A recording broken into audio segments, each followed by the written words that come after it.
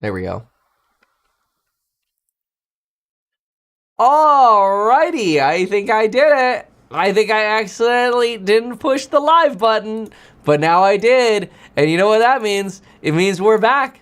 It means we're back to streaming, back to beaming, back to songs, back to the rocket ship, back to holy smokes, what is going on with Qualcomm? Man, we've got ourselves, well, frankly, like we talked about on Friday, some near-term really big bullishness. Taco is in full swing. CPI came in lower than expected, which, come on, was Donald Trump really going to release the CPI report if it wasn't good? I mean, this is what we were talking about, of course, in the Alpha report. We're like, God, come on, guys. It's going to be a bullish CPI report. It's going to come in low. Good old J Powie, wowie. This ain't going to be bearish this week. So really, the most bearish catalyst we got coming up is the government reopening. But that doesn't look like it's happening anytime soon. So broadly, this is good. Now, you've got so much enthusiasm in markets right now. Yeah, I mean, there are obviously people always are going to scream, oh my gosh, we're in bubble land. But one of the reasons Qualcomm is skyrocketing right now is because they are now, quote unquote, unveiling chip to rival NVIDIA. Qualcomm unveils chip to rival NVIDIA. The top maker of mobile phone processors is entering the lucrative AI data center market with new chips and computers. And this happens, right? Over time, everybody wants to come up with a product to compete against the big boy in the room, right? This is very, very normal. In fact, that is one of the downside risks of ever investing in a company that has the greatest margins ever, is competition will always try to come in and steal those margins. Always. That is capitalism. Very, very normal. So let's see. The AI 200 will start shipping next year and be offered either as a standalone component or cards that could be added to existing or a full rack. Ooh, I want to see your full rack. Yeah, let's go ahead and write down some of this. So very exciting on Qualcomm. We should also go check to see what the valuation is on Qualcomm. And then we'll write the current bearish catalyst, ironically, is just government reopening. And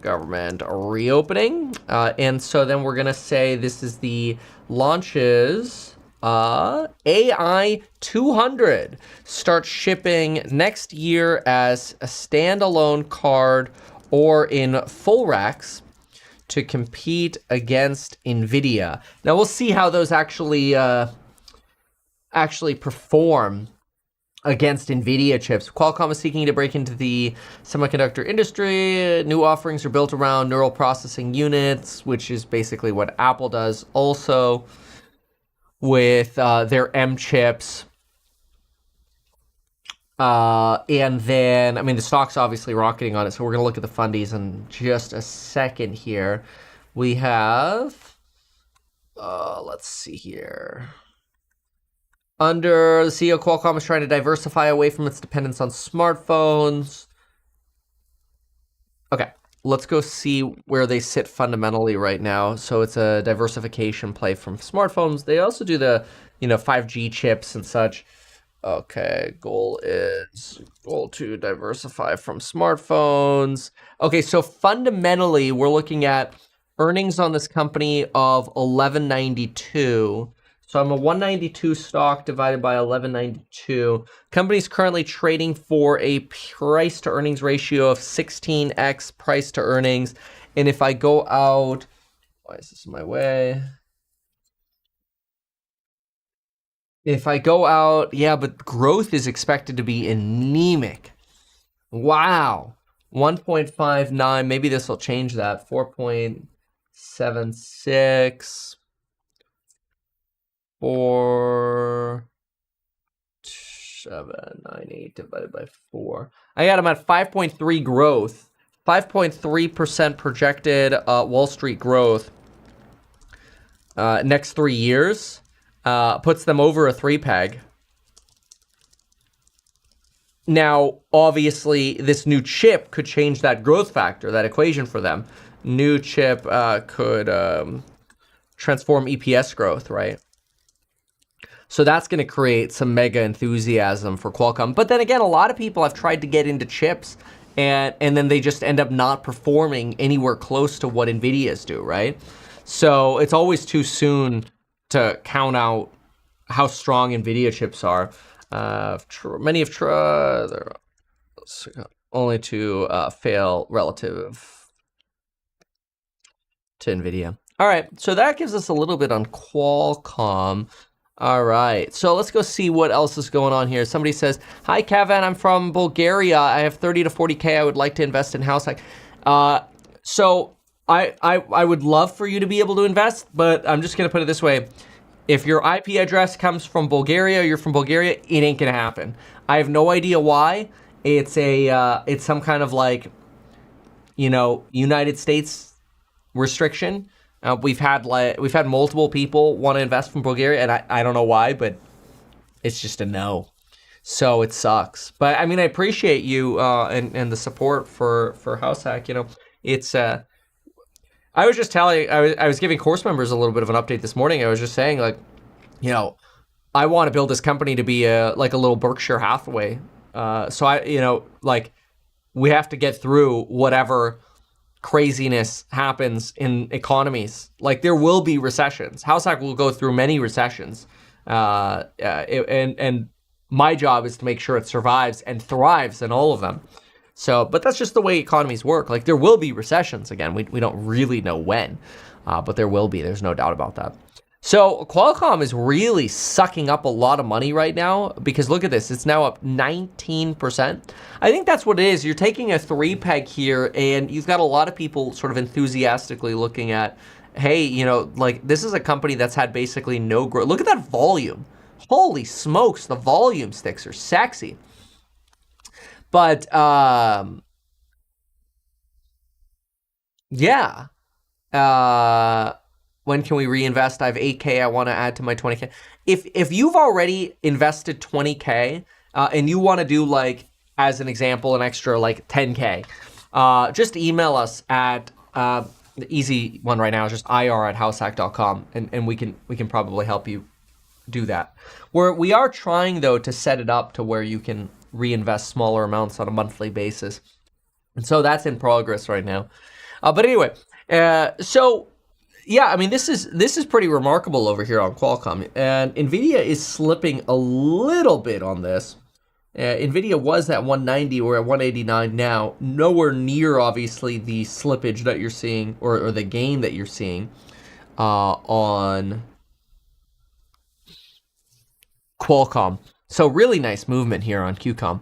All right, let's go see what else we have. So let's go pop up El Muso. It is so nice to be back in the studio, back to be here with everyone. Big fan of, like, I like going on vacation, but I honestly, I feel happiest when everything is just in routine and at home. Love it. So a big piece this weekend had to do with the 3% new normal piece. And so I'd like to pull that as soon as the Wall Street Journal website starts functioning. 3% normal. Is there a way to invest in the Roth? Yes, there is. You go to, you set up an account at Directed IRA. I'm working with them right now. I know you could do it with your children if you want your children to do that. But I'm working on, they're just making sure with their compliance that, like, a CEO can do it. But I basically want my children to put all of their Roth IRA money into House Hack, because I personally think it is, and this is me personally, this is not a guarantee for anyone else, this is CEO bias, don't sue me, bro, okay? But I personally think, because I have control of it, is like the most risk-free investment for them and something that I could really blow up. And if I could then blow up the value of the company, and then they have ownership in their Roth, then they can tax-free make a crap load of money. Like, what am I going to put their Roth IRA money into? Like the Qs at all-time highs?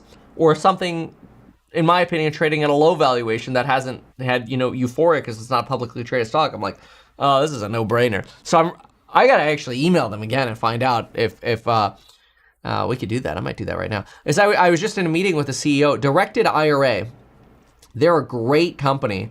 And yeah, let me see if I have any recent emails from them. But that would be great. So I have so many directed IRA emails because so many of y'all invest in House Hack using directed IRA. I'll have to check on them later. I'll just add it to my task hack. Did you know there's a free tasking hack in the Meet Kevin app? Let's go directed IRA. There we go. All right, cool. All right, so here's what we're going to do. We're going to take a peek at this. The House Hack shares right now, so quick thing on valuation. There are a ton of videos on this, but just to catch you up, we had a broker dealer because we were thinking about, we wanted to IPO in January of 2025, which like as soon as like March and April came around, we're like, oh God, thank God we didn't. But then obviously now it's like, oh wow, maybe we could have, but it's okay because I'd actually rather not be public right now because we haven't launched our AI product yet. I would rather go public after our AI product is really built out. We have 3 stages of that. So stage 1 of the AI product is just sort of like a real alpha of the product, like does our identifier work? Right now, we think we can identify wedge deals across the entire country by pressing a button, which is insane. Okay, so we could look at, 80,000 homes on a daily basis and go, yeah, okay, these are the 5,000 to pay attention to. Okay, that's insane already. Then we want to sort them by, valuation and how much money you got to spend renovating them. That'll take, another 6 to 9 months to actually build out.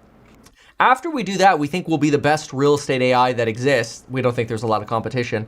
And we think that would be a potential great time to IPO. So that might be earlier than I thought. I've always thought 2028 to 2030.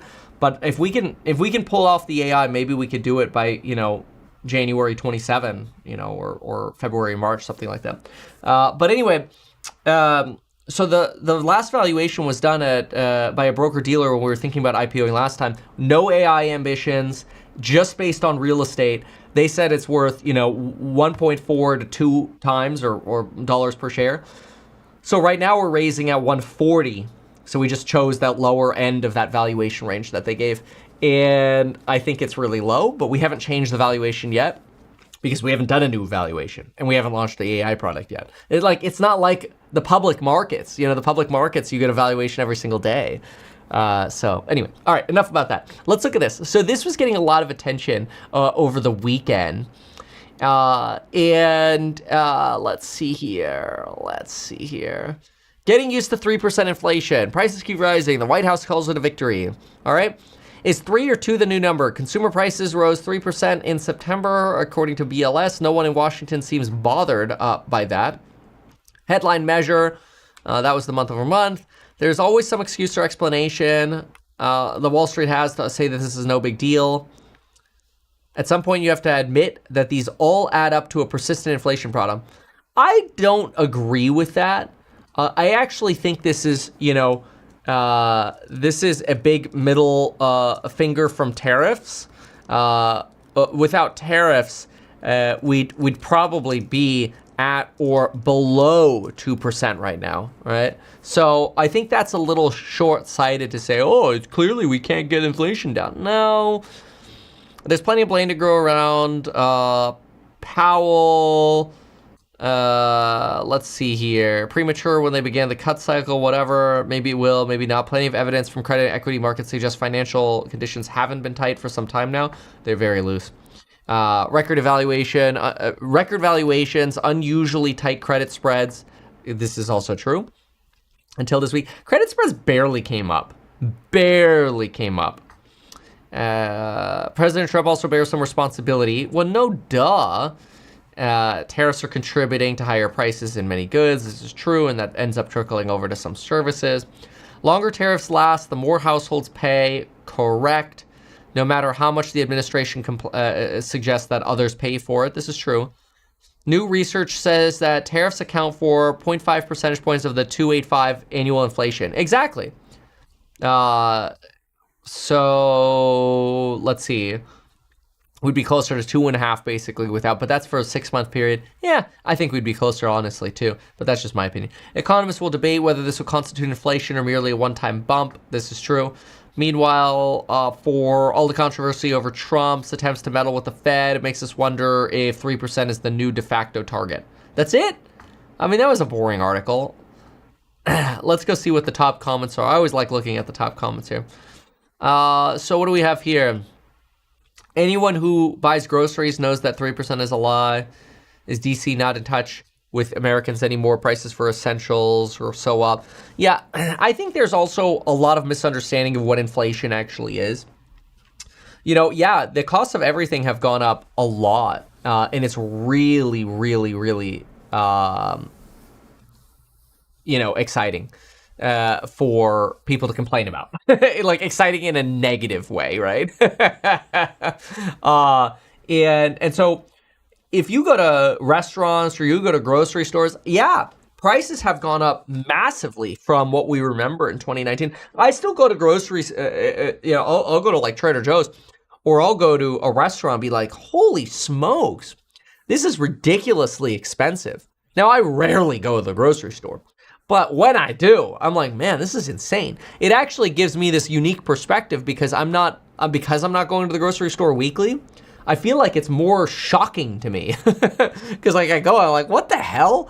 I went to Trader Joe's the other day and I bought nuts, and Jack looks at it, he's like, Dad, you just spent $90 on nuts, and I'm like, son, expensive nutsack, and then he just face palms, but yeah.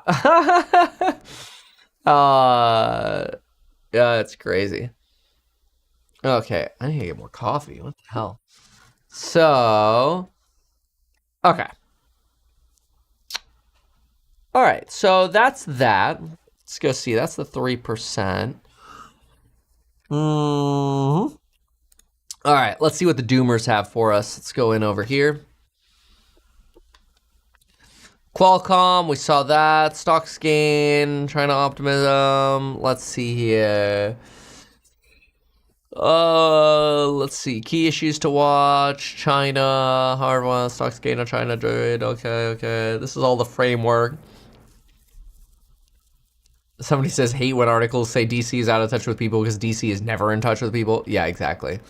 Having my first child, what a parent should do to set up their kid financially in the future. Yeah, we'll make a course lecture on that. I think that's a good idea. I'll add that right now because I made a bunch of lectures. I just gotta publish them. Prepare child financially lecture. Add it to my task hack. Love task hack. Task hack.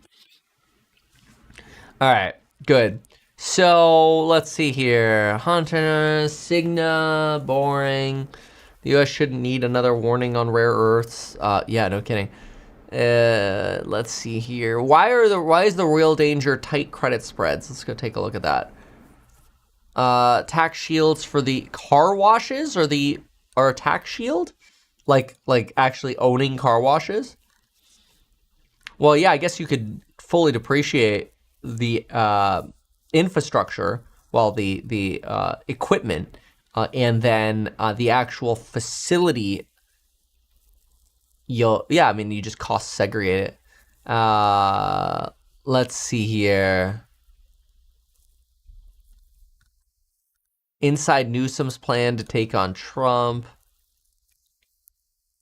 AI data center boom threatens Trump's manufacturing revival. Let's see about that. Okay. Xi Jinping is never giving up his newfound leverage over Trump. Let's go find out what this is. Somebody says, what's the minimum investment into house side? I don't think we have that on the website right now, is it? It should show up. Let me see if they updated the logo yet, by the way, on this. Oh, they did it. Oh, let's go. Yeah, so it's 20K, but I was just looking at to see if they updated this, because this is where like we have our time frames for like our AI, and you can also see like the real estate that we own and stuff like that, like the before and afters and stuff. I love these sliders, by the way, and I love all that. Like like every so often I'll get people that'll send me a message like, Kevin, you need a more modern website. And I'm like, suck my wiener. We don't want this to be, this is American real estate. We're not trying to make this look like some kind of like, you know, modern suit bull crap. If you don't like it, don't invest. But anyway, if you click the invest button, they just updated these logos, which I'm really excited about this. And then I asked them to do this too, because this is the corporate name, Househack Inc., and then doing business as Reinvest and or Househack, just to make it very clear that these names are just DBAs, right? Like it's the same entity. I don't know if that actually makes it clear for people. I hope it does. Maybe people don't understand what DBAs are. But anyway, that answers your question. So Xi Jinping is giving up his newfound leverage over Trump. Oh, and we're finally expiring the coupon code on the Schumer Siesta. I thought that the Schumer Siesta would end sooner than this, but there's like no sign of the Schumer Siesta ending anytime soon. So we're setting that for Wednesday, by the way. Okay, enough of that. Let's actually go see what's going on over here. So Xi Jinping is giving up his newfound leverage over Trump. Okay, when the U.S.-China trade talks broke down during Donald Trump's first term, Xi Jinping saw inspiration, blah, blah, blah, this long march.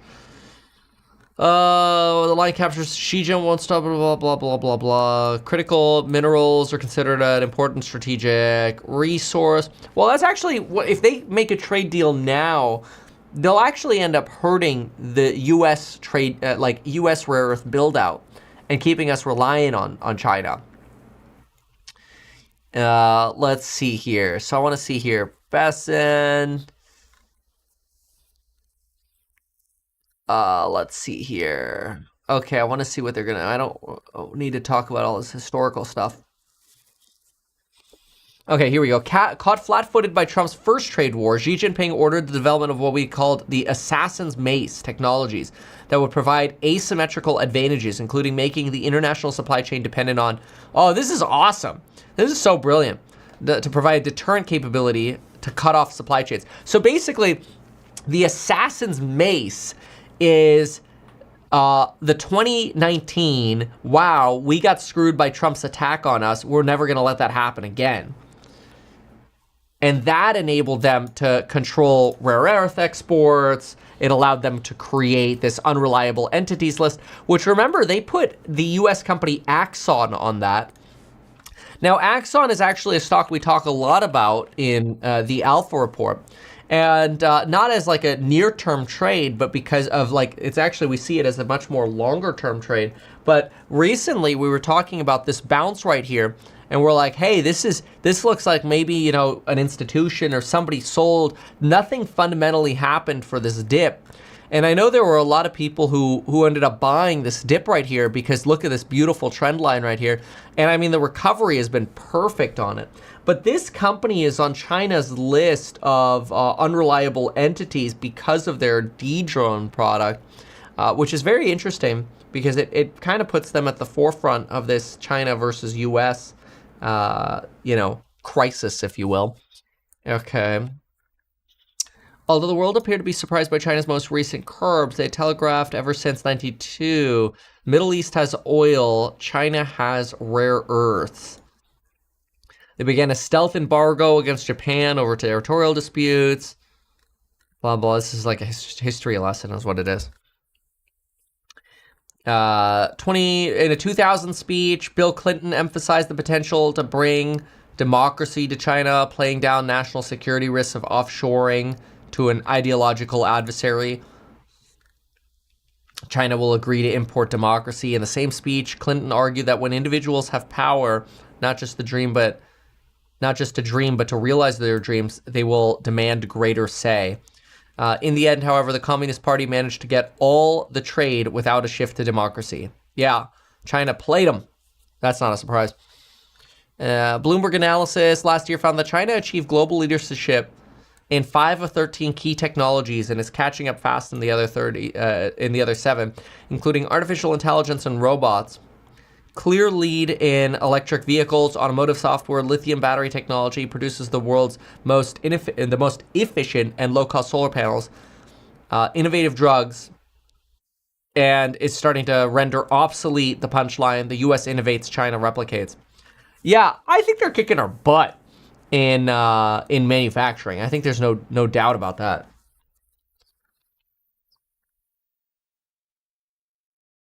Global leader, competitive, or behind. Oh, and this is sort of a change over time chart. Yeah, commercial aircraft, semiconductors, AI, robotics, machine tools, large tractors, drugs, liquefied natural gas carriers, EVs, high-speed rail, graphene, solar panels, and UAVs.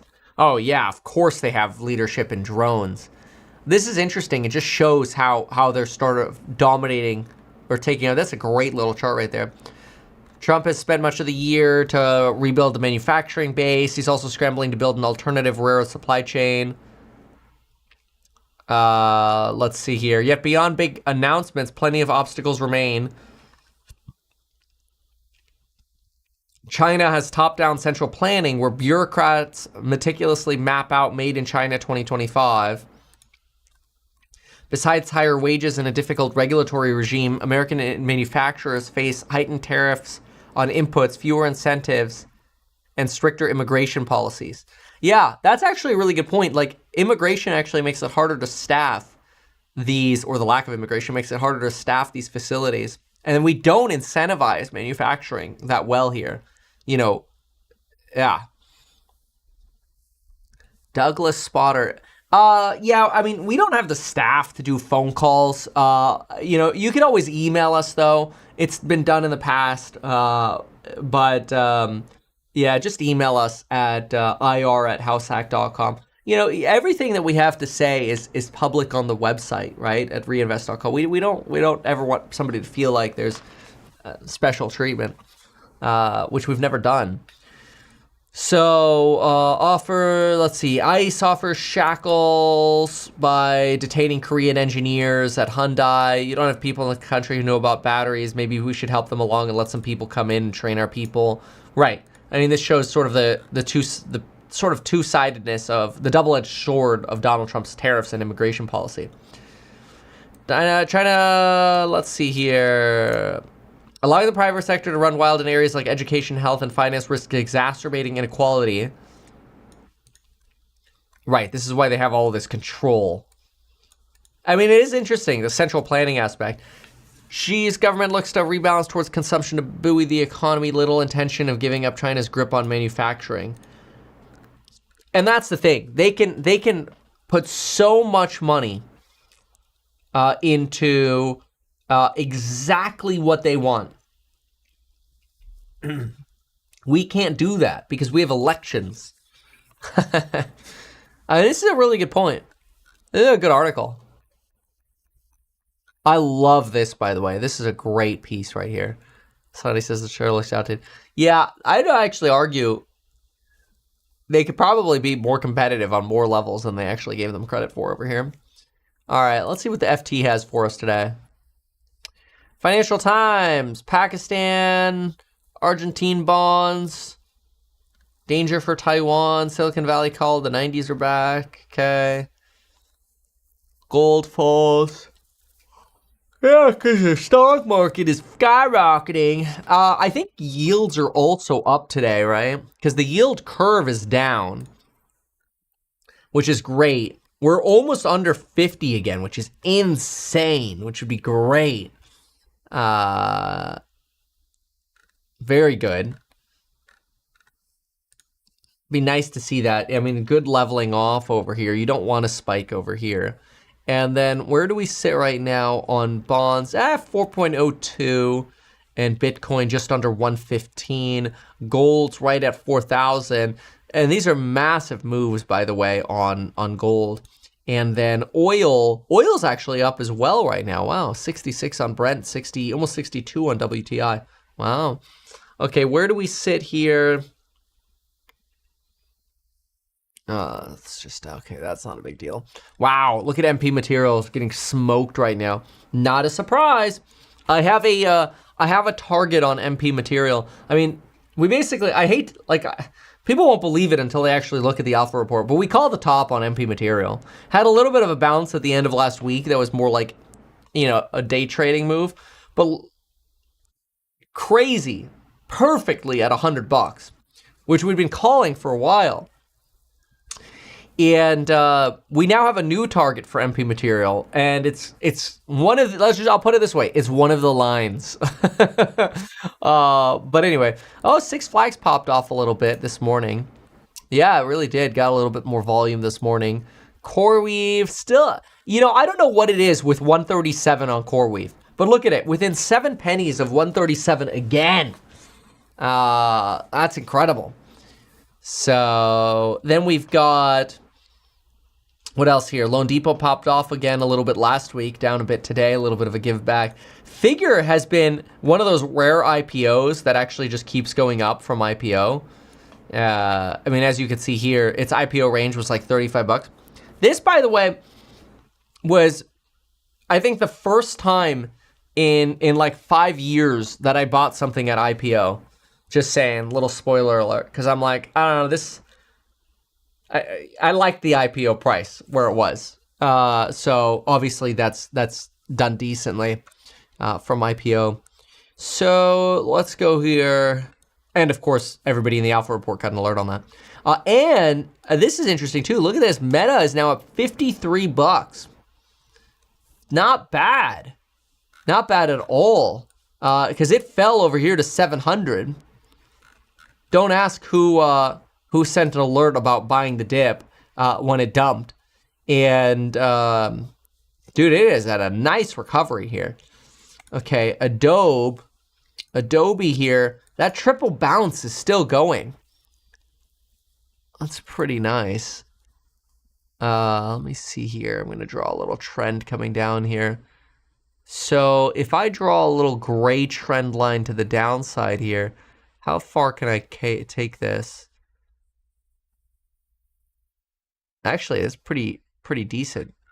Oh, wow. Yeah, look at that. I could probably keep going to up here. Oh, that's not bad at all. Does it go all the way? Not quite. Not quite up to here. But look at that. That's the July 2024 downtrend. It's a little too high here, a little too high here. Nah, it's not the best trend line. But it gives you something to break out of over here. That'll be interesting. Well, good for Adobe. So, Qualcomm's now coming off of its momentum. The volume is starting to bleed on Qualcomm, so the uptrend on this one on the news might be slowing down. Watch that. And then look at this bounce on Tesla this morning. If you didn't catch it, it was literally on our line again. I mean, within, what is that? Within 50 cents of it right here? The 433 to 434 line. This is where we had this line. We've had this line here for quite a while. That's where we capped out on Friday. And you could see the pop-up over here.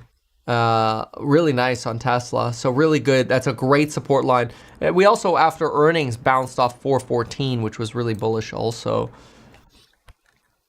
Okay, Javier Milei, Kremlin's Brits to make Ukraine go dark. The Canada tariffs. People are just honestly like so numb to hearing about this tariff stuff now because we just end up getting taco. Right?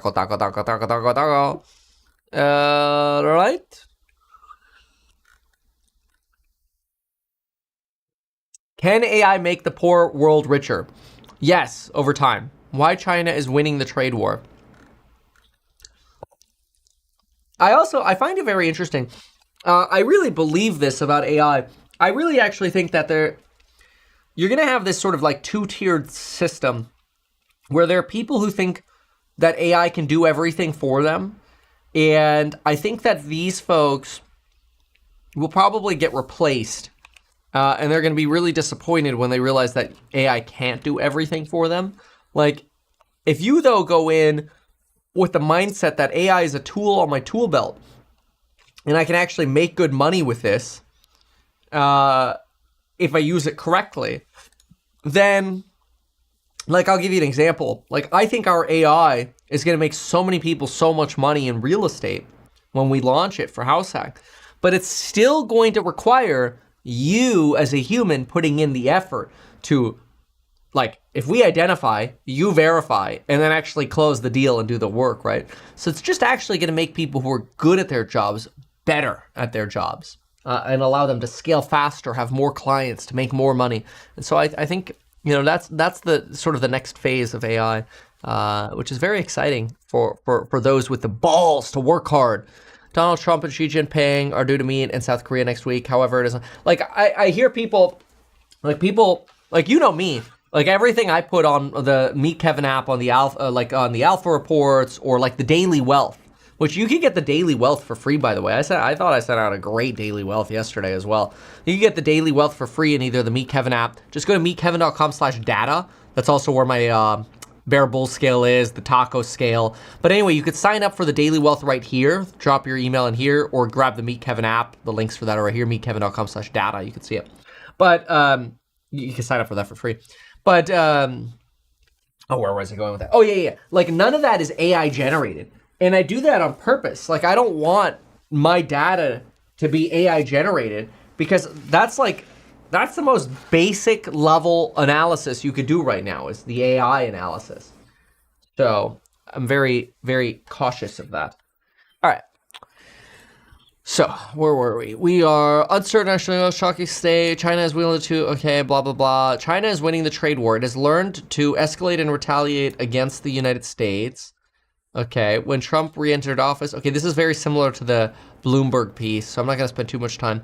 China has learned to retaliate skillfully, fine, tit for tat. China is developing by trial and error a new set of global norms. The second area of success wants to build a China-led system. Right.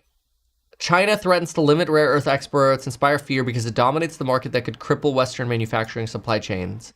They kind of have us by the balls on that one. So that's why Trump has to take the 100% tariffs. He has to taco. All right, this isn't that big of a deal. All right, let's go see what else is going on. So let's go look over here.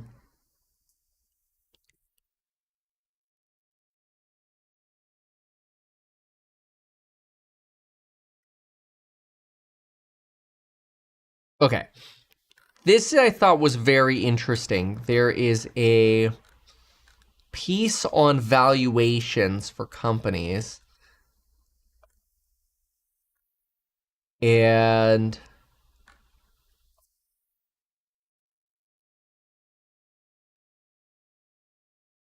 this guy had, I thought, a very interesting argument, and I thought we could dive into this a little bit. So it's this guy. I'm once again asking you to stop comparing today's price to earnings multiples against the dot-com bubble. Why? Earnings quality is absolute SH9T because of trillions of dollars round-tripping into Fugazi AI. All right, so this person's a little fussy. Fun fact, Microsoft had a free cash flow multiple that peaked at 60 in 2000. Today, it's 55. Meanwhile, the S&P 500 trades at 40 times free cash flow. The dot-com peak was 50 times free cash flow. So you've got a 25% upside in the bubble, basically. So I thought this was interesting. So let's go see if we can steal Weeble here and get like, you know, a free cash flow chart over here. So if I go jump into here and we'll go to cash flow. So they don't actually give us free cash flow, right? You have to kind of do the math on it. So you just take our cash from operations, 2.88. And then we've got capital expenditures here. So let's see here. Net income, yep. So Qualcomm, for example, has capital expenditures of 300. So call it 2.5 billion. So you've got 2.5 billion as a company here, and it is a $210 billion company, but that is on the quarter, so 2.5 times 4, 10. 10 divided by 211, for example, or I guess 211 divided by 10. You know, that's trading for 21 times free cash flow, just as an example how we could throw that together, right? So let's do a quick little sheet on that because it could be kind of fun to do. So we'll go QCOM, free cash, we'll call it annualized free cash flow. and we'll go in billions of dollars. And then market cap is 210. It's obviously up a lot today, but if I could actually throw in stonk, insert, come on, buddy, stock quote. We want market cap, enter, perfect. Okay, we can now do this with a few different companies and have it automatically throw in a market cap for us, which will be really nice. And let's see, let's make these all little currencies over here. Free cash flow. All right. There we go. So now, let's go, none of that. Okay, so now we're gonna go with multiple. And since I'm putting billions over here in billions, when I go divide this, obviously their market cap is higher today. This always lags by a day, but it's okay. I could divide this by that number times a billion. 1, 2, 3, that's 1,000. 1, 2, 3, that's a million. 1, 2, 3, that's a billion. All right, there we go. Let's go. See, we don't need AI. Who needs AI when we can do this? Multiple, let's go like that. Yeah. There we go. Okay, so now, edit formula, I could actually just steal that, I think. And if I do that, aw, dang it. Because then we could go do other companies. Like we'll do Tesla and stuff like that. I should be able to just take this. Why? Kill the comma, maybe? Nope. I don't know how to change the formula. No. Oh, maybe I just kill the quotes entirely. And I'll put all of these in parentheses over here. Oh, come on. All right. Well, that sucks. Fine then. I'll have to figure it out later. You could use AI to help. All right, let's do another one. Let's do like Tesla, for example, right? Because they have good free cash flow. So Tesla just reported we've got, let's see here, cash flow from operations, $6 billion was amazing. That's not their annualized rate. And their CapEx was 2, call it 4. Give them also 10, right? So $10 billion of annual cash flow, but you have a $1.49 trillion market cap. So yeah, we're gonna use AI to get the formula exactly. Let's see here. Let me do that really quickly. This will be fun. We'll get some real cool numbers here. What formula can I use so that I grab the ticker from the left column? No, Apple numbers. Apple numbers. Because then we can slap this together real fast. Stupid lookup functions. The AI has a function. Yeah, that's what I did though, you fart. It's just A2, 7. That's exactly what we did. I don't like when spreadsheets don't work. A3. Enter. There we go. Okay, perfect. I just probably had too many commas in there. So let's do the same thing here. So about 10 bill. So look at Tesla's multiple, just as an example. Tesla's multiple over here is 144 times. Let's try Microsoft. Oh, this is actually going to be kind of fun. And then let's try NVIDIA as well. All right? See, look how fast we can plow this out now. This is great. Let's just do this. And then let's just do this. I don't know. Let's throw out some more tickers here. We did QCOM. Let's do like Netflix, for example. All right. Now, let's just go grab the free cash flow of some of these companies. So let's get Netflix, for example, or NVIDIA, right? So NVIDIA, they have insane cash flow. So NVIDIA is at 15.3 per quarter, and their capital expenditures are 2. So call it 13 times 4. 52. So Nvidia at $52 billion. And then go Netflix. Netflix, where are you? Here you are. Netflix, we're at capital expenditures, call it 150-ish, 160, 2.83 minus 1.63-ish. Oh, sorry, too much. 163, call it 2.6. 2.6 times 4. Yeah, it's also about 10. A lot of these companies just free cash flowing $10 billion. Oh, just a quick 10 billy. But now compare the multiples over here. So Netflix, so far out of all of these, has the Qualcomm has the lowest multiple, right? Not bad. And then you've got AMD and Microsoft to go. So let's do AMD and Microsoft. So here's Microsoft. We've got cash flow of 42 minus 17. 42 minus 17 times, that's $100 billion of cash flow. Holy smokes. 100. Wow. Microsoft's ratio is even better than NVIDIA's.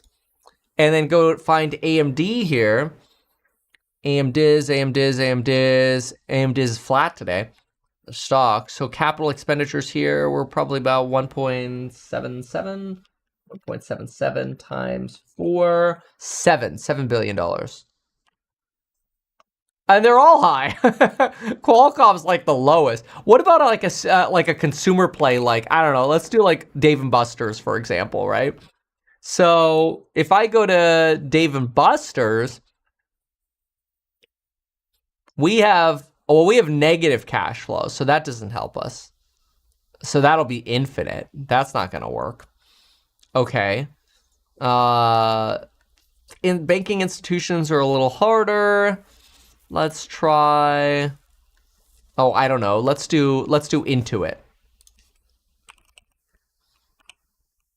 That's another fave. So Intuit.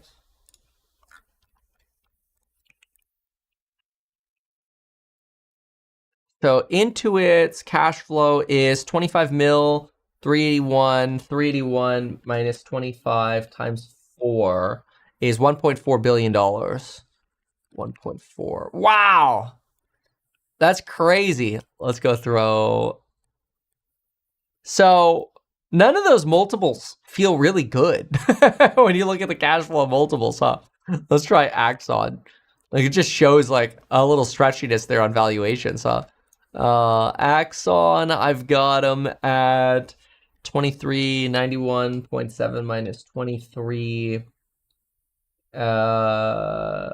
times 4, 275. Axon 275. Oops. That can't be right. Axon, $58 billion. What did I screw up? Oh, because this isn't billions, this is millions. Yeah. Oopsies. 275 million. There we go. The multiples are crazy numbers, huh? How about Adobe? Let's try Adobe. Ooh, Adobe could be good because it's in such a bearish technical right now. So Adobe, CapEx is 72, cash from operations 2. So I'll just call it 2.1 billion dollars. This one should be good. No, dude, it's also still way up there. I mean, honestly, look at this. If you use this metric, the best ones, the lowest, are Microsoft and Qualcomm. That's very interesting. And then Netflix, you know, being third right here. So, you know, and then you get AMD. That's interesting. How about Intel? Well, Intel, I think, is negative cash flow right now. So Intel, $40. Intel Corp, yeah, massively negative cash flow. So that's not going to work, right? U.S. Department of Energy forms $1 billion partnership with AMD. Wow. Holy smokes. Hold on a sec. We gotta write that down. Look at this. So we're gonna write that down here. AMD, U.S. Department of Energy. U.S. Department of Energy forms $1 billion partnership with AMD to build 2 supercomputers. Wow. Let's see what else there is. So that's the news on AM Dizzle.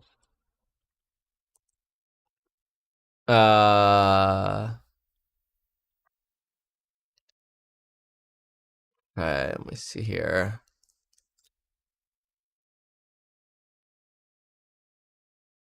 What is going on? I want to see if I can get a little bit more detail on it.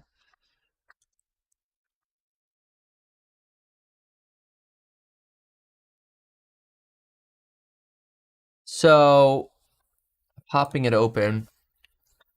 Okay, it says Washington construct 2 supercomputers that will tackle large scientific problems ranging from nuclear power to cancer. Okay, so basically these are, it sounds like they're probably AI computers, nuclear and cancer research. 2 machines to ensure the country has enough supercomputers to run complex experiments for scientific discoveries. Okay, so for scientific, that's not worth 5% to the company. For scientific discoveries.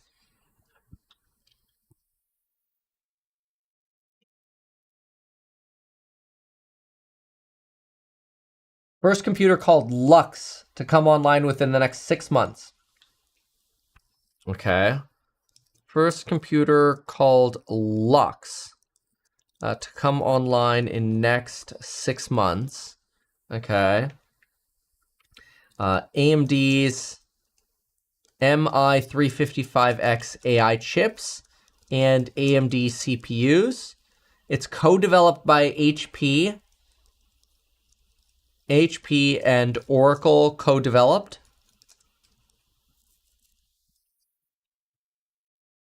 Second computer will be called Discovery.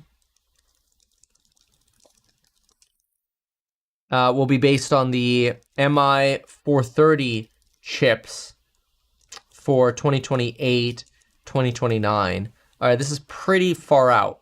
Okay, so this is all the stuff I'm throwing into the Meet Kevin app. So if you ever wonder like where this stuff goes, you could get it very easily and cleanly in the Meet Kevin app. But it's worth knowing this, like, this deal isn't, it's not like an equity stake, it's a partnership, right? Probably not worth the stock bounce that's happening. It's not that big of a deal, but it's positive to see the government, supporting our favorites, right? So the data, this is what the data tab looks like, by the way, on the iPad. You could customize whatever color you want, by the way, but you can see videos, bottom left, the community tab, and then the tabs over here under data. You can get the data and daily wealth every day for free. Alpha report in the stocks tab where we do the fundamental analysis. Those are over for course members. But yeah, if you go in here, you can kind of like see where I drop these notes in, and I think it's kind of cool. So if you ever want those on a daily basis, it's nice to see there. Okay, so let's see here. Qs are moving nicely. We've got the Qs. Yeah, look at that, nicely up today. There's a ceiling on how high today that we talked about in the Alpha report this morning. And where is, let's go see that. Qualcomm. So Qualcomm's really giving up that 20% surge. And then AM Dizzle. Yeah, okay, no. Yeah, it's up like, okay. I mean, it was a nice move, but it's like 1 or 2%. It's not that huge. Okay, so I didn't move 5%. I saw somebody in the chat said that, and now I'm looking at it. But it's not that big of a move relative to the size of the company. Okay, so What else here? Oh, let's see here. Okay. Good. Next. So I think this is interesting, this little valuation chart. I'm not convinced that this is the only way to look at stocks. You know, so the downside, or like what this person's missing with this sort of evaluation, I'll say what they're missing is that, you know, a lot of capital expenditures can fall and still generate meaningful revenue in the future. All right, so it's not like Microsoft can build out these data centers and so can Google or whatever. Oh, we should put Google on here. And you could still see massive revenue generation in the future from these companies. Obviously, there are risks in this economy. Let's go see here. So if I do Google's, for example, Google's cash flow, 27.75, capital expenditures are almost all of it. But that's, you know, so they've got 5, that's 20 in the annual basis. So they're pretty up there as well because they're blowing a lot of the money. But this doesn't necessarily, I don't think this necessarily creates valuation red flags because revenues can keep going. But I'm going to write that down. So that's going to be cash flow multiples 10, 27, 25. That's interesting. Cash flow to market cap. That person sounds a little bearish, I have to say. Okay, so now let's go see what else we have. Who's going to manufacture the QCOM chips? That's a good question. I bet you I could find out. Let's see here.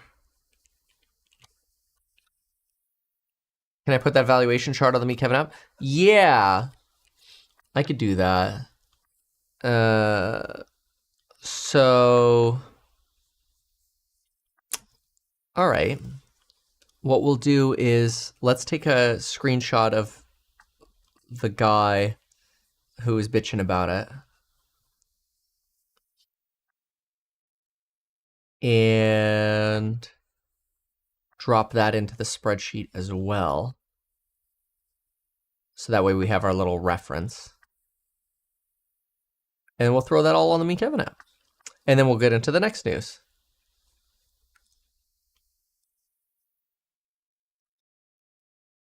Cool. There we go. All right. So if you give me 20 seconds, you'll be able to refresh your Meet Kevin app and you'll get to see it over there, which is kind of cool. We'll call it the quick cash flow to market cap analysis. Boom. All right, cool. Should be up. All right, next. So let's go look at the information. They usually have some fun stuff. Oh, I was going to look at that Qualcomm thing for us. I mean, it's probably TSM. Company news.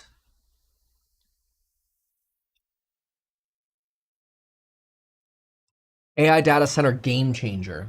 Well, I agree with that. Let me see what they're saying. Earnings growth, otherwise. Let's see here. This says plans to launch AI chips are potential can lift one of the strongest semiconductor credit profiles even higher. Okay. Be nice to see. Qualcomm. Yes. No, I can't see. You know what? It's probably on their 10K. Sorry, not 10K, 8K. They've probably done an 8K. So let's go see. QCOM 8K. Financials. No 8K. Okay. Do we have a press release?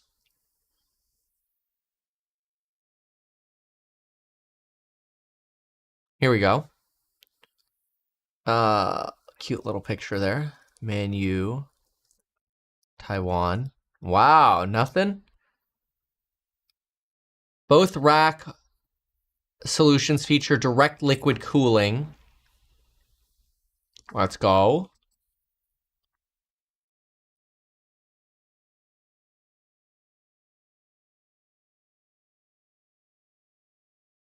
Available commercially in 26, 27. What if they missed the whole boom? I mean, what you could do is you could see where they manufacture now. So let's just go look where they manufacture now, because presumably they're just going to manufacture more there, right? So what you do is you go to IR, and then we're going to go to their annual report, and we're just going to type in manufacture. All right. We depend on a limited number of third-party suppliers, of course, so they don't do their own manufacturing. Okay, where are they? Taiwan and China? We collaborate. I don't care. Where do you manufacture?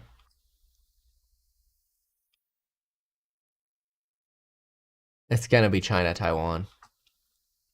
Third parties. I want to know.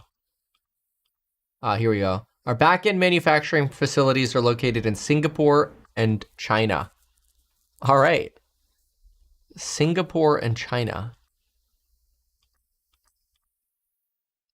So, no Taiwan, at least that I see it. Certain Chinese equipment manufacturers. Well, that'll be interesting, because what if you end up having restrictions from the United States on their ability to manufacture in China?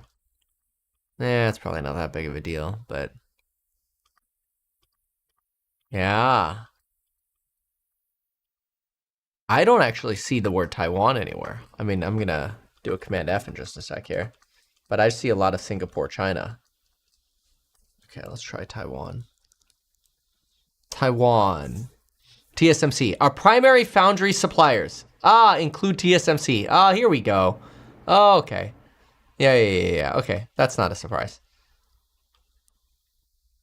I would have been surprised if I didn't see Taiwan. All right, so you've got TSMC and Global Foundries.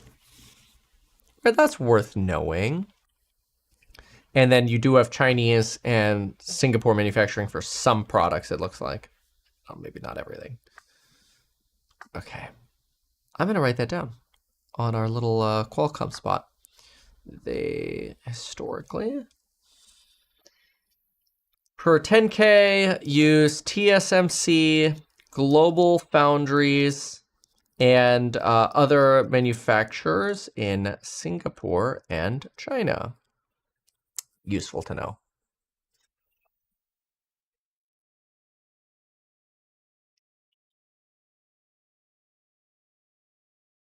Okay. All right, cool. What else? Federal workers struggle and shut down. Trump says he'd love a third term, and his recent MRI was perfect. Did he say this? Would love to do it because of his popularity with supporters.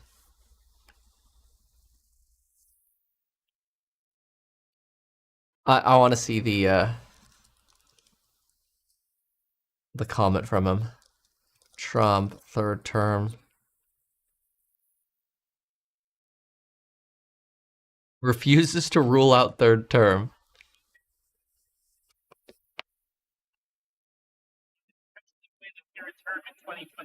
Is that something you'd be like to challenge the court to be? Well, I haven't really thought about it. We have some very good people, as you know, but I have the best poll numbers I've ever had. I mean, I just solved 8 wars, and a 9th is coming. I believe Russia, Ukraine will happen. For 2028, well, we have great people. I don't have to get into that, but we have one of them standing right here. We have JD, obviously, the vice president is great. I think Marco's great. I think, I'm not sure if anybody would run against us. I think if they ever formed a group, it would be unstoppable. I really do. I believe that. I would love to do it. I have my best numbers ever. It's very terrible. I have my best numbers. If you read it, Am I not ruling it out? I mean, you'll have to tell me. All I can tell you is that we have a great group of people, which they don't. They have Jasmine Crockett, a low IQ person. They have AOC's low IQ. You give her an IQ test, have her pass like the exams that I decided to take when I was at Walter Reed. That was a very hard. All right, we don't have to listen to this whole thing, but yeah, that's hilarious. It makes for the most entertaining cannon fodder. Okay, so let's see what we've got over here. Anduril is a hot ticket despite burning more than... Oh, dude, everybody wants to invest into this company. Like, people are so... Because people see this as, like, the Palantir of, like, missiles right now. Like, actually manufacturing. Let's see here. Electric crop duster, Anthropic, OpenAI, using Cognition's coding test, whatever. Minimax launches, open source AI model. Okay. Music generating tool, that's old news. That's boring. Where's the news today? Foreign affairs. Who has free speech? What do we got here? The return of the energy weapon. Old tool creating new dangers.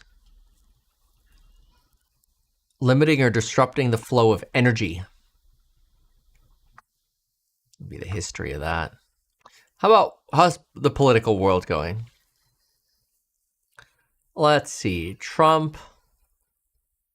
London's sad decline is a warning to New Yorkers. Ooh. Is that because of Mondani? Let's see here. 3 terms. Okay, let's see here.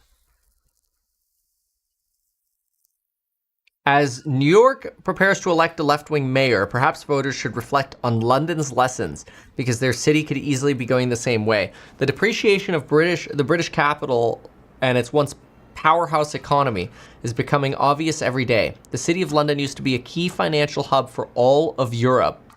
This year, it dropped out of the list of the top 20 IPO markets in the world, overtaken by Mexico and Oman. Wow. That's embarrassing for London. Major British companies have shifted their listings to New York, while newer ones don't even bother considering London. Many of the country's most successful entrepreneurs have decamped for Milan or Dubai. Let's see here. House prices have started to decline. Whoa. With sales of properties of at least £5 million, down 15% over the last year. Wow. Glitzy skyscrapers that started to line the Thames are no longer getting built. Projects such as the planned Tulip skyscraper blocked. Blocked? What, by regulation? Yeah, maybe Brexit has something to do with it.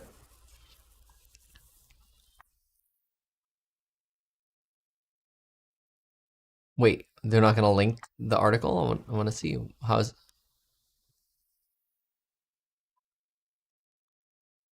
oh, error 404. Can't find the page you're looking for. Way to go, Washington Post.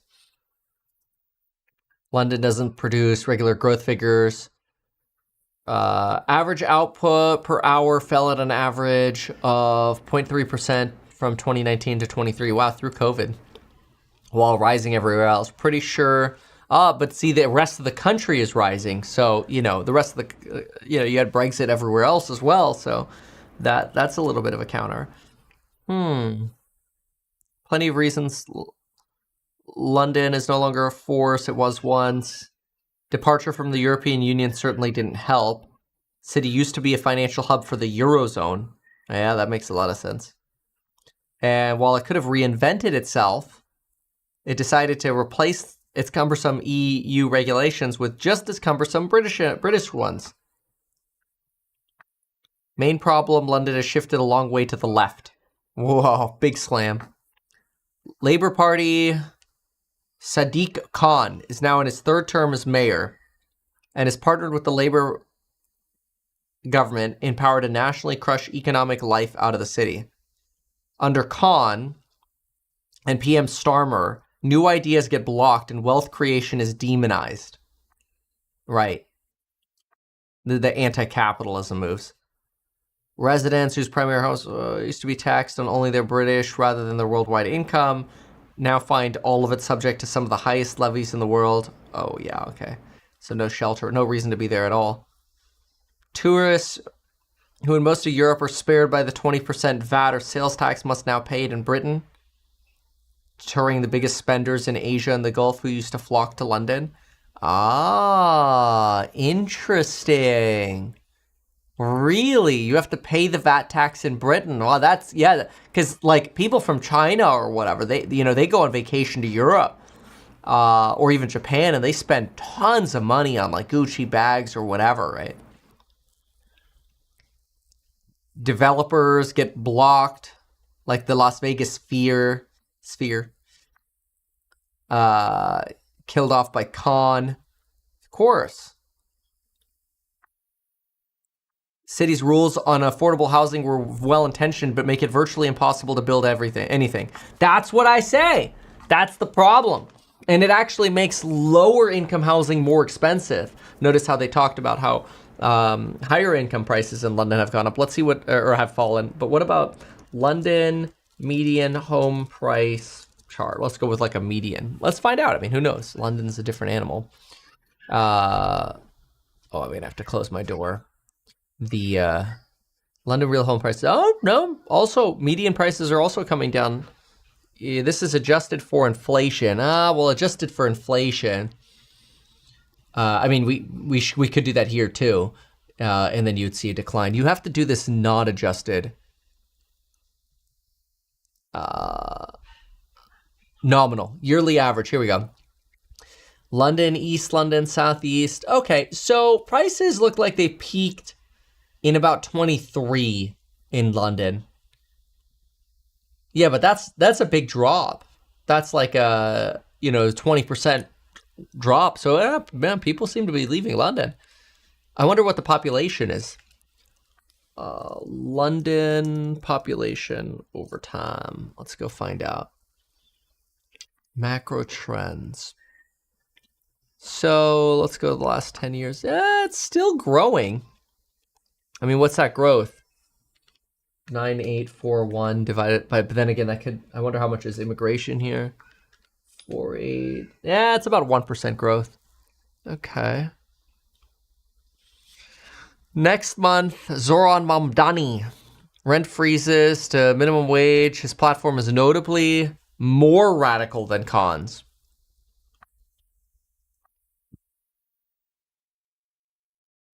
Okay. To the left of the left. That's what we'll call it. The left of the left. Okay. So New York might survive Mamdani, but any decline is a painful experience. Voters should study the lesson of London's slow-moving crash. RIP. Let's see what the comments are on it. 690 comments, of course. All right, let's go. Let's see. What does this have to do with? Oh, this is somebody bagging on the author? Okay, whatever.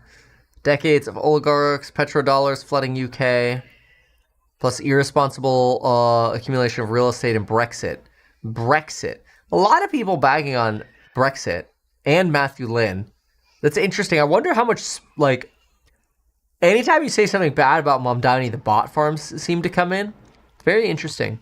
Absolutely laden with political bias. It's clear as day that Brexit caused permanent damage. Well, but they did mention that. It was Brexit, not Khan. Come off it, mate. You what? Come off it, mate. It might not suit your slant, but London was crushed by Brexit, not Khan. Wow.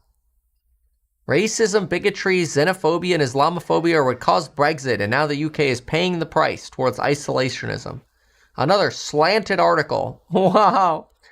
This piece was written by the England's version of Hugh Hewitt. If it leaned any further to the right, it would be horizontal. Dude, the amount of, like, hate this person's getting does make me wonder if there are bot farms on this. Washington Post finally posted this guy's credentials. I've never heard of him. Usually when you see such anger towards somebody making an argument, there are usually bot farms involved. Just because it's so cheap these days to bot farm these articles and try to sway opinion. It's very interesting. You should almost take it as like a counterfactual. Wow, look at Tesla. Holy smokes, Tesla just the last 10 minutes here. 15 minutes. Nice little rocket ship on Tesla right here. Really solid bounce this morning on that 33 line. Nvidia is almost at 191. That's very nice. And then let's go see where the Q's this morning. Still nice, slow chugging up. Yeah, that line was funny. If it was any more to the right, it'd be horizontal. Yep. That's pretty good. I gotta give him credit. That was a good one. Good hate comment. Look at QCOM. Still very nice movement here, but still a little bit of a bleed. Okay. Okay, so what else? Forbes, close that off. Yeah, so usually if people actually had really good arguments, then it might actually, like, people aren't making arguments, right? Fearmonger, like, people are just screaming. But there is a lot of belief that it was Brexit. I do think that's a very reasonable argument. Brexit was the Britain's big boo-boo, and now London Bridge is truly falling down. Yeah, lefty mayors have less to do with London falling than the disaster that was righty Brexit, but hey, never let the facts get in the way of good delusion. Wow. Alrighty then. Very interesting. Okay, what else? So, how are we doing over here? Bonds, fine. How's he doing? I'm addicted to playing Ball X. He's in trouble. Twitch needs to be shut down. It's so over. You see, I don't know all these like gamer people. Is Japan cooked? So apparently Japan at least a little bit of it. Has been having a lot of problems recently. I think a lot with tourism, people that are trying to go to Japan and cause issues. Obviously, there have been people who are foreigners who have moved to Japan and is Japan cooked? Okay, so everything, basically Japan is being turned into a cartoon. Bizarre and questionable reasons more. But actually, they've actually been living in the neighborhood. My fascinating game of Spot the Difference. So are you actually making and hope I'm in Japan, Kabuki, Tokyo. A lot like Austin, downtown, like normal. Compared to 10 years ago, there are far less homeless people. And you know, far fewer. This is just random commentary. This is boring. All right. What else do we have here? That looks boring. This looks boring. Let's see here. Let's see. What do we have here? So Palestinians in Gaza bury unrecognizable bodies returned by Israel. That's sad. Well, war is always terrible. Let's see. During ceasefire, Israel continues to attack. Not hearing a lot of this broadly right now. Seems like most are still enthusiastic about the ceasefire. Okay, how about Politico? 6 ways the shutdown is about to get worse.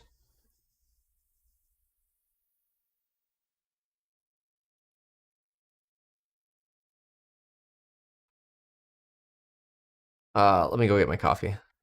US is one of their chief wins that they wanted to see this week was China delaying the implementation of its recently announced export curbs related to critical and rare earth minerals. But the U.S. Treasury Secretary maintains that the U.S. is not going to loosen its export controls related to advanced semiconductors, and that could potentially mark a setback for NVIDIA's bid to rejoin the Chinese market. Now, I'm looking forward to your coverage this week of Jensen Huang being in Washington, D.C., and once he wraps up his time in the nation's capital, he's he's actually headed over here to Asia, where he's going to attend the APEC CEO summit in South Korea. That's going to be President Trump's next stop after he wraps up his time here in Tokyo, because that is where he's going to meet with Chinese President Xi Jinping. So we're going to watch this very closely as it unfolds for the rest of the week. Now, even as the U.S. maintains it's not going to loosen its current restrictions in place, our analysts at Bloomberg Economics say that they expect the U.S. to take off the table the threatened but not yet imposed restrictions, including those related to critical software and cloud computing. There's a lot to look out for here, but really the top line so far has been that there is this simmering intentions that is appearing to allow for a broader conversation about a broader trade deal down the line. But at this moment, we are really just looking at these key diplomatic wins, these top line wins, instead of a fuller, more comprehensive. Right. Talk about a framework and blah, blah, blah, blah. That's fine. All right. 6 ways the government shutdown is about to get worse. So, blah, blah, blah. Let's see here. Okay, here we go. So, what do we have here? Snap. 40 million people rely on Snap, and they will run out of money on Saturday. 25 states are already planning to cut off benefits. That's not good. Head Start for nutrition for children under the age of 6, $800K. That's not good. 59,000 in Puerto Rico.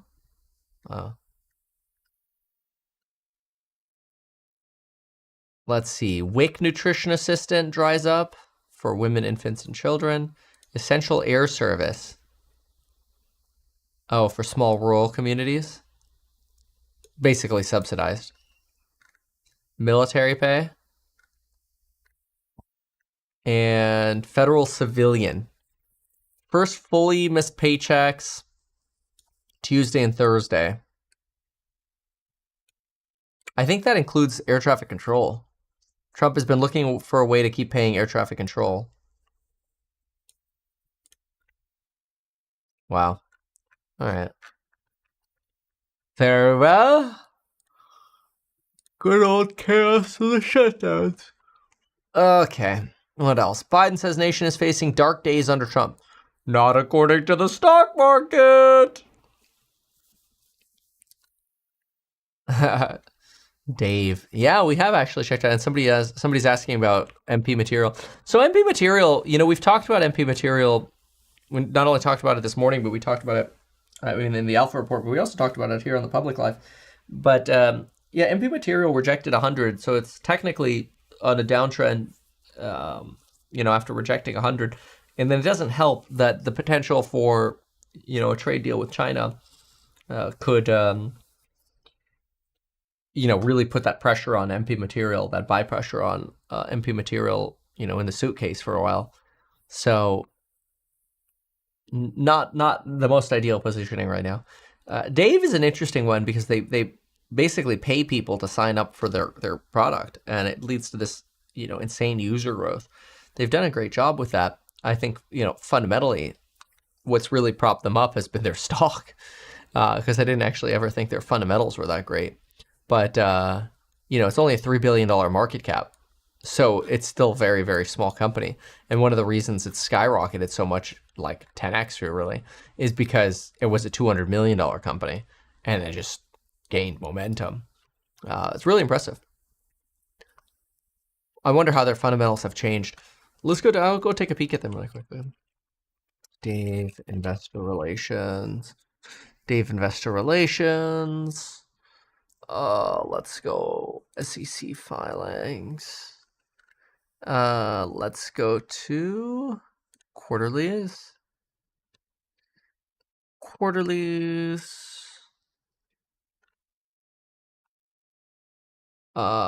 Swing traded at 66 to 98. Yeah, no, that's great. Dude, 100 was an obvious technical reject, right? When we hit that in the Alpha report, a lot of people were trading it. And, now it's like, when does it pick up again? You probably have to wait for the details of the trade deal to get resolved. Okay, so what do we have here? Operating revs.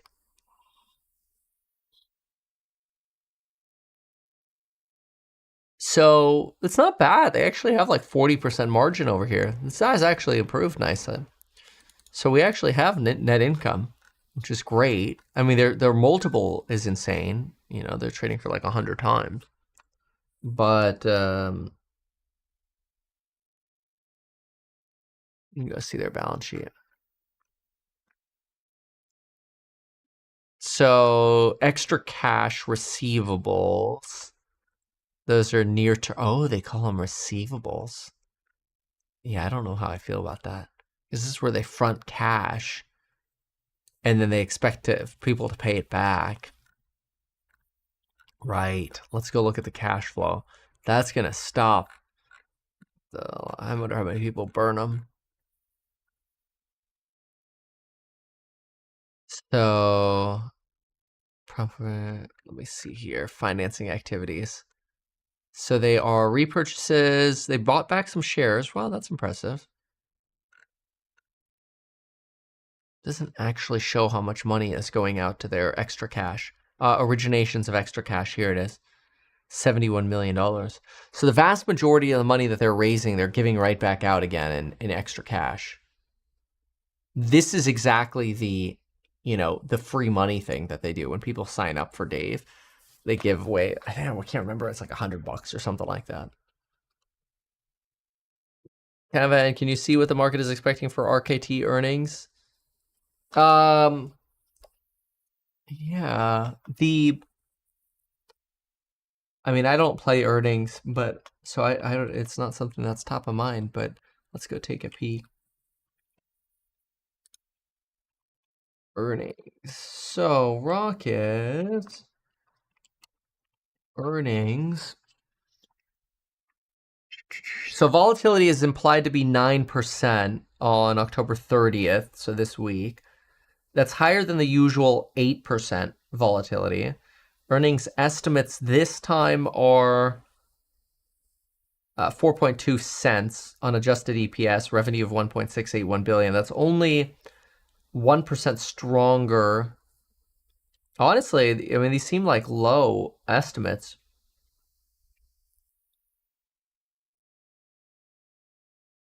Prior period. Their prior result, yeah, they beat on the last one as well. The prior estimate was 2.7 cents and they came in with 4 cents. Prior estimate was 1.279 billion and they came in with 1.34. 1.34 relative to now, revenues expected 1.68. I mean, that's still a good quarter-over-quarter bump. 1.68 divided by last quarter, 1.34, 25%. They're expecting a 25% move on revenue there. That's already a high expectation, though. So I don't know. That's not super. It's not like those are lower expectations. The EPS, though, didn't move much. See, EPS is only up, 4.2 versus 4.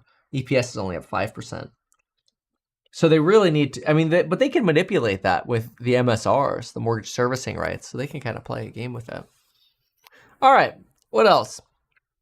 So we know Tesla is booming. It is now 456. I think there's a big expectation that you're going to get Elon's pay package through, and that should be a pretty bullish catalyst. AMD back to positive. QCOM still up 12%, holding on. Got some of the trade momentum out of it.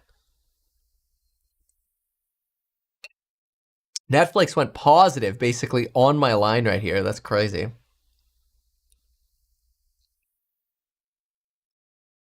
Basically borrow a bunch of money from Dave and put it on Dave's stock. Infinite money hack. Yeah. No. It will not last. Bitcoin 115. That's been pretty stable. Nothing super exciting over here. Pins, 35 bucks on pins. This one's been slowly trending up. Okay, what do we got over here? Is conflict of some form 2027, US and China. Do you model for that same timeline? We model for ASAP. We model for the urgent needs and not knowing when there could be conflict.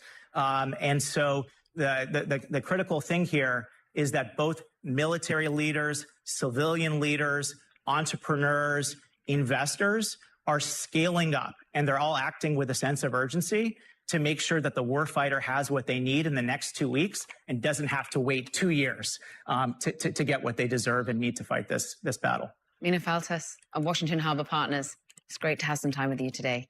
Come back soon. Meanwhile, coming up, as big tech gets set to report results, AI bubble fears they're lingering. We're going to discuss that next. Is it real? All right. Well, let's see what we got over here. Let's see if there's anything juicy. Barclays CEO. Oh, Besant, 5 finalists for the Fed. Man, they've been talking about that forever. That's nothing.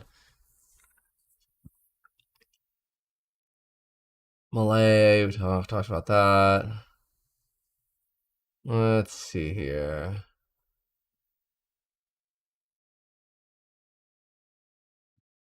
Why unicorns avoid going public. Let's find out. Privacy. Specifically, the privacy of keeping a company's ownership and operations out of the public domain. It seems like every day we hear about another so-called unicorn, a private company valued at over $1 billion. It's not just the number, it's the size and how long they've maintained their privacy. I'm in no rush to go public. The public is, I guess, a way to potentially make more money, but at the expense of a lot of public company overhead and inevitably a whole bunch of lawsuits, which are very annoying. There seems to be broad agreement that more early-stage companies are in no great hurry to go public. It's roughly it used to take 7 years and now it takes 11. So that's a big change. And that doesn't count, obviously, the companies that failed and didn't get to go public. There's no doubt that many companies now are staying, private more than 10 years even, which used to be the typical, maximum time they would stay private. This reluctance to rush into the public markets has meant we've seen an explosion in the number of so-called unicorns, private companies reaching valuations of $1 billion or more. According to PitchBook, we've gone from virtually no unicorns in 2010 to over 1,400 today, worth over $5 trillion combined. The reasons are straightforward. First of all, being a public company can be expensive and just a pain in the neck. I have several friends who are CEOs of public companies. The worst part of their life is the week before earnings day or the week after earnings day. It's incredibly painful, expensive to have a public company. Jonathan Foster is president and CEO of Angelus Wealth Management, advising high net worth individuals on their investments. There's not a public company alive that doesn't pay at least $5 million and up for being public, and that would be for a microcap, right? So you imagine what the large companies are paying, and the scrutiny that you have from the public market. It's not just. There are always pros and cons. A lot of the benefit is being able to much more rapidly grow the business. Usually, when you're public, it's so many more eyeballs and opportunities to fundraise. Cost and hassle that can discourage growth companies from going public. Gordon Phillips is a professor at Dartmouth's Tuck School of Business who has studied the reasons behind the decision to stay private. When you go public, you release a lot of information. So there's sometimes proprietary information that you don't want to convey. Does that drive the impetus to stay private longer, in part because you can't necessarily patent the relationship between what you know and what the capital provides? Right. I think it does. I think then you're waiting, David, to go public until you've established a brand name that's well recognized. You can think of Uber and Lyft. That's fair. All right, this is boring. Okay, let's see what we got over here. Peter Ducey, this is very unusual. Oh yeah? Let's see here. And we begin with a Fox News alert. President Trump meeting with Japan's emperor earlier this morning after arriving in Tokyo. Yep, that emperor had clothes. It's the second stop on Trump's Asia trip as he's prepared to meet with more world leaders from the region this week, including China's President Xi. Senior White House correspondent Peter Ducey joining us live from Tokyo with the latest. Good morning, Peter. Yes, a big grand welcome for President Trump just a few minutes after Air Force One landed and Marine One took him into a central part of Tokyo. He was greeted by the emperor, and Japan is really important to President Trump's foreign policy. This is his 4th trip here across the 2 terms, and a big thing that they are trying to do with this visit is counter China's influence in the region ahead of a sit-down with China's Xi in South Korea. We're going to have a great talk. I have a lot of respect for President Xi. I like him a lot. He likes me a lot, I believe, and respects me, and I think he respects our country a lot. And I think we're going to have a successful transaction for both countries. A TikTok deal advancing the sale from China to a U.S. group of investors may be signed on Thursday with Xi, and a broader trade deal is also possible if negotiators can come up with a deal that President Trump feels is more fair to U.S.-based companies. I believe we've reached a very substantial framework that will avoid that and allow us to discuss many other things with the Chinese. I think we will be able to discuss them helping us get this terrible fentanyl crisis under control. I think we are going to be able to discuss substantial soybean and ag purchases for our American farmers.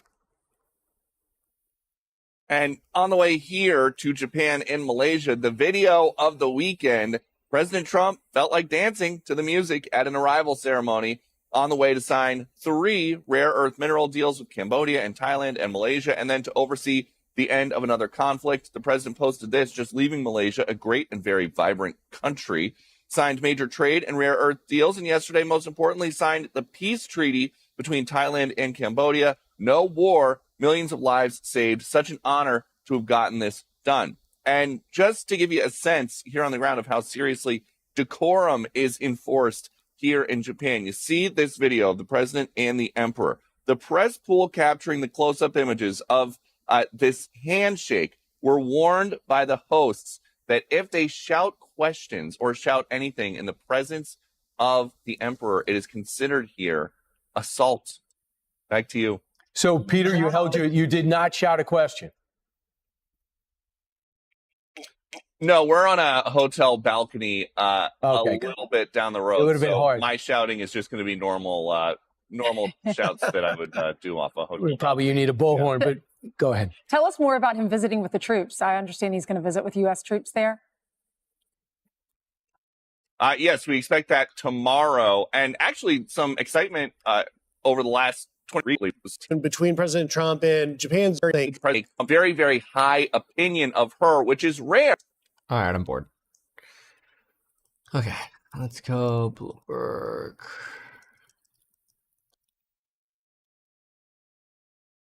Okay, so what is this? Frenzy article. Oh yeah, the car wash article. We wanted to look at that. All right.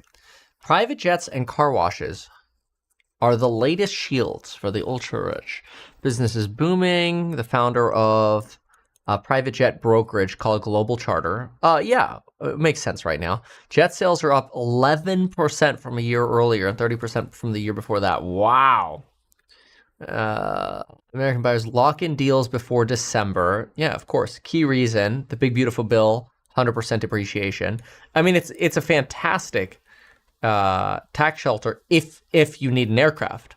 But there's a downside of the Venus flytrap dilemma, I like to call it. So the 100% depreciation, yes, but in the hands of tax spenders, they've been scaled back what their ultra wealthy clients owe the government. That set off a demand for jets, gas stations, and car washes. They weren't ever even going to use the jet, said one of them. They're just going to charter it out. Yeah. So people do that as well. You could do that. So Engineer Tech Services, West Palm Beach, Florida-based firm that hunts for ways to reduce tax burdens. Reviews are up 145%, almost instantaneous after the bill passed. Of course. Citi taps Coinbase to explore stablecoin payments for clients. Yeah, that makes sense. Should we buy? What can we take advantage of? Bonus depreciation. $10 million plane in 23 could generate an $8 million deduction. In 24, $6 million. Now you're back to a full $10 million, right?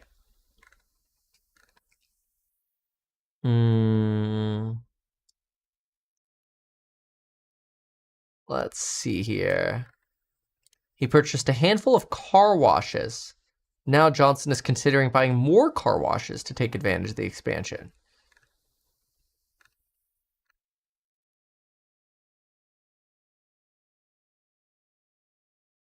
Yeah, pretty nice bunch of assets, and then the whole thing starts over again. Yeah, this is normal. Buying real estate, especially something potentially more passive like a car wash. Some people are more likely to build a car wash than build something that is really needed, like housing. Well, yeah. Airplanes qualify for 100%. Car washes typically do too because the structures that house them have specialized equipment. Ah, interesting. That's very interesting. So basically, the actual property on the real estate is all potentially considered equipment. Oh, that's kind of brilliant. Other assets need a cost seg. Right, like a house or an apartment building is going to need a cost seg. A car wash. Gas stations are also good because of how much equipment is involved. Right. If there's a large convenience store, you might have to basically cost seg that portion. Okay, got it. Jump in gas station sales was much larger than what they saw across the retail sector, CoStar showed. Same thing with car washes. Huh. That's very interesting.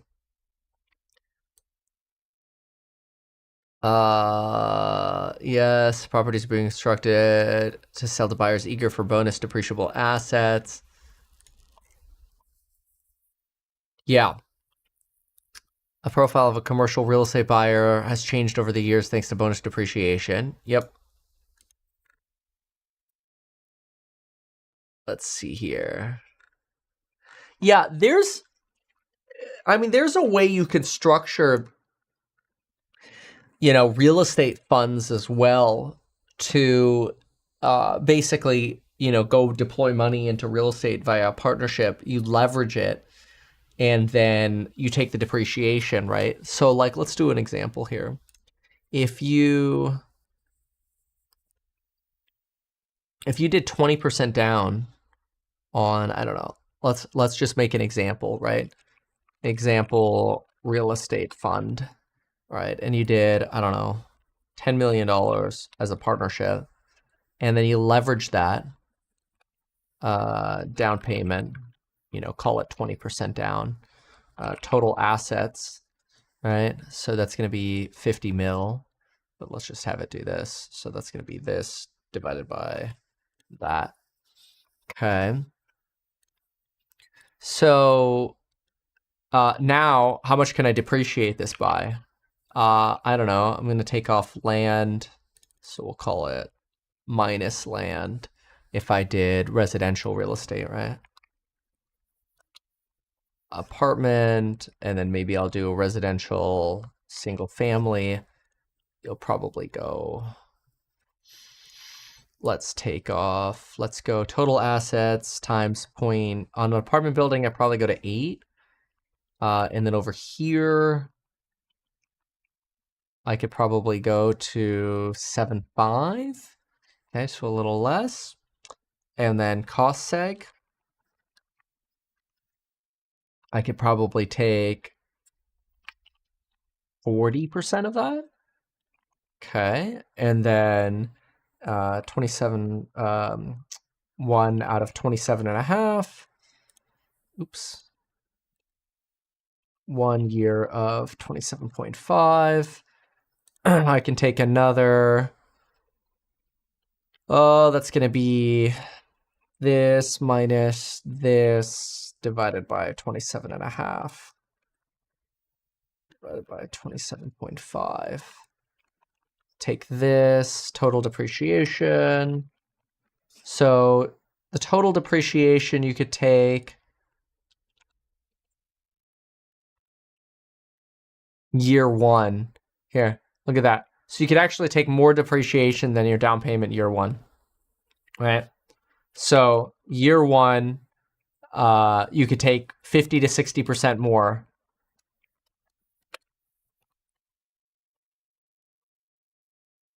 Than down payment, right? The problem is you actually have to go do this. So like what some people do is they'll do a they'll look for a fund that basically does that, and then share some of the upside basically with the company. So an example fund could be example fund might be fund manager takes some kind of like 1% AUM plus I don't know 30% of appreciation, sort of like net growth, right, on upside of asset, right? So it's basically a 70-30 split. That's not uncommon, something like this. But this way, investors basically get this immediate bonus depreciation year one. Now you have to do that again every year, right? And you want it to be a cash flowing asset. So there's a lot of work involved in this. This is a giant pain in the ass. Like if you look at this, is this going to make sense for a $10 million fund? Probably not. I mean, even if you did off a $50 million asset, which would be kind of unfair to the actual cash that's in, it's $500K, the amount of work that would go into this, it's probably not worth it on a $10 million fund. Probably worth it at, $100 million plus style funds. But it just gives you an example of how the rich can kind of pull off these tax shields, right? Kind of interesting. Okay.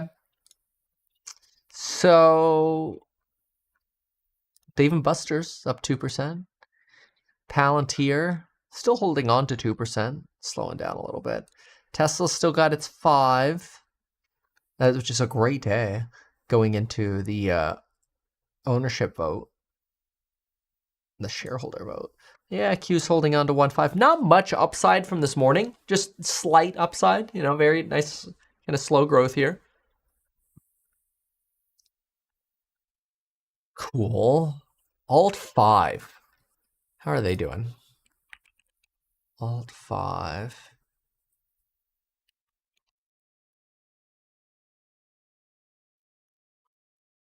Alt 5 went down to $1.80. Look at that. I still think 0 is where it goes. That's crazy. All right, what do we got over here? Nothing. That's an ad. Okay. What else is going on over here? Trump arrives in Tokyo.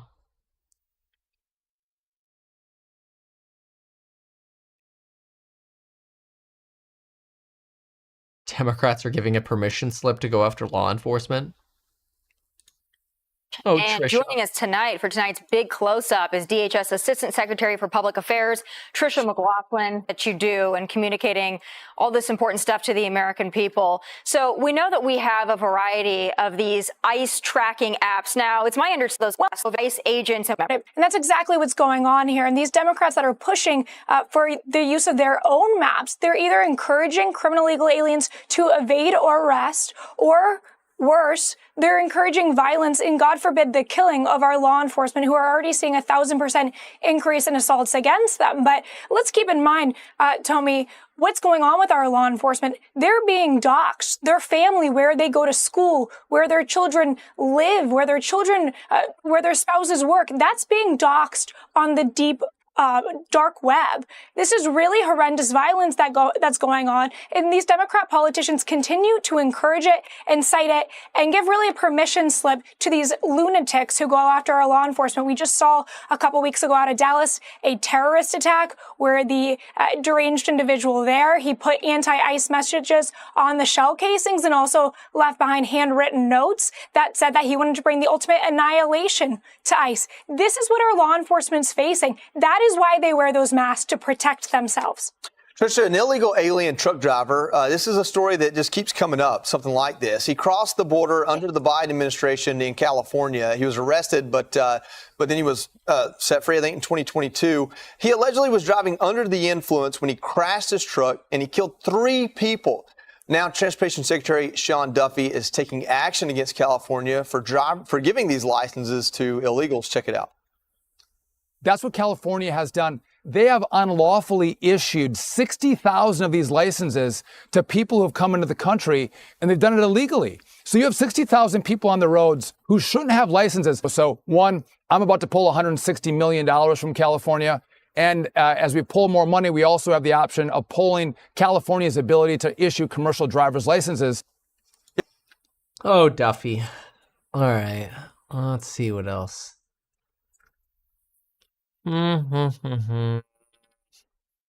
Trump to meet Japanese PM. Okay. Boring, boring, boring. Quiet. Quiet day today. Maybe that's a good thing. Okay, let's go look at here. What do we have here? So, yeah, margin debt at all-time highs. That is scary. So, what about, let's see what the suits are up to. The suits. Let's see here. Documents down. Let's go here. DB. The suits. Credit check on the U.S. economy.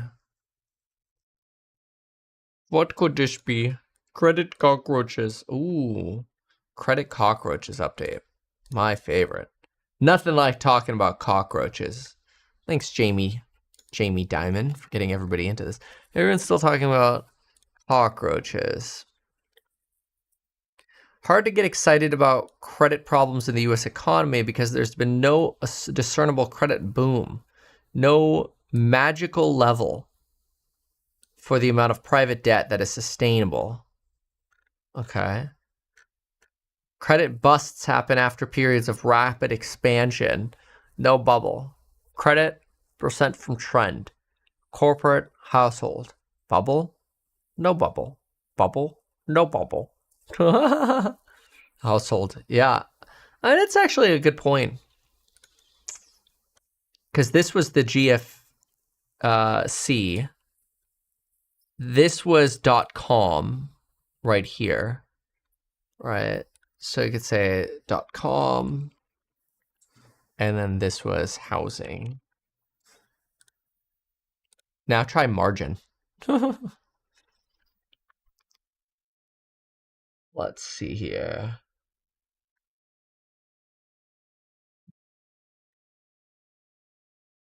In addition to GDP, we examine other metrics. We find that a period of rapid credit growth in the intermediate run-up to a recession predicts a deeper and longer-term downturn than when credit is subdued. Oh, now that's interesting. Take a look at that. Rapid credit growth. Predicts a deeper and longer downturn than when credit growth has been subdued. Wow. Credit growth is more statistically and economically significant predictor of recession. Wow.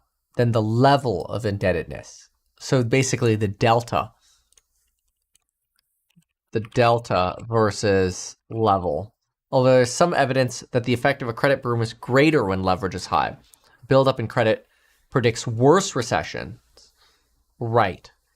So where does margin debt fit into this? I mean, I guess margin debt is probably just a small factor of this. I mean, what was corporate debt in the dot-com bubble? Corporate debt in dot-com bubble. I don't know. Let's see if we can find anything. Corporate debt reached 45% of GDP. No. Wait. We can get a chart of this. Corporate debt, St. Louis spread. Let's go see. Corporate debt. Here we go. Non-financial corporate debt. So, and then let's overlay GDP on this. So let's put a chart on this. Add a line. GDP. I want gross domestic product. I just want the nominal figure. Okay, here we go. So corporate debt over here, yeah, and the dot-com bubble was like 50%. Corporate debt today is less than 50%. What is it today? 30.5 divided by 14. Oops, I'll do 14 divided by 30.5. That's real, that's non-real GDP. Okay, got it. So we're at 45.9% corporate debt to GDP. But in the financial crisis, well, we were actually even lower than that. Oh, so corporate debt's kind of up there, eh? Kind of aren't. That's pretty dang similar to .com levels. If I go over here, the financial crisis, you were at 6.9 divided by 14.8. Yeah, 46. It's almost always the same level, though. Oh, that doesn't change much. Well, that's not that big of a deal, then. Okay. And I guess margin debt, you know, I mean, corporate debt today, corporate debt 2000 around 6.9 billion, today around 14 bill. Margin debt today, oh, those are not bills. Trillion, sorry. Margin debt today, how much is that? $1 trillion maybe? FINRA margin statistics. Oh, wow. So that's millions. It's trillions, right? Billion. Shown in millions. This has got to be trill. Billion? 6 figures. Add 6. Yeah, add 6 zeros. Okay, yeah, so $1.1 trillion in margin debt. The highest ever. Okay. Margin debt today is 1.1 trillion, highest ever. And that's not on this chart unless they include household debt in this, which is, I don't know if household debt includes that though. Does household debt include margin? It should, but I don't know if it does. Let's go find out. St. Louis Fred household debt. Let's see here. Household debt service payments. So does this include margin? Total required mortgage.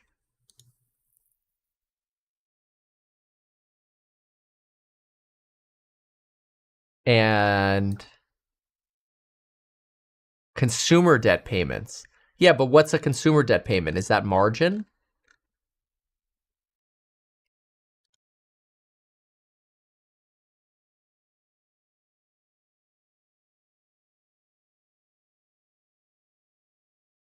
It would be a good question for AI, actually. Maybe AI has a citation.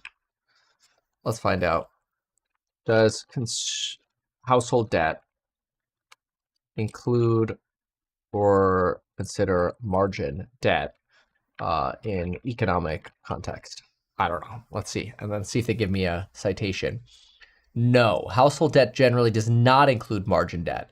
That's considered a financial sector liability, not a household debt. Yeah, St. Louis. So I asked specifically about the Federal Reserve. The Federal Reserve uses mortgage debt, consumer credit. So household debt doesn't show. This is instead considered investment leverage. Okay. Likely no, since even St. Louis Fred, which we saw, only shows consumer and mortgage debt. Okay. So, well, all right. Pockets of exuberance, regional banks, fine. Potentially more significant slump in, what is this? This is for a construction, a construction activity in real estate. Yeah. There are markets where housing prices are falling, especially like Texas and Florida. This is true. Nothing like 2008. The economy hasn't dedicated vast resources to real estate. Yes, this is true. 18 months ago, the focus was corporate bankruptcies. Yes. Corporate bankruptcies, low. Since then, consumer credit. Okay. Interesting. I like this bubble chart. I think this is very interesting. because it's actually somewhat bullish, with the exception of the margin debt side. It makes us more prone to stock shock than recession, according to that chart. Okay, October. Let's go see what else. UBS.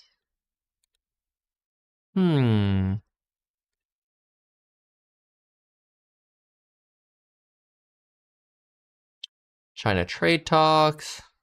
Credit, Alphabet.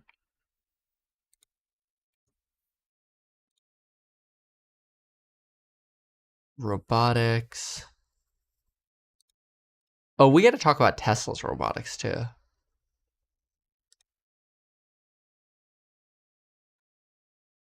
Okay. There was... Let's see here. Oh yeah, and Tesla's earnings call. Yeah, I mean, it's all going to be about robotics. In fact, I wrote down my notes on Tesla. Let me see here. But we could talk about Tesla.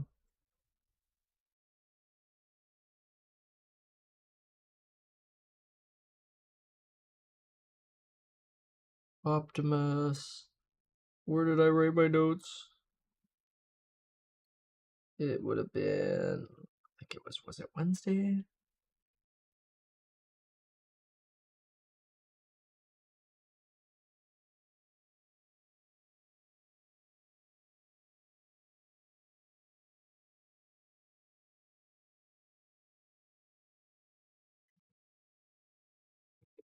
All right. Let me listen in here for a moment. I'm going to grab another cup of coffee. Comes to assets and when it comes to flows. But as Bloomberg Intelligence points out, their share of flows has been slipping right now at the lowest level year to date in years. So we'll have to see how this develops as we get closer to 2026. Certainly, we know a lot of upstarts, a lot of active ETFs have been taking some of that demand. Let's also talk about Invesco, though. The Qs. There had been the proxy vote on Friday to basically ask shareholders of the Qs to convert it from a unit investment trust into an open-ended ETF. Of course, this would be good news for Invesco because in its current setup, it doesn't really get any revenue from the Qs. But we learned on Friday that meeting, that vote, is being delayed until December 5th, Scarlett. All right, so let's talk about this more with Neil Sipes of Bloomberg Intelligence, who covers the big asset management firms. Neil, the fact that it was delayed or that we didn't get a resolution, is that a good sign or a bad sign for Invesco's efforts? Yeah, look, I think the delay is something that was always possible. Importantly for Invesco, and I think you saw this in the reaction of the stock on Friday, which had some pretty dramatic swings, is the catalyst is still out there, right? This is a pretty meaningful development for Invesco if it does go through. So I think that's still, in the near term, the expectation is December 5th, we'll have yet another meeting. The goal, of course, would be to reach that 51% threshold by that date. And I think, some of the commentary that we got from the release on Friday was encouraging, right? The votes were overwhelmingly positive. They mentioned they were approaching that 51% threshold. So we'll have to see, an extra month and a half buys them a little bit more time to continue to garner more yes votes and trend further closer to that 51%. And just to meditate on the shares and what a catalyst this has been, Invesco, since July 17th, which is when they filed their initial proxy, up about 38% on a total return basis in that period. So clearly one of the best performing asset managers out there when you take a look at the stock market. But just to make sure I understand correctly, so the fact that the meeting has been adjourned to December 5th, it's not like the votes reset and they have to go out there and try to reach a 51% quorum in that time. It's sort of accumulates if in the coming weeks. Right. And I think that's the idea is depending on how close we are to 51%, gathering that incremental handful of percent is the goal today. And I think when you look at QQQ, a bit unique when you look at some of the largest funds out there is it's heavily retail owned in terms of a total percentage. So about 35% institutional owned, 65% retail. And I think that's why you've seen some of the challenges in garnering the support is that's a very granular holder base. And so ultimately getting that support from a handful of thousands, if not millions of holders is challenging. So our math shows about 1 in 4 retail investors, 1 in 4 retail shares, I should say, need to vote yes. And I think that's what they're working on.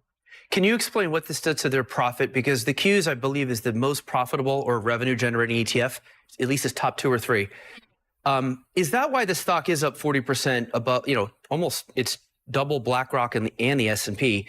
I'm assuming this is all going to come back to them as pure profit. There really is no overhead because they already have the overhead. Right. And so I think that's why you've seen some multiple expansion in Invesco is, this is a very fast growing ETF, about 10% organically on flows over the past 5 years. So it significantly increases the growth profile of Invesco. And as you noted, Eric, it's been the most revenue generating ETF, but ultimately they haven't been seeing any of that. Right. And 6 basis points needs to go back to marketing. So unlocking that, it's 3% of revenue, 10% of profit. So as we get to that 51%, that catalyst is. That was boring. I listen to all this talk about QQQ, and then I just think, hey, if you own QQQ, remember you could save lots of money on fees by buying QQQM, right? Because QQQM is the one that they don't market, but it's basically the same thing. So QQQM has substantially lower fees. You could look at the difference. There's like a tiny fractional difference on, I think, what financial companies are included. All right. Cool. So what else? Cool. Okay.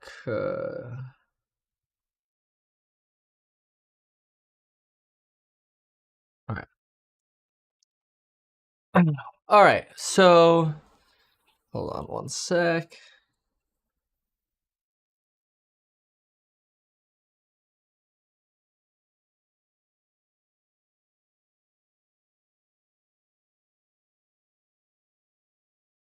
Okay.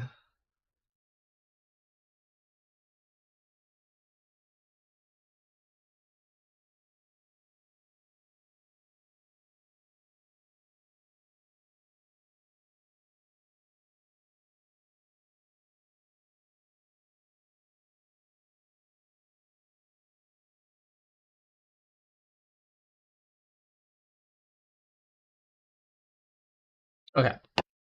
That's it. So let's see what else. Okay. So QCOM still holding on to that 12%. You can see some of that momentum blood just a bit. All right. Very well. Now, I think there was it was either Wall Street or humanoid robots. There was a piece. Oh, yeah, the hand problem. Here was the Wall Street Journal. The hand problem. Let's look at this.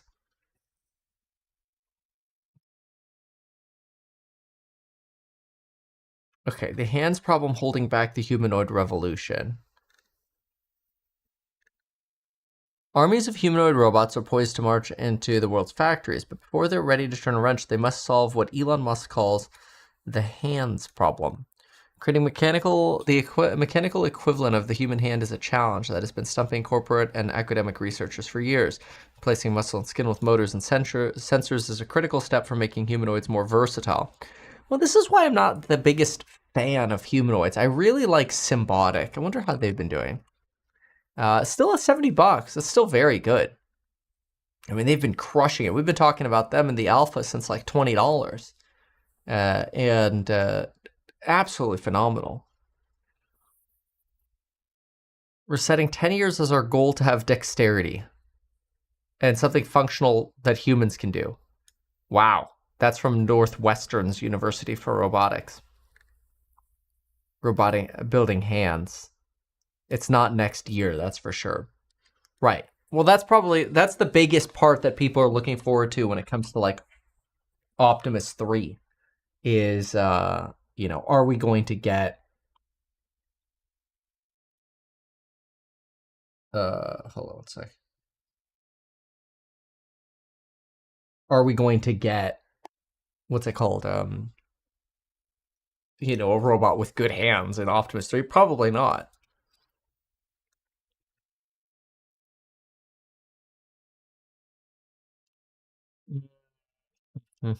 Stacking plastic rings.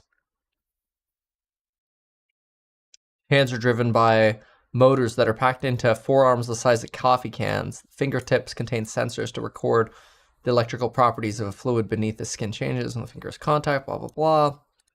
Many more sensors. Holding a pencil would require sensors along the sides of several fingers. That's a good point.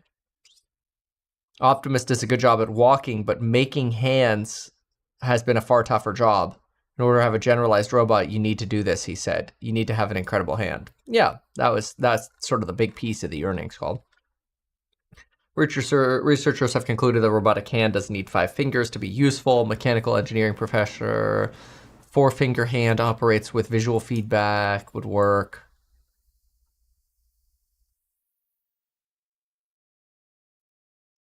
Yeah, there's a lot of work to do. Robots essentially learn by doing, well, sure, you're pattern copying. How many fingers does a robot need? Who makes what? Gripper hands. Industrial robots have relied on pincer-like hands for decades.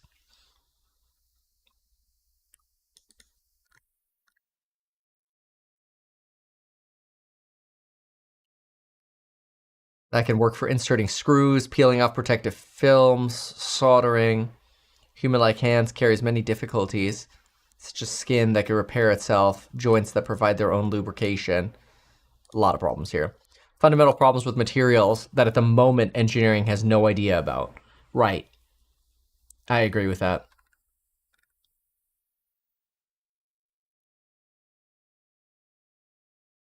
Breakthrough could allow, yeah, I mean, this is in line with what you saw this AI guy talking about last week, that you just need so many breakthroughs in robotics.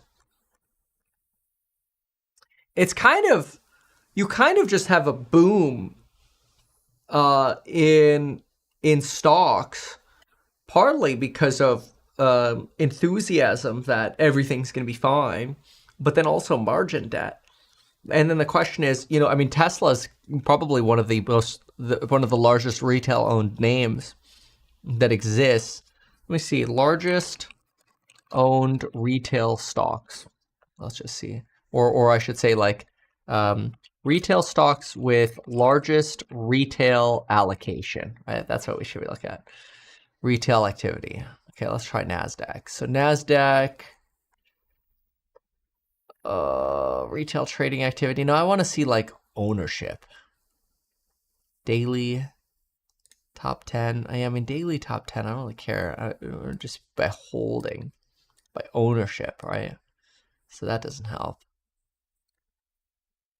Fintel retail ownership. Again, buy sell ratios by date. Don't really care. Here we go. Most widely held stocks. Okay, here we go. Wow.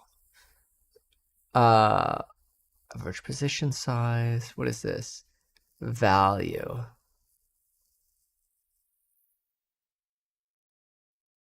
So, oh, these are 1 week ranks. Actual ownership from broker records. Fintel. Delayed by a day. That's fine. But where is this data from? Space Mobile, NVIDIA, IREN, Arista Networks, Bitfarms is up here. Tesla, Google's over here. So what's at the bottom of the list? Snowflake. What a surprise. Lucid. Ford. ChargePoint. Plug Power. Oh, how interesting.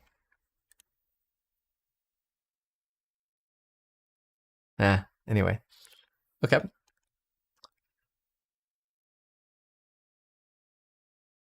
So let's go to Tesla Investor Relations. Let's get the Tesla slide deck.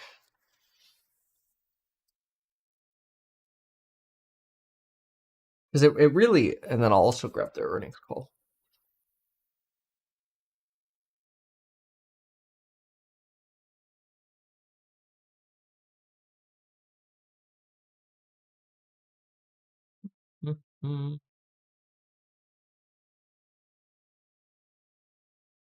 Earnings call.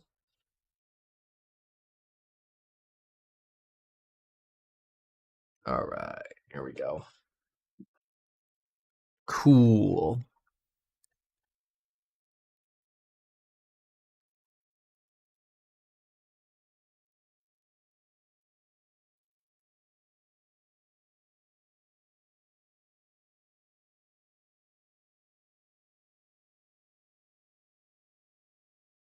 Okay. So what I want here is the hand comment. Raise hand, merchandise. Okay, here. Yeah, I mean, bringing Optimus to market is an incredibly difficult task, to be clear. So Elon's being very transparent about this.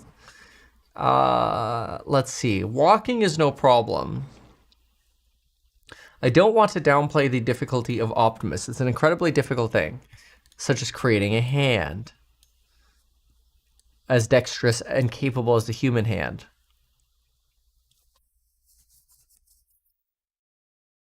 The hand and forearm. Optimus, hand and forearm is an incredibly difficult engineering challenge.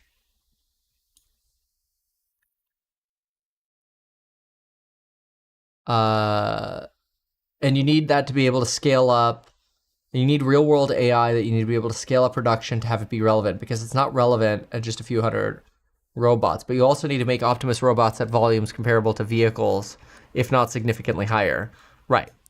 So, of course, because if you're making 2 million vehicles a year, you want to make a whole lot more. So if you're trying to make 1 million a year, trying to make 1 million Optimus robots, the manufacturing challenge is immense, considering the supply chain doesn't exist. Right. This is a decade away, man. Robots, humanoids, IMO, a decade away.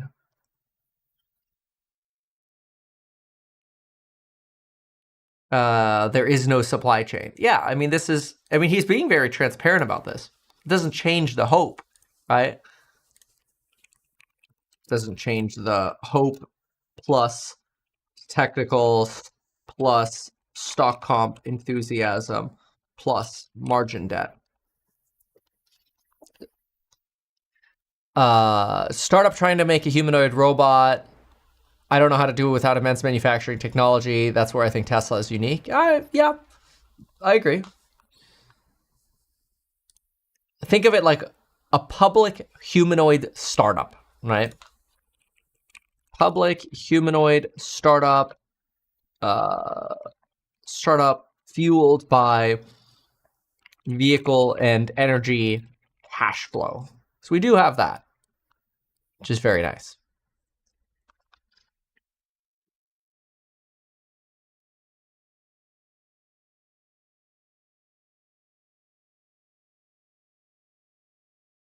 It's called compensation, but I'm not like I'm gonna go spend the money.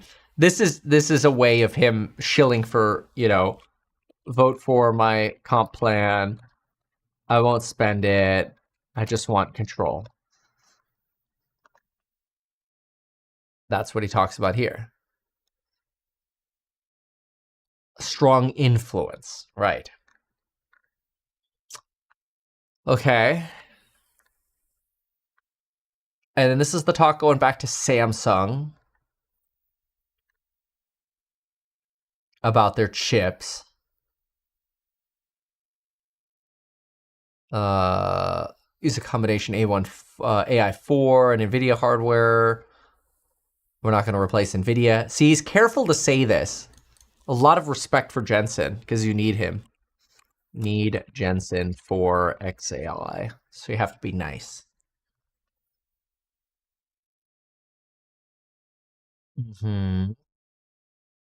Let's see more Optimus.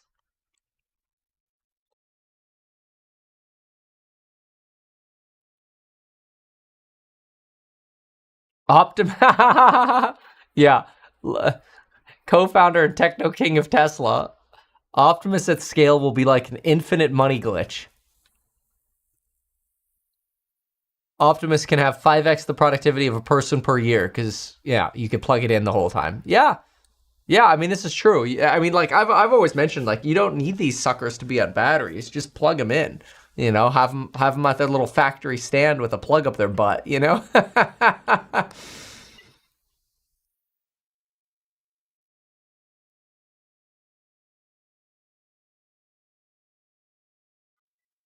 All right. Optimus side. The car is a robot on wheels.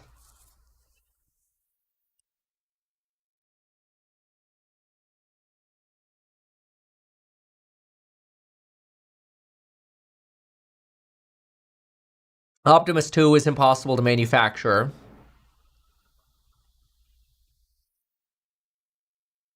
Optimus 3 will be a giant improvement that and made at scale.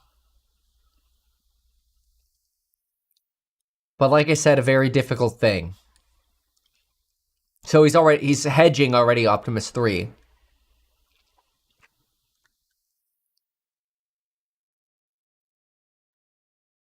So the two things are crucial to the future of the company.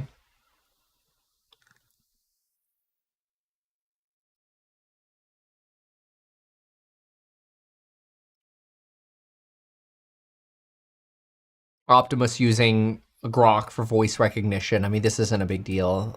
You could really plug in you could plug in GPT or Grok. It really doesn't matter.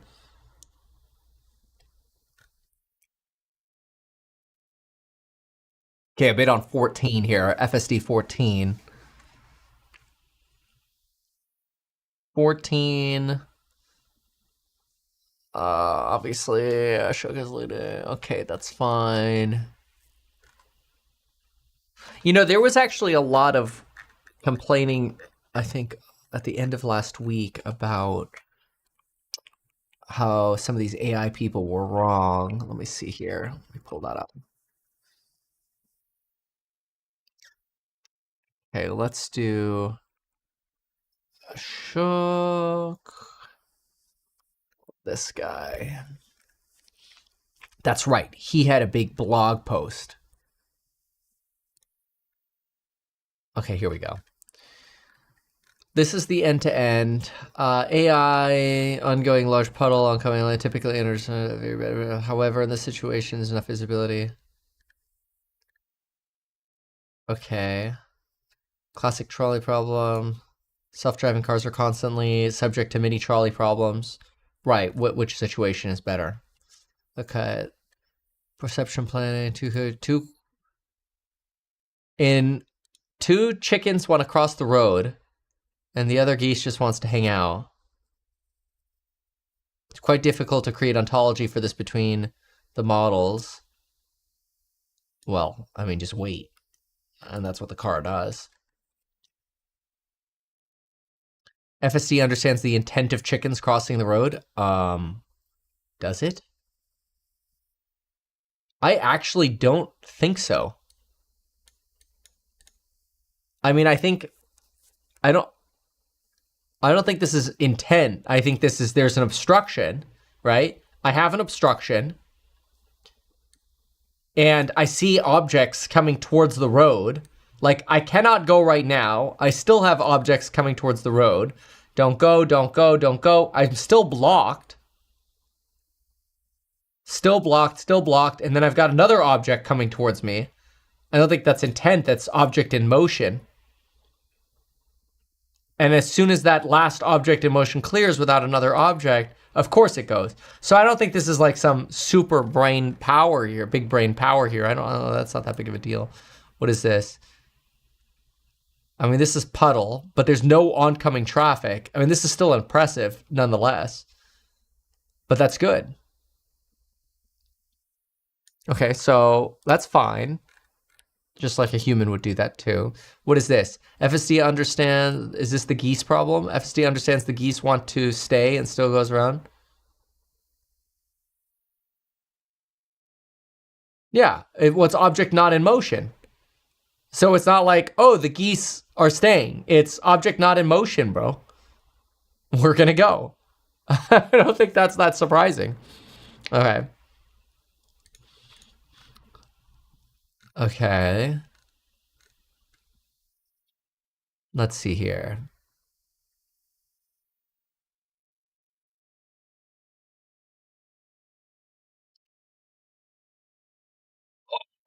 Wow, that's crazy. What is going on here? It's like literally chicken. That's pretty crazy. That's a crazy shot. Oh, wow. That's a nice shot. I mean, this is where you want computers to make these split-second decisions, right? I think that's awesome.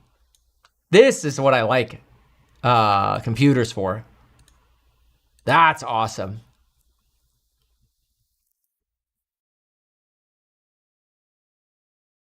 That's cool.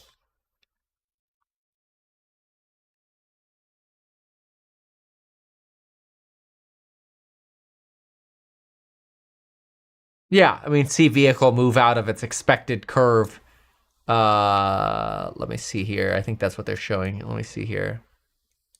What is this? Vehicle speed, future vehicle speed, current state. Okay.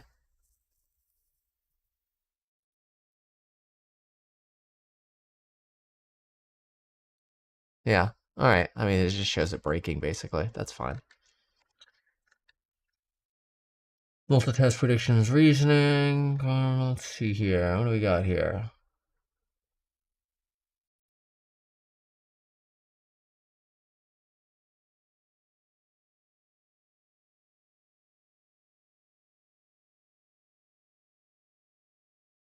These are kind of cool. These are all renderings. Sort of what it sees.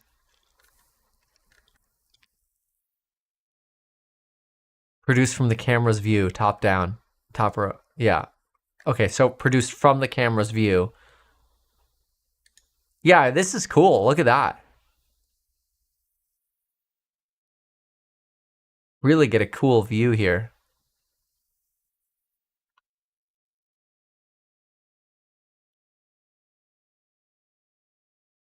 Pick up children. That's cool.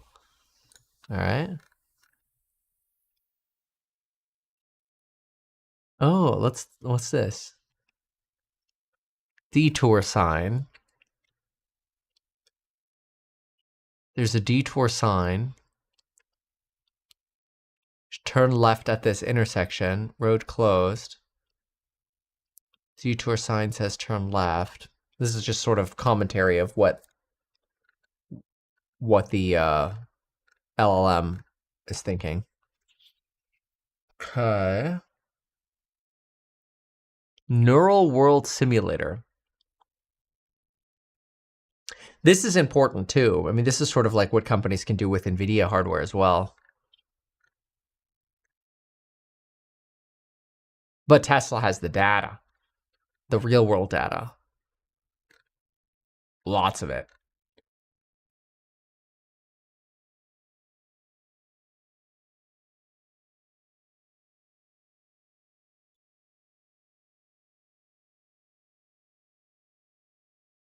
Seamlessly transfer to Optimus, the humanoid robot. Same video generation models work for Optimus navigating the factory. I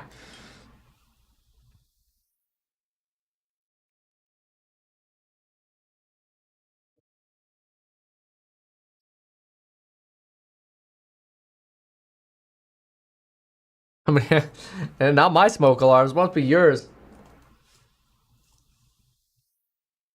I can't stand smoke alarm batteries going off, or the beeps. Yeah, very cool. I mean, this is just like a 180 image of the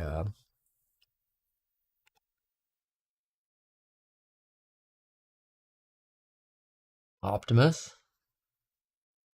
Join us. Well, that's cool. Good for them. Yeah, I like this. I think this is a very reasonable breakdown here. You know, I don't think this gives us yet the breakthroughs for Optimus or robotics or whatever. But, you know, the big counter that people have right now is, where's that AI guy? AI guy. So it is 12 minutes in. Where was the robotics part? 25:20, or yeah, 25:21.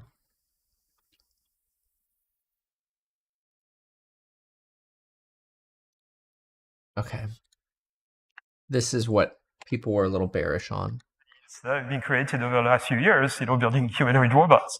Okay, the big secret of the industry is that none of those companies has any idea how to make those robots smart enough to be useful. Or I should say, smart enough to be generally useful. Okay, we can train those robots for particular tasks, maybe in manufacturing and things like this. But your domestic robot, there is a bunch of breakthroughs that need to arrive in AI before that's possible. So the future of a lot of those companies essentially depends on whether we're going to make progress, significant progress towards those kind of world model planning type architecture. It's okay. We're not worried about those companies. We're a huge believer in entrepreneurship here, by the way. We're going to have a whole new set of companies that are going to come out of these new ideas. The other thing is you've been a huge optimist. There's a lot of fearful people about AI today, the ethics of AI, et cetera, and you've been a huge optimist. Why do you think these systems are not going to escape our control? What's your sort of gestalt on all of this? Okay, so the sort of overall architecture of AI systems I've been advocating is one that I call objective driven. So this idea that you're going to have a system that has some mental model of the world, is going to plan a sequence of actions to arrive to satisfy an objective, to accomplish a task.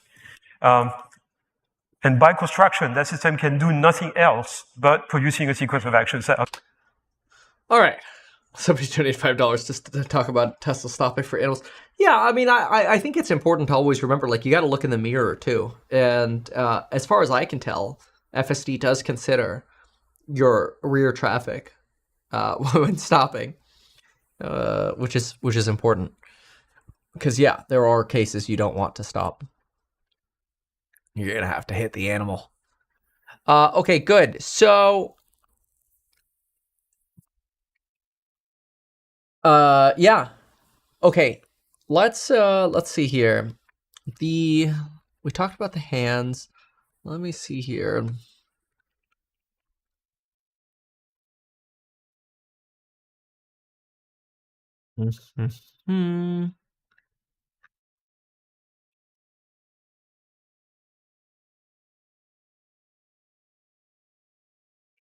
Okay, what is this?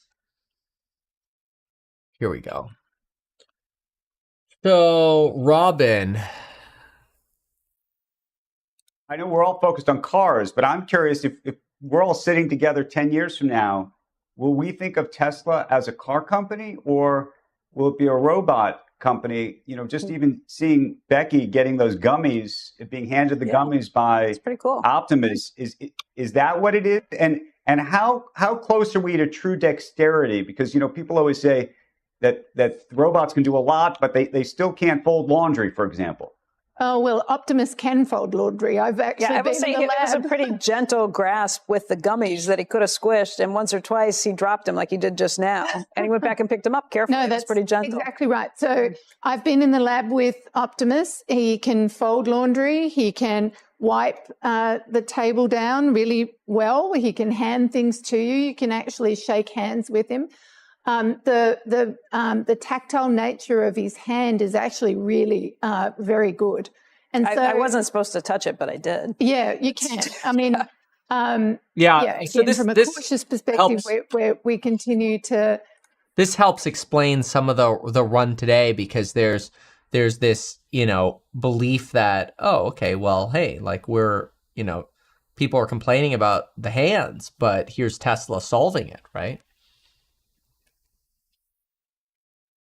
Make sure that people are cautious around him, but he also can dance. You've seen some videos. He's very mobile and very dexterous. He's walking around the offices in Palo Alto all the time. So I'm actually quite excited. But I think to answer your question, we're redefining what transportation is, but we're also redefining robotics and what AI brings to robotics and how versatile the robots will be. She's becoming quite lately a pitch woman for the stock, which is somewhat unique compared to what you've seen previously with Tesla. In the future as well, Andrew. In terms of, by the way, Elon's spending most of his time, it sounds like these days, on the robots themselves. I mean, that's where his focus is. He's spending time on many different areas. On the earnings call, he even talked about the AI chips that he's been working on and the team are working on. Obviously, the software. We do have a few other vehicles coming out, so he spends time on that. That's bullish. He's spending time on everything across the board. And then finally, a few other vehicles coming out. Nice drop right there. That's huge. That'll help. I got to ask you to weigh on it. We've asked everybody. Everyone talks about an AI bubble, whether there's a sort of indiscriminate spending, almost too much spending in this space, and that it's going to catch up to us at some point. Where do you land on that topic? Yeah, my view is that the technology of AI is truly transformative, and it will continue to be over the next decade or more in terms of what it's done. I was thinking about this yesterday. If you think about 100 years ago, where most houses didn't have electricity or had cars in the driveways. That to me is what's happening at this point. It's we're changing transportation with AI, and we're changing the way households will work and how workplaces will work with robotics, and I think that's incredibly exciting. And Tesla aims to be at the forefront of that. Takes my focus. Robin, want to thank you for joining us and for bringing Optimus with you, no less. Thank you. And I'd like to leave our shareholders with, please get out there and vote. This vote is really important across the board in terms of not just the performance package, but also the directors and the other proposals that we have out there. Thank you. How many Tesla shareholders traditionally will vote in an annual meeting, and how many do you anticipate? Well, last year we had a record turnout, and we hope to have the same again this year. It is a very important vote. What was the percentage that turned out last year? It was quite high. I can't remember exactly, but one of the things, 75 or 80%. Well, don't forget we have a very unusual shareholder base in that we have over 30% that are retail shareholders, and so. For me, it's actually just making sure that shareholders use their voice and vote. And it's really important to us that they do. All right. Interesting. Well, that'll help. Yeah. Wow. That's great. Okay. So massive enthusiasm there. Okay. We'll summarize this in just a moment. But let's go. Let's do.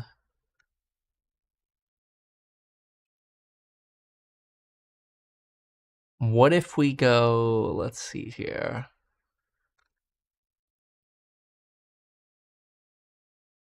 Go to a spreadsheet. Let's go to Tesla. Just to see how Optimus numbers can change things. If you throw in. So if you go here, for example, and you throw in, not that button.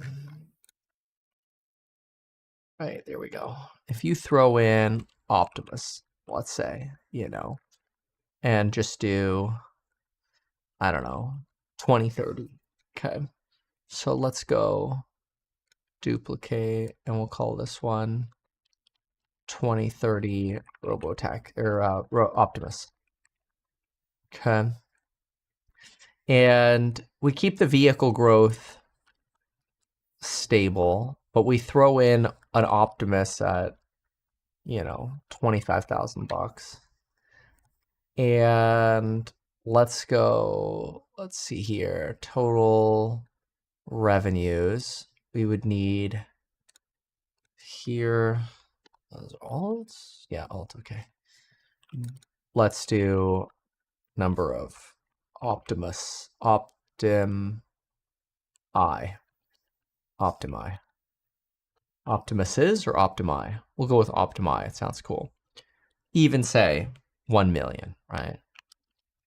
And we'll play with that in just a moment. Okay, then that's going to be revenue from sales. Alt down, total revenue from sales cars, total revenue from Optimi. So that helps a lot from the revenue side. It's 25 bill. And then let's leave the margins here at 18% for those sales.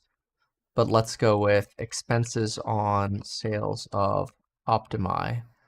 Let's say those expenses are, 20% margin. Let's put it at. So these are going to be expenses. So we're going to take this number times this number. Those are the expenses. So let's make sure we include this in the revenue now. We have revenue from Optimi. Make sure those are in here. There we go. And now expenses from Optimi. There we go. Okay, good. So let's just make sure these moved. 190 and 165. Yep, that has 25 more, and this should have 20 more. Yep, roughly. Okay, perfect. Good, so that looks good. And then if you now look at no Optimus, so take out Optimus entirely, zeroes that out, puts you at $400 on, let's go back to 50 for auto, 255. Future value over, let's see, 26, 27, 28, 29, 30. That's 5. So 5 years. And the future value here, this is obviously negative, but that's without Optimus. So if you factor in Optimus, like how many Optimus do you have to factor in to make this have a nice rate of return? Let me put in 2 million. So if I put in 2 million Optimus, it still requires software margins. Yeah, I mean, if the present value today is 460, the present forecast is basically already pricing in, 2 million Optimus and a low ROI here and service margins. Like even if you were doing a higher margin on this, you still have a low rate of return from these prices. Right. So fundamentally, the thesis doesn't make sense for an ROI. But from a momentum point of view, it makes a lot of sense right now, especially with what they said about a new car. Right.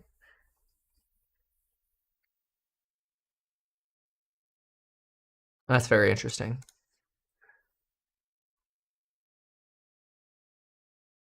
Okay, how are we doing? Yeah, I mean, you're almost 6% on the day here on this talk. That's pretty impressive. Okay. Oh, TLT went positive? What? How'd that happen?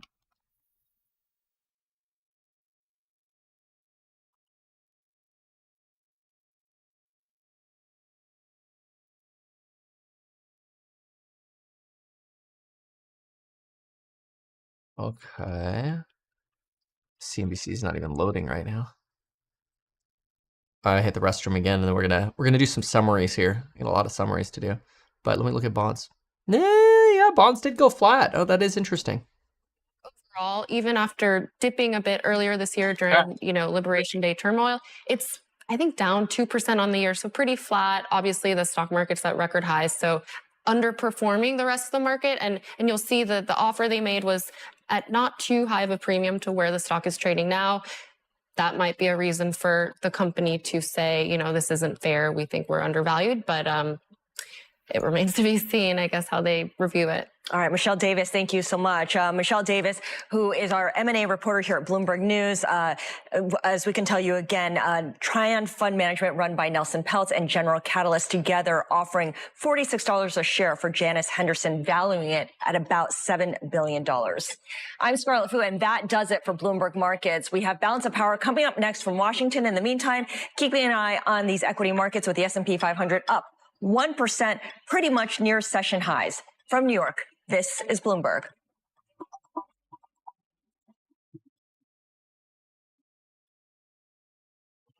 Some bad people tried to hack me with sad affirmations. Sad, Greg? No. We're protected. Come here. Come here. Claire, are you coming? Come here. Come here. Come say hi. Come here. Come here. Come here. Come say hi. Come here. Oh, Violet wants to say hi. Violet wants to say hi. Hi. Ella, you want to come say hi? Come here, Claire. Come. You want to come? Ugh. They all want to say hi. This is Ella. Violet. Oh, Ella, you want to go back out? Claire, come here. Come here. Come. Where are you going, Ella? That's my door. Do you have a box? You can have the box. That's a new mouse. Come say hi. Yeah, you gotta come up here. Yeah, you found the box for the new mouse. Oh, Ella, are you trying to close the door? I got raided. I got a lot of children in here now. I meant to get coffee, and yeah. Oops. Oh, Claire, you're gonna try the door now? We gotta make some videos. Oh, careful, you're gonna pinch yourself. Careful, Ella. Oh, I can't close that door, it's too heavy. It's too heavy. Alright, I'm gonna have to ask them to leave. And then we'll make some videos, or some summaries. Alright, come on, guys. Y'all gonna pinch yourself. Careful, buddies. Let's go back out, okay? Come on, everybody. Let's go. Let's go bye-bye. Come, Violet.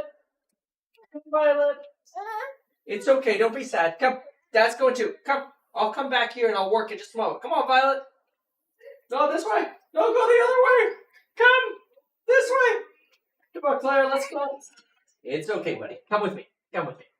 Violet, no, run away. Violet sits down. Maybe I shouldn't have invited them in. This might take a little longer. Come, everyone. Come. Come here.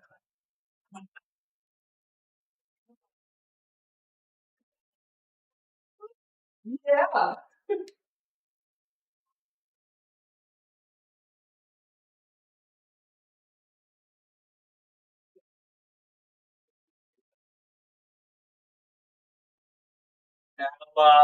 How are you doing over there? Come here, Violet. I love you.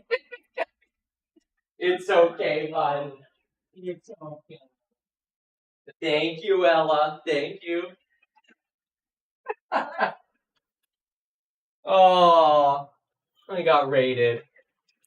They're so cute. We'll get to play with them later, though. All right, so we got to do a little summary of a few different things. So let's see here. Okay.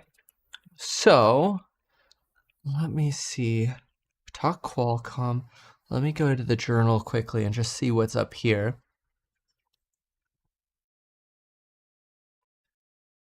No, nothing's really new here.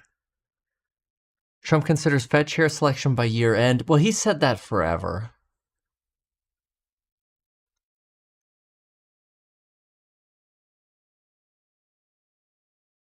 Office is back. That's boring. All right.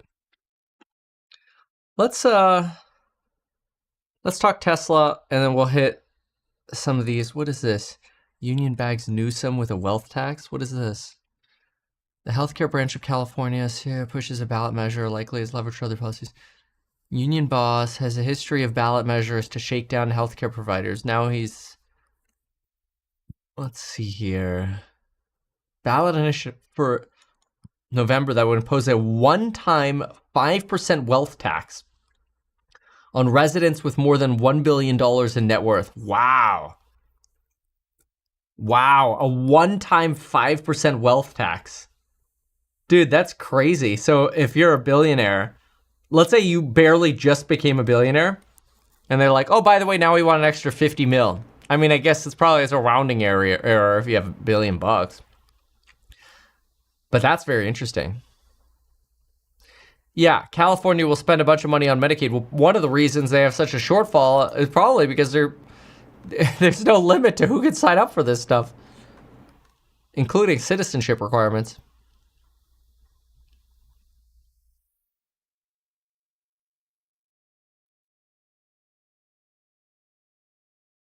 That's interesting.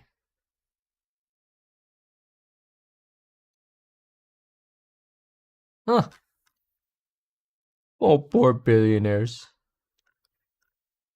It's funny, I'm getting all these watch ads. I have not even been looking at watches. I don't care. I have the Apple Watch. It's the only watch I care about, so I think it's funny.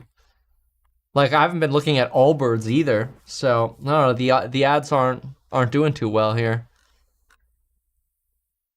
Or any of this crap. I mean, none of these ads are relevant to me, which is kind of interesting.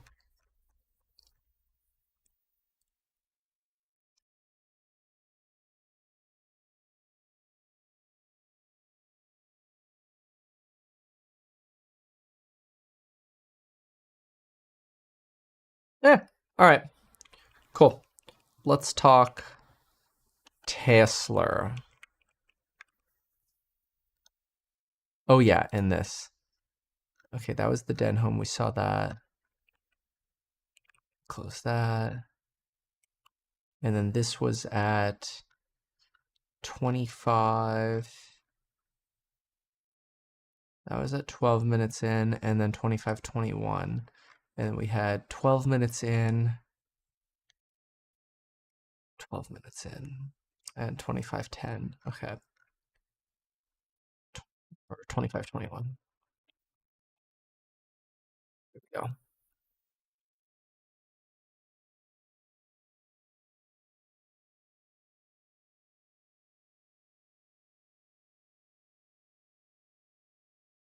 And then the hands problem at Tesla. Okay. All right. So Denholm's interview basically flips the script on all of that. Oh yeah. And then where was that video?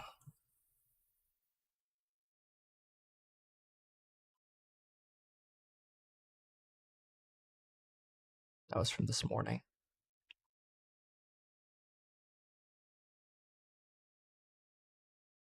What is this? Okay, hold on a sec. Give me a sec here. Know that the administration has long been prioritizing these critical sectors they say need to be bolstered in terms of national security, and shipbuilding is, of course, at the top of that list. I would also say to pay close attention to any conversations around Japan bolstering its defense spending. We did see the new prime minister pledge to expedite the timeline to get Japan's military spending to GDP. They're aiming for this 2% goal. She's trying to move that up by actually 2 years, a move that has been broadly applauded by the Trump administration. So perhaps there's been some talk that maybe we'll see some sort of cooperation there when it comes to imports of U.S. military supplies as Japan tries to really ramp up its own speed when it comes to bolstering its military. Tyler, once we get through this meeting and the president's going to meet with some U.S. troops and with business executives as well, as you mentioned, the focus then shifts to South Korea, where President Trump is going to sit down with President Xi Jinping. And this comes on the heels of some meetings that took place in Malaysia between the U.S. Treasury Secretary Scott Bessent, the U.S. Trade Representative Jamieson Greer, and their counterparts. They announced at the end of that a framework deal, kind of laying the groundwork again for that leaders summit, that leaders meeting that's going to take place in South Korea. Let's take a listen to what President Trump said about sort of what that meeting's likely to look like and what he hopes will be discussed and covered when it takes place on Thursday. What we understood yesterday or 2 days ago or even today is not going to be necessarily what it's going to be in 2 days. I mean, we're going to have a great talk. I have a lot of respect for President Xi. I like him a lot. He likes me a lot, I believe, and respects me. And I think he respects our country a lot. And I think we're going to have a successful transaction for both countries. Tyler, I want to ask you about a few things. So there were some things agreed to. Of course, they talked about the TikTok deal. They talked about soybeans, but there are kind of broader fundamental issues here that I'm going to go out on a limb and guess are not likely to be solved in a meeting that's 1 hour in length, 2 hours in length. What are our expectations? What's the White House saying our expectations should be here of what comes out of this meeting between President Trump and President Xi on Thursday? Well, of course, David, you're alluding to the broader issues when it comes to the trade war between the U.S. and China, mainly national security concerns, but also the White House's goal of ultimately rebalancing trade, in their words, which isn't going to get solved by this agreement that we're likely going to see emerge. Now, the understanding seems to be that we're likely going to get an extension of the trade truce that is currently in place. That's set to expire on November 10th, as the Treasury Secretary himself has effectively taken the threat of an additional 100% tariff off the table, as we've seen news of some key concessions according to the U.S. side, including that China is going to delay and review its newly unveiled export controls related to critical and rare earth minerals. You also, of course, mentioned soybeans, which we know has been top of mind for the Trump administration. Now, let's just say that that is what the main deliverable out of this meeting is, that there is an extension in the trade truce. Our analysts at Bloomberg Economics say that that will still leave the effective tariff rate on China from the U.S. at 40%. That is 25 percentage points higher than the global average, so still a lot of work to be done there. At the end of the day, this really does feel like a simmering intentions, both of the sides expressing optimism, calling their talks in Malaysia over the weekend constructive. Right. And David, what really feels like a marked contrast from the recent escalation in recent weeks, it appears that all of those steps and threats that have been taken are, for now at least, neutralized so that both sides can get back to the negotiating table on a broader term deal. Tyler, one more question. It would be unfair to anybody else but you. I know you've been tracking. All right. Now we got to talk Tesla, and then we'll do some summaries on some of this other stuff. There's a lot that we've been talking about, and so we can kind of get into all of it, which is pretty exciting. So let's get rolling here. So take a second here. Let's see here. Asia nodding their heads, waiting for him to leave so they can continue their real talks with China. Ramp up in midterms. Oh, yeah, you never know. Midterms are always a nice opportunity to sort of leverage U.S. politicians, right? What is this? Apple Vision Pro up to discover new apps? Oh, it's boring. Somebody says these robots are more exciting than LLMs. Well, they're more exciting than LLMs because they're imaginative, right? It's really a hope for us having to do less stuff. And like, we get so much enthusiasm about not having to drive that the idea of not having to do stuff in our house because a robot can do it is very, very provocative. So, of course, there's going to be a lot of enthusiasm around humanoid robotics. The concern is just the time frame for it. And that concern is probably very, very long. Like, you'll probably go through a recession at some point before, we don't know when, but before you actually have true humanoid robotics. Well, that doesn't stop enthusiasm from what we're seeing right now. The robots are more, yeah. Somebody writes, how does investing in househack work? Well, I appreciate you asking. You just go to househack.com and then you press the invest button, but make sure you read the offering circular and then you understand what you're investing in. They're convertible bonds. So obviously the goal is that they convert to shares and you get all the upside of the share value before an IPO, hopefully, knock on wood.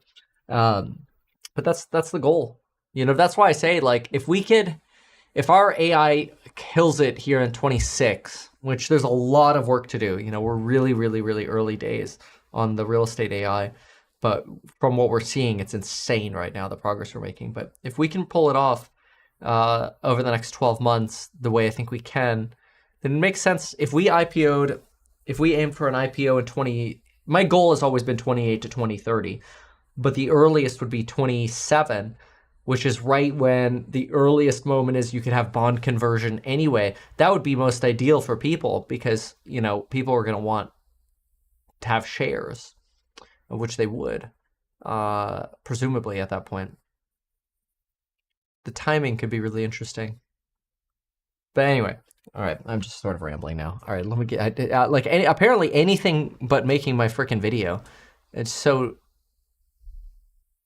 why is it so hard for me to make my Tesla video right now?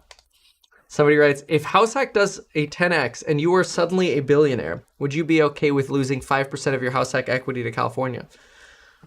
Yeah, well, I mean, that's always the thing, right? You always have to try to put yourself in those shoes. Well, you know, it certainly raises the burden of living in California. Like already the income taxes are very, very high in California, right? Max, that's yes on the accredited. Kevin, will you IPO if there's a recession? I mean, if we're in a depression, do you want to IPO in a depression? Probably not, you know, right? But it all depends. But no, I mean, to answer the question, yeah, I mean, that would suck. Like, imagine you just like, you worked your whole life and then all of a sudden you made it, you became a billionaire. They're like, cool, now give us $50 million. You know, it'd be a pisser. And at some point, it just gets so ridiculous that, you know, more and more people are just going to, like, the wealthier people are just going to leave California. Wealth taxes are extremely unpopular because once you do it once, it's not just the one-time 5%. You know, it's coming back to the well again, you know, because then all of a sudden it becomes a crux. It's like, oh, well, we were able to get 5% from the billionaires once, let's do it again, you know, to cover our budget shortfall because we messed up the budget, so let's just rob from the billionaires again. Like, that's just then it ends up being what then happens in a recurring basis. And then the question is, you know, do founders and startups start leaving California because they never want that exposure? And the answer is going to be yes. And, you know, all of a sudden what becomes an incubator for creativity and you know, startup success becomes a cesspool more so than it already politically is. So, yeah, I mean, there's some real downsides of wealth taxes. I'm not a fan of that at all, especially when it's being done. Like, do I think billionaires could pay more in tax? Of course. But when it's being done as a way to cover fiscal mismanagement, then I think is wrong. You know, because then you're basically just using it as a crux to solve your own incompetence. You know? So, and then they do that over and over and over again.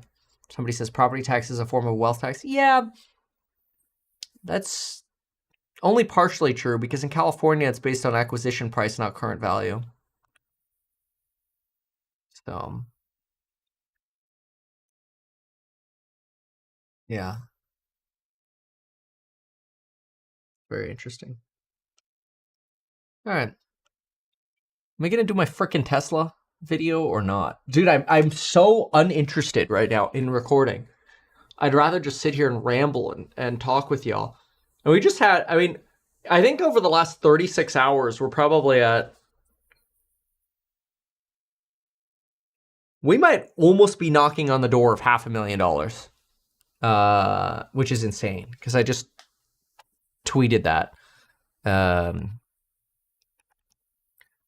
Where did I tweet that? Did I? Yeah, I think I did. Let me see here. Yeah, here it is.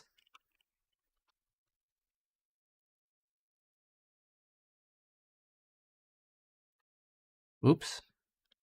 How did I do that?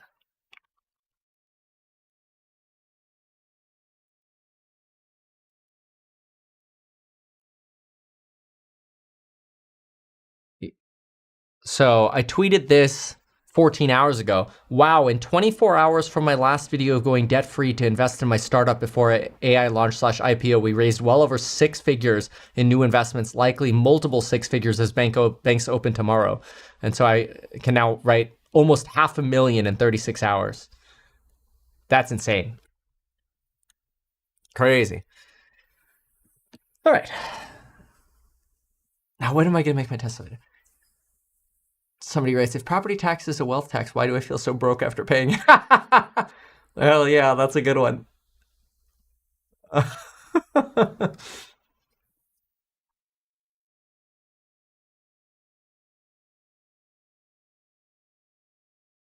No, grandma paid off house 30 years ago, but have to pay property tax on a house appreciated $2 million or in California. Wrong. That is not correct. California bases your property tax. She probably actually has a very low tax basis and probably pays property taxes based on, $400,000 or whatever. That is one of the benefits of property taxes actually in California, is that it's based on what you bought it for plus a max of like 1%. And home prices have appreciated way more than 1%. So usually there's a huge wedge between, what you pay property taxes on and what the property is worth. And if property values go down, you could apply to have a reduction done. It's pretty incredible. Bank. I don't want to make a bank, man. Banking regulations are insane.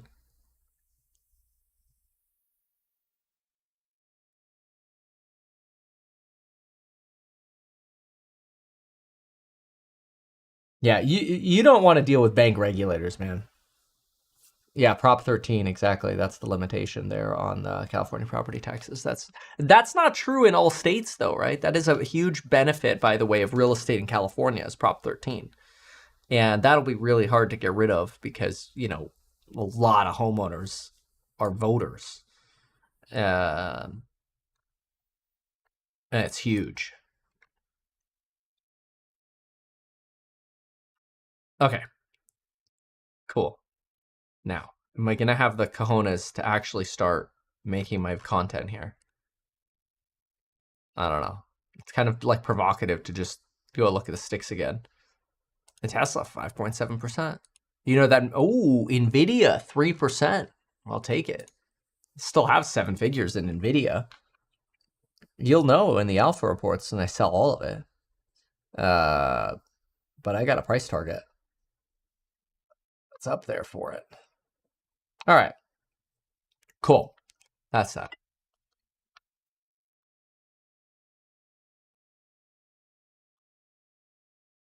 All right.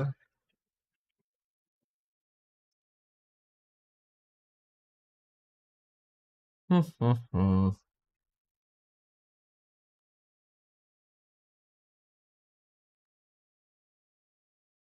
right. Tesla. Knew someone would probably try to federal. Yeah. All right. Newsom and president. I don't want to talk about that right now.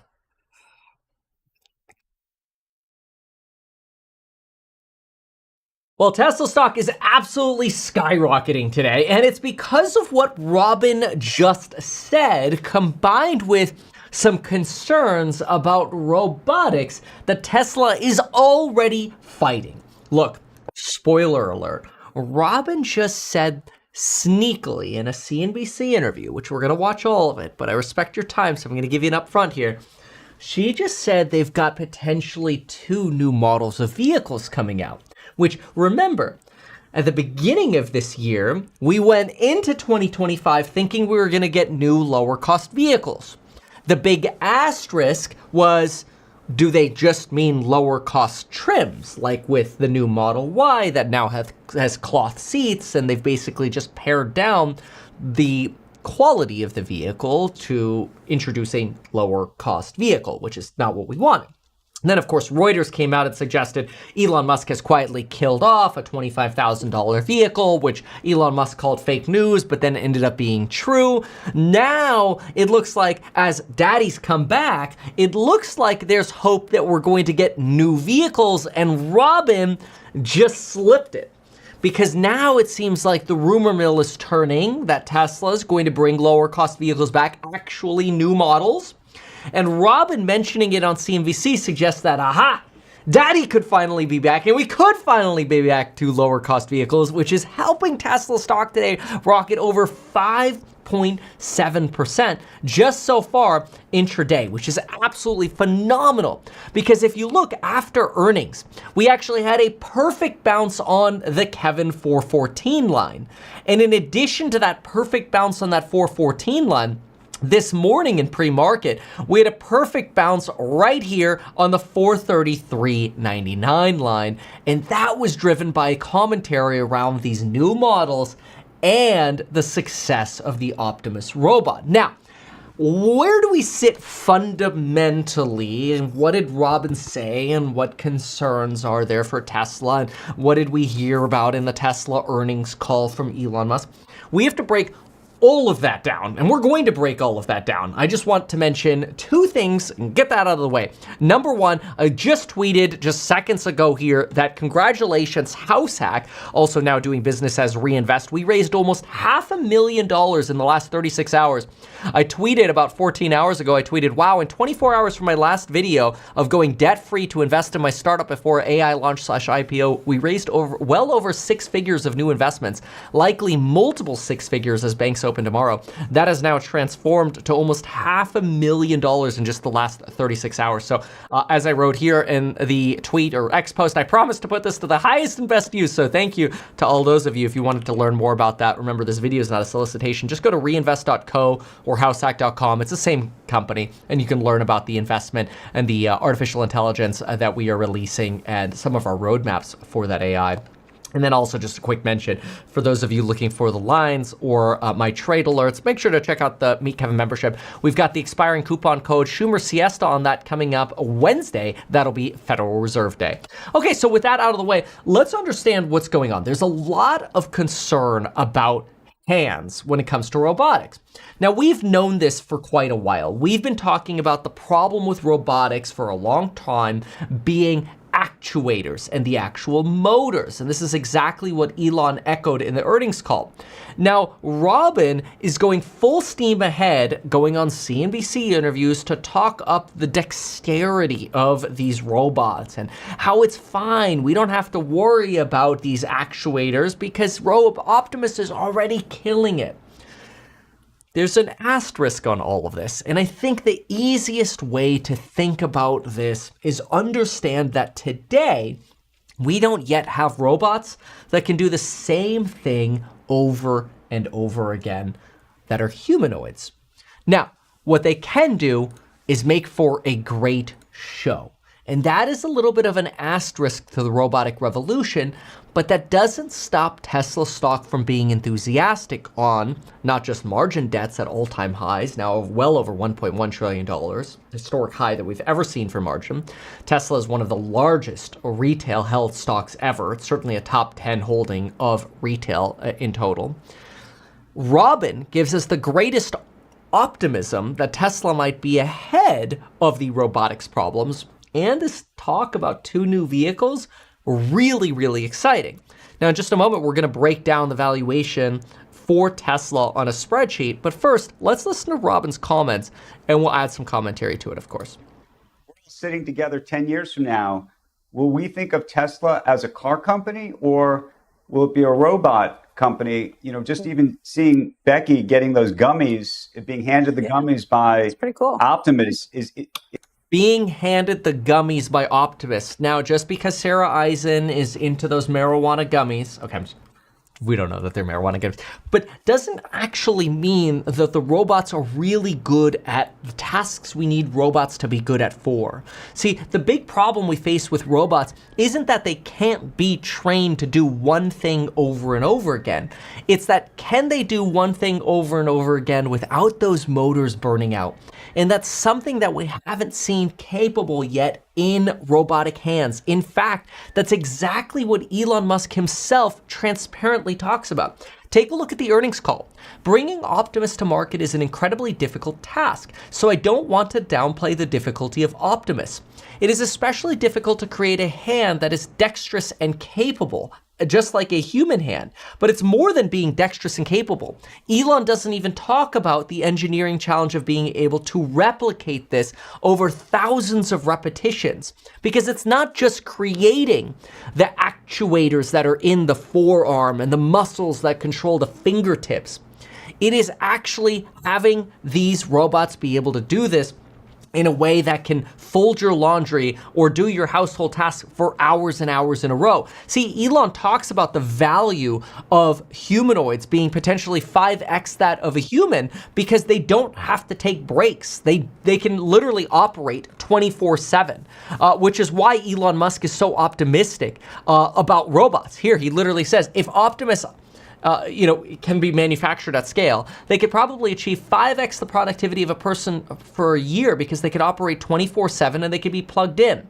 Now, there are a few things Elon's doing here. Number one is he's really trying to project the future potential cash flow of the business by saying, hey, like these are 5 times more productive, so the value of an Optimus robot is huge. And he is right about that. The risk factor number one is, do we have the battery technology? And the answer is no. First of all, China has most of the battery technology. Tesla just fell out of the top 10 battery manufacturers in the world. Most of them are Chinese companies now. By saying that you could just have the Optimus plugged in the entire time, this is absolutely true, by the way, for a factory line.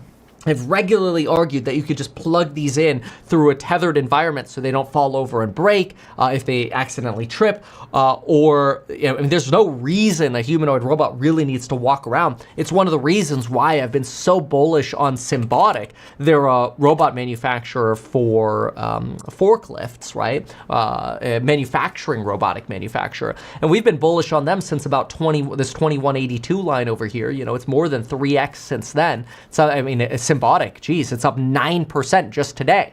This has been in our alpha reports. It's been in our Meet Kevin membership. We've been talking about this and fundamentally analyzing this for a while in our stock tab in the stocks group where we do our fundamental analysis, for example.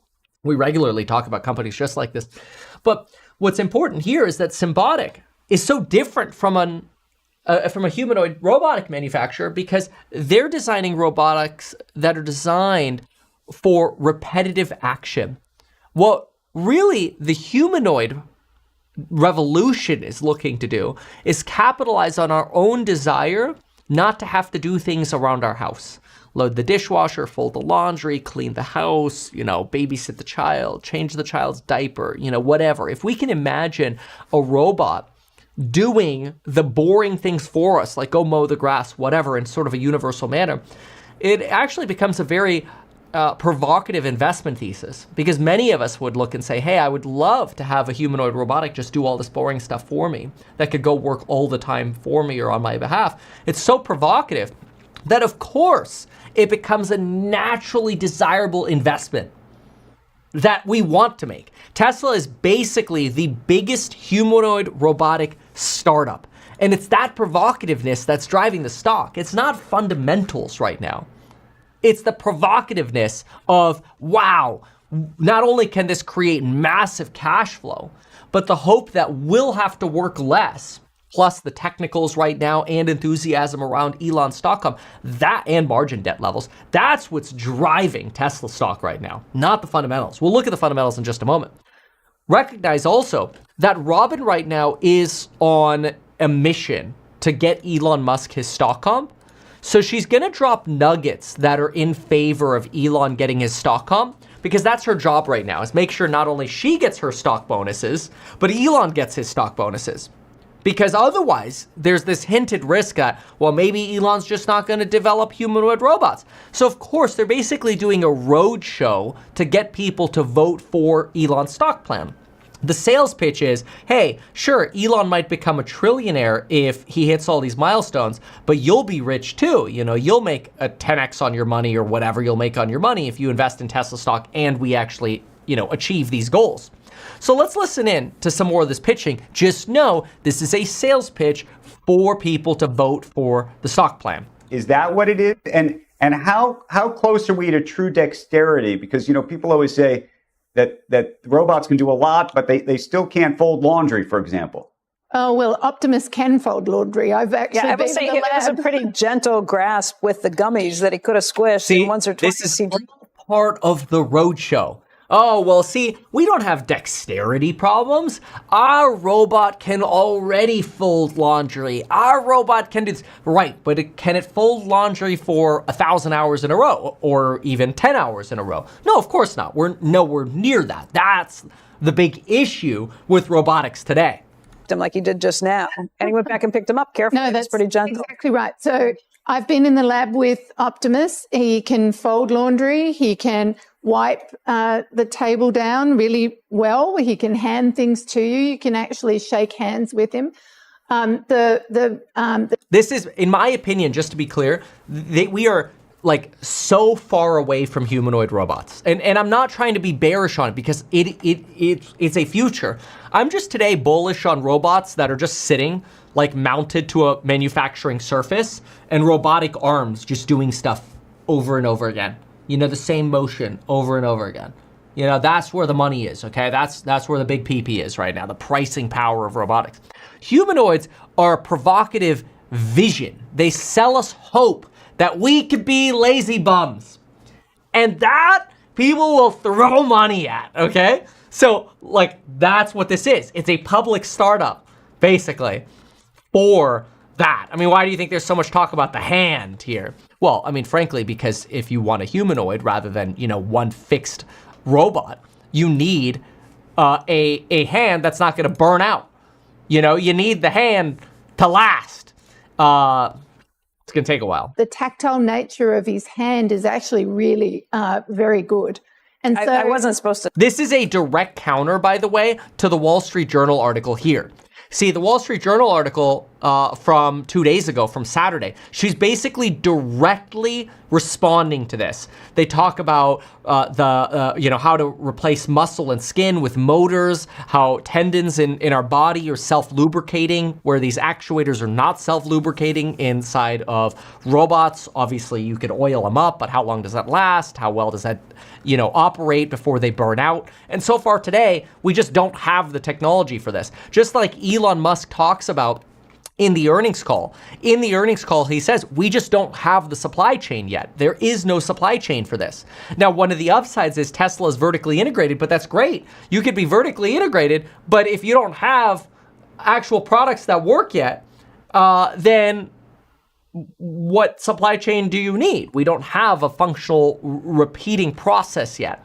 Again, it's hope. And so we have to sort of asterisk some of what's being said here. But when we put it all together, we realize, okay, all right, there are some issues here. This is why, for example, Jan LeCun, who's seen as a guy who's really smart in artificial intelligence and sort of often very ahead of the curve, this is why he's sort of bearish on humanoids and LLMs as well. And he thinks there are a lot of breakthrough revolutions that are going to be required to actually get somewhere. Now, Tesla is working overtime right now on the PR side, both on X and with like these CNBC interviews, to counter these Wall Street Journal articles, to counter these AI arguments by saying, oh, well, we can pick up gummies. We can already do laundry. It's great. It's a great sales pitch. I promise, though, we are a very, very long time away from mass manufacturing on these. And that's not to be bearish. It's great. It's bullish for Tesla stock in the short term. But let's listen into some of these criticisms here. Robotics companies that have been created over the last few years, building humanoid robots. Okay, the big secret of the industry is that none of those companies has any idea how to make those robots smart enough to be useful. Or I should say, smart enough to be generally... It's not that the companies aren't smart enough. It's we just don't have the physical technology yet. Useful, okay? We can train those robots for particular tasks, maybe in manufacturing and things like this. But your domestic robot, there is a bunch of breakthroughs that need to arrive in AI before that's possible. So the future of a lot of those companies essentially depends on whether we're going to make progress, significant progress towards those kind of world model planning type architecture. It's okay. We're not worried about those companies. So multiple breakthroughs required. He doesn't directly mention the physical breakthrough required here. He talks a little bit more from the LLM side and the actual artificial intelligence side. The hardware side is just yet another factor. Where you could see a little bit more of where he gets stuck on the artificial intelligence is about 12 minutes into this video. And so let's go into here. And there's about 1 byte per second going through our visual cortex through each fiber of our optical nerves, and we have 2 million fibers, right? So that's about 2 megabytes per second times 16,000 hours. It's about 10 to the 14 bytes. A 4-year-old has seen as much data through vision as the biggest LLMs trained on all the public. It's a great line. It's basically what he's saying is like a 4-year-old has as much data as our LLMs are trained on today. And basically we need so much more data that isn't available, like to understand human intelligence and artificial general intelligence. We're so far away from that. I couldn't agree more with his analysis that like AI is great. Artificial intelligence, I love it. I call it a productivity tool. Like the way I see artificial intelligence is The people who can weaponize artificial intelligence will make more money. The people who think artificial intelligence is going to do everything for them, they're going to get replaced. So this is why you're seeing your junior level, entry level jobs in white collar jobs, engineering, they're getting replaced. The senior devs who know when to use AI, they're the ones who are actually getting paid more, and they're sticking around at companies. You're seeing more retention at companies of higher level individuals, and you're seeing a massive drop off a cliff of retention of lower level employees, in part because of this difference. As an example with, for example, real estate. So we're working to launch our real estate artificial intelligence, which is a combination of multiple different types of AI, including AI we're training ourselves on our own Blackwell chips at HouseHack, which we're now calling Reinvest. Change the name, by the way, because I view it as, hey, I talked about this in my Daily Wealth yesterday. We're changing the name because we're like, we want, the AI is going to be called Reinvest AI, which we're launching soon. And we want to reinvest the profits from the AI into real estate. And we're like, oh, what a great name. Reinvest into American real estate. So the backbone is always American real estate. But anyway, what's so fascinating is people who look at AI and say, oh, it's going to do all my work for me, they won't make money. People who look at AI and say, this cuts out 40% of the work that I need to do for finding deals or renovating deals or knowing what to do, putting together my work list, but I could still negotiate the deal well, I could still coordinate the renovations well, they're gonna make way more money. And so that's sort of that combination of human plus AI. That's really where you make a lot of money. And I think that's where we get optimistic. And that's one of the reasons Tesla stock runs so much, is because we hope that, the humanoid robot can just do everything for us. But that hope is great for the stock in the short term, along with these new models. But fundamentally, we've got a long way to go before we get to that level. And I think this what he's about to say helps us see that even with LLMs. Publicly available text. And that tells you that, first of all, we're missing something big, that, that we need AI systems to learn from natural high bandwidth sensory data like video. We're never going to get to human level intelligence by just training on text. This is not happening.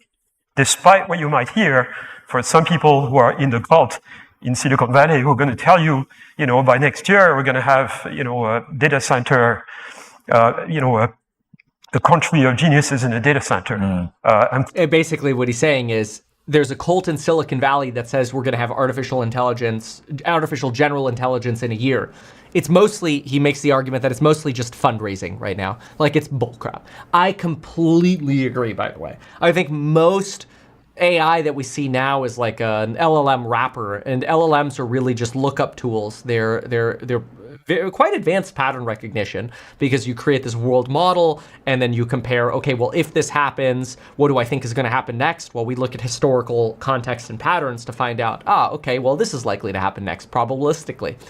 This is what we now call reasoning AI, but it's, again, really just fancy pattern recognition. And he makes the argument that there's a limit to how far we can get when we really have the pattern recognition of a 4-year-old at this point, which is also kind of optimistic, because it suggests that there's so much more we could do with AI. It just suggests this initial boom is nowhere near enough to get us to AGI. And I agree with that, especially when we combine the lack of AGI with the limitations that we have on hardware today. It's not great for me to get really, really enthusiastic on robots in the near term. Now, don't get me wrong. In my VC fund, we also invested in robots, but we invested in robots like 2 years ago. Before it was maybe like a year ago. Yeah, it's probably been like 18 months now. I can't get my timing straight, but it's been a while ago. Before some of this real latest boom. And so that's when I look at the fundamentals. I even think there's a chance that 2030 could be early. But let's run it for a moment. Let's assume for a moment that Tesla can get us humanoid robots in mass production by 2030. Keeping in mind that Elon's already told us that his goal is to have more humanoid robots than vehicles manufactured. And we've also got this expectation that Optimus 2 is nowhere near, like Optimus 2 cannot be mass manufactured. That we need to get to Optimus 3, and in my opinion, we'll probably have to get to like Optimus 7 to actually get to mass production. But he says that right here. Oh, let's actually see here. Optimus, actually, I don't exactly remember where he says Optimus 2.5. Let's see here. Here we go. Optimus 2 is almost impossible to manufacture. Optimus 2.5 can do Kung Fu. And then we have Optimus 3 will be a giant improvement and made at scale, hopefully. But he still asterisks this by saying the very difficult thing is actually getting the manufacturing and engineering down. He doesn't imply that they've already figured out the engineering or manufacturing. That's a red flag. This is an asterisk. And so Elon, really what he's doing is he's building up this, hey guys, like, we can't mass manufacture yet, and I'm working really hard on being able to mass manufacture this. And if you want me to, you better pay me, because I just want influence on being able to control this robot army. But if I don't get my pay package, is essentially what he's implying. If he doesn't get his pay package, maybe he doesn't want to build Optimus at Tesla. Okay, this is why his pay package is likely to pass, because again, people see, hey, if you make money, I make money, right? So that's why it's likely to pass. Now, if we look at a fundamental basis and we get optimistic here about Optimus and we go out to 2030 and we assume we can do 4 million vehicles, which is twice as many as we have now, this would already assume like a lower cost vehicle is being produced. And we assume 2 million Optimi at $25,000 per. So lower cost vehicle, $25,000 Optimi, great. We're gonna go with 18% margin on the cars, no tax credit. We're gonna go with a 25% margin on the Optimi, okay? We're gonna assume 2 million Optimi, and we're gonna assume 4 million of the vehicles, right? Okay, great. So let's see here. Let me make sure we've got our numbers right here. Yeah, that looks right. So 25,000, 2 million of these, 33, 132 of those. That looks good. We've got our expenses over here. That looks good. Good. All right. Spreadsheet looks good. So what do we get if we have a manufacturing PI or a price to earnings ratio? So on a 50 times forward PE ratio, Tesla by the end of 2030, let's put 2030 right here, it's just the label, this doesn't change anything, would be reasonable to have a $362 stock price. Okay, it's currently trading at $460, which is a negative 4.6% return between now and 2030, which is obviously terrible. So based on a manufacturing PE ratio, it ain't gonna happen. Okay, so we really have to choose a services PE ratio, which isn't really fair if we're talking about them manufacturing robots and cars, because, they don't really deserve services ratio, unless, of course, you can mass scale robotaxi by them and, maybe license the software that goes into these humanoids. Fine. So let's give them that. Let's give them a 78, which is about a 2.6 times, right? For a PEG ratio basis. So that would get us to about a $564 future value in 2030, which gives us a return of about 4.2%. If you bought the stock today, gives you a return of about 4.2% per year for the next 5 years. That's not bad. It's not bad, but it assumes that we could actually pull off 2 million Optimus robots by 2030. If you think it's going to take 10 years to actually get to that, then your return is going to be even less, right? If I throw in 10 years to achieve this, my return is closer to 2% per year. And this includes a lot of risk. Like, what if we can never pull off the robots, right? What if we can't do 4 million vehicles a year? So there's a lot of risk involved in that, where Tesla's pricing is today. There's not a lot of room for error here. That said, there's a lot of optimism because of, the selling of basically the shareholder vote by Robin. To touch it, but I did. Yeah, you can. I mean, again, from a cautious perspective, we continue to make sure that people are cautious around him. And keep in mind, the 4 million vehicle production already includes Cybercab considerations, right? Like, I'm already rounding that in there under the assumption that normal car sales would fall as Cybercab sales go up. And then, of course, the hard thing is pricing in robo-taxi revenues, which could be a game changer. The problem with robo-taxi revenues is the potential for just, like, what profit will there be if we squeeze robo-taxi revenues down to basically a break even? You're better off selling cyber cabs to operators, and that's in my $4 million vehicle per year estimate.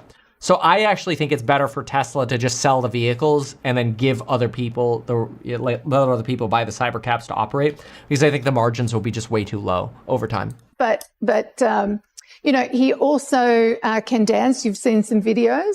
He's very doesn't matter. mobile Remember, and very dancing does not matter. Dancing, picking up gummies once, none of that matters. What matters is repeatedly doing tasks. dexterous. He's walking around the offices in Palo Alto all the time. So does not matter. So I'm actually quite excited. But I think to answer your question, of course you're excited. Stock pump. We're redefining what transportation is, but we're also redefining robotics and what AI brings. She does have a little bit of the Ozempic look going on. I mean, good for her, right? Because she used to be, much more overweight. So I actually, I'm a fan if anybody can lose weight and then keep it off. Ideally, you get off the drug and then, lowers down. I don't know if she actually is, but I just see the comments on it. She's probably right. But hey, like I say, if that can help you get to a better state and then you can keep it off without the drug, that'd be great. Brings to robotics and how versatile the robots will be in the future as well, Andrew. In terms of, by the way, Elon's spending most of his time, it sounds like these days, on the robots themselves. I mean, that's where his focus is. This is what they want to pitch, right? Remember, they go into these interviews going, these are the things, like, we'll go on your show, but we want to talk about these things. She has the power to do that at CNBC. So that would be my anticipation. And that's what they want to sell is, hey, Elon's sleeping on the floor, working on robots. Don't rug pull him on his stock comp. He's spending time on many different areas. On the earnings call, he even talked about the AI chips that he's been working on. Going back to Samsung on the AI chips, by the way. And the team are working on. Obviously, the software. We do have a few other vehicles coming out, so he spends time on that. Few other vehicles coming out. That's a good little hint right there. Whether those will just be pared down lower costs or actually new models, I just pray they'll be newer models. We need newer models. He's been. I'll buy another Tesla. If they come out with a new model, I'll buy it. I'll buy it. As long as it's functional for my family, right? Spending time on everything across the board. Just keep in mind, this, like, a lot of this talk about the AI5 chip, Elon's already careful to hedge anytime he talks about the chip by talking up NVIDIA because they need NVIDIA for XAI. They're buying 300,000 chips over there. They just closed down Dojo, their own chip manufacturing, it wasn't manufacturing, their own chip design line, and they took like a $250 million charge for that because you just can't compete against these NVIDIA chips. The NVIDIA chips are really good. Now, purpose-built chips are nice, maybe for Optimus or otherwise. But there's a red flag there in terms of its ability to compete with NVIDIA as much as they want investors to believe that, there's a moonshot here. As far as energy, which is worth talking about, I already include nearly a doubling of energy revenues. And I agree, yeah, Tesla needs a van. So energy, I've already got in my sheet as well. So I've already got another doubling nearly of energy in here. Solar, we know, is you don't make money on solar panels. You make money on batteries. And then, of course, we have to be asterisk. So, it's easy to list all of the great things Tesla is doing, which is why it's the world's most expensive startup. But it's also important to recognize that a lot of these things are already built into the price. That's not to be bearish short term. Again, the momentum is going to be great on the stock comp plan. The stock comp plan passes, I could probably hit $500 per share. But a lot of the long-term fundamental profits are already baked into the price. And then finally, because I got to ask you to weigh in on it, we've asked everybody, everyone talks about an AI bubble, whether there's a sort of, indiscriminate spending, almost too much spending in this space, and that it's going to catch up to us at some point. Where do you land on that topic? Yeah, my view is that the technology of AI is truly transformative. It is. And it will continue to be. And used in the right way, the technology of AI is transformative. Again, I think the smartest people in our world will be even more capable, and the smartest companies become even more capable because of AI. And this is actually why I think the rich actually end up getting even richer. I think that who benefits the most off of artificial intelligence probably won't be individual people. There'll be corporations who'll be able to keep more of their profit because of AI. I look at this in the way of like, what we want to do with our real estate AI, for example, is we want to make sure home buyers can make the right ROI decisions when they buy the right deal or they spend the right money on investments. Like if an AI can tell you spend this much on a kitchen and no more because otherwise your ROI will be negative in this neighborhood. To me, that's a net worth positive to people, right? The people who use that technology will win net worth wise. The people who don't will continue to overspend on real estate without even realizing it because nobody's telling people that they're overspending on renovating real estate. And that's what our AI changes at reinvest.co. So we're excited about that. But again, it helps people who utilize the tool get richer. You know, people who don't utilize artificial intelligence correctly will lose. Over the next, decade or more in terms of what it's done. I was thinking about this yesterday. If you think about 100 years ago, where most houses didn't have electricity or had cars in the driveways, that to me is what's happening at this point. It's we're changing transportation with AI, and we're changing the way households will work and how workplaces will work with robotics. And I think that's incredibly exciting. And Tesla aims to be at the forefront of that. Yeah, Robin, I want to thank you for joining us and for bringing Optimus with you. Now they talk about stock comp and the vote and stuff like that. So, that's the other thing to look at is, like, in the short term, Tesla doesn't really have very bearish catalysts. So Tesla right now is actually at a great point because the stock comp plan in the near term will be seen as very, very bullish when it passes because you'll be removing a negative catalyst. There's a really big fear that if Elon doesn't get his stock comp plan, that he'll end up yoinking Optimus, and it'll be a really big negative catalyst for the stock. So ironically, the stock could probably go even higher on the passage of the stock comp plan, and then you have a really good quarter coming up for energy sales, selling solar, selling batteries, anything you could sell this quarter in Q4 before the residential tax credit expiration. Huge benefit for Tesla stock. So near-term catalyst plus the potential of new models. Super provocative for Tesla. Very, very, not great long-term fundamentals because you're pricing in so much already, right? If I just put this at a 50 PE ratio instead, you're at a negative ROI, right? Between now and 2030. And that's assuming a near doubling of energy sales, 2 million Optimus, 4 million vehicles and cybercabs. We only have a 10% take rate on FSD, right? So we're already putting in high margins on Optimus, 18% margins on the cars. We're putting in massive assumptions here to keep the stock price up. So near-term technicals, great. Next 5 years, it's very shock prone to a compression in margin debt. Because we have such large allocations to Tesla broadly in the retail community, there will probably be better times to enter it, right? Am I saying, run for the hills, it's going to crash? No. I'm saying I think there will be better shock opportunities to enter the stock than at this price. I don't think this is a great time to enter it, even though I think short term you have some potential upside to get past all-time highs. You've got a huge psychological barrier at 500, 488 prior all-time high. We could probably retest this on the vote passing and over this next quarter. 2026 probably be a different story. But that's my take on Tesla right now. Now, if I look at their earnings call, let me see what else we have here. We'll have to prove the Optimus out. FSD 14. They are working overtime right now to talk up their capabilities on FSD and AI. And I think Ashok is actually doing a really good job on it. Tesla's approach to autonomy, they talk about the end-to-end neural nets. They talk about how, predictive essentially the car can be, which is really, again, pattern recognition on what's been seen before. I see trajectories of chickens or, they're likely to cross the road sort of thing. But I will say, everyone should use AI in their cars. Like, this is the future. There's no question this is the future. Like, I love when they show the, accidents avoidance here.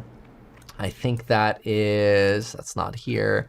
It might be in this clip right here. Nope. I'll find it in just a moment. But when they show the accident avoidance, whatever, you get what I'm trying to say, of how quickly the vehicles can swerve out of the way in an emergent situation, absolutely incredible. Oh, here it is. I don't like driving cars that don't have FSD. My daily drivers, Lauren's daily driver, my dad's daily driver, it's all full self-driving. And there's only a 10% take rate right now on FSD, which is crazy, and it shows the potential upside of greater take rate for these artificial intelligence software. This is incredible. Doing that as a computer for accident prevention, huge for saving lives. There's no question to me that AI, with a human, is so much better than just a human driver. Doesn't get distracted. It's safer. I love this. I think everybody should have FSD. So I'm the biggest bull on FSD. Does it justify the numbers today for Tesla? No. But I love it. And that's why I would love to buy another model of vehicle if they came out with another vehicle. Big fan of this. So, let's see here. Somebody says there's definitely a better time to buy Tesla. I watched Tesla go from the 400s to 100. Well, yeah. Like, remember when Elon was selling, right? That dumped Tesla stock price from, 400s down to what, like a low of 130 at one point, right? So, the company is, I think, the world's most impressive startup. That's the way I like to put it. And the, valuation's a little wild. The basis that I like to use a forward peg basis. And so let's assume that Tesla has 40% growth right now. Let's go grab their current EPS. And then we could factor in sort of a fair value and a back up the truck valuation for Tesla, right? Which I don't think will happen in the near term. Like, I don't want people to hear me say this and then go, oh, Tesla, Kevin thinks that Tesla's actually going to crash. No. I'm saying that in the near term, it's probably going to retest its highs here. But we have $1.67 for EPS, okay? So on a manufacturing basis, 1.67. This is actually very simple. I'll pull this up on a chart for us. So let's just grab a little sheet here. Okay, so on a manufacturing basis, 1.67 times 1.67, oh, that's funny, it's the same thing, times 40, which is the growth rate, okay, equals that. That's its share price. Share price as a manufacturer, assuming 40% EPS growth next 4 years. Right, so this is already assuming 40% earnings per share growth for the next 4 years as a manufacturer. As a servicer, we do 2.67 times 1.67, which is the EPS, times 40 equals. That's your share price as a servicer, okay? Now, in order to really grow this, you need to price in massive growth on, to grow this, you need massive energy, robotaxi, cybercab, new vehicle model growth, and Optimus sales. That's how you can justify the share price, is by already pricing in those extra things. If for example, if I could take 2028 EPS, right? Let's take a 2028 EPS. 2028 EPS of $4. Let's assume still 40% EPS growth ahead, right? That's going to be a lot better because now as a manufacturer, I could do 1.67. Oops, there we go. 1.67 times $4 times 40 equals, you know, and then as a servicer, 1.67 times $4 times 40 equals, 2.67. And, I guess I have to redo that. There we go. But you can still see those numbers are a far cry from where we are today because of the enthusiasm that's already built in. So fundamentally, it can't be a buy here. But technically, short-term swing, probably up because of enthusiasm around the stock plan. And it makes sense because it's just it's like, you have to think about it as like the business that you could touch the AI of right now. And that's what makes it so freaking provocative. So yeah, I mean, good for Tesla, right? It's great. 6.7. Yeah, 6.7. Anyway, so that's my take on Tesla. You know, it's a bet on the future, and it's really exciting. Okay. Cool. Well, what's going on over here? 1%. The Dow up 215, up by 0.5%. NASDAQ up 1.7%.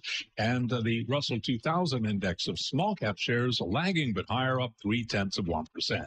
Tech stocks rallying, at least as measured by our Mag 7 index. 5 out of 7 do report this week. That index up now by 2.7%. 10-year 3.99%, with the 2-year currently yielding 3.50%. Gold is tumbling 2.6%. 4,006 was trading below 4,000 earlier today. West Texas Intermediate crude lower a little change, down 0.1%. WTI 61.44 a barrel. Qualcomm shares are surging, kicking off the biggest stock rally for the stock since 2019 after unveiling chips and computers for the lucrative AI data center market, aiming to challenge NVIDIA in the fastest growing part of the industry. Qualcomm up now by 12.7% and NVIDIA up by 2.5%. Recapping U.S. stocks trading at a record. S&P 500 index right now up by 1%. For on-demand news 24 hours a day, subscribe to Bloomberg News Now wherever you get your podcasts. I'm Charlie Pellet, and that is a Bloomberg Business Flash. All right, Charlie, welcome back once again. Charlie Pellet with a Bloomberg Business News Flash. Well, since the year is winding down, we've got only 2 Fed meetings and decisions left. The next one, of course, coming in just 2 days from now. We're talking about Wednesday. Ahead of that, one of our most read stories on the Bloomberg on this Monday is about U.S. Treasury Secretary Scott Bessent, who confirmed the names of 5 finalists to succeed Fed Chair Jay Powell, with the president saying he expected to make his decision by year-end. So let's get into it with Bloomberg TV and Radio International economics and policy correspondent Michael McKee. He's here in studio, who, interestingly enough, makes me wonder if this story is that important when he said, you know what you guys really want to talk about? We've got a storm bearing down on us. Oh, yeah. I mean, we have, well, not several, on us, but not on us. you don't want to be in Jamaica. The numbers are really bad for Hurricane Melissa. If you know anything about hurricanes, it's Category 5, 175 mile an hour winds, barometric pressure 9. All right, this is boring. All right, so what do we got here? Qs are at 164, just slow slog up. Very nice. And then what else do we have here? Symbiotic, dude, still 8%. That's awesome. I love that robotics play, man. What's our valuation on this right now? 41.8. Let's do the valuation on this puppy really quickly.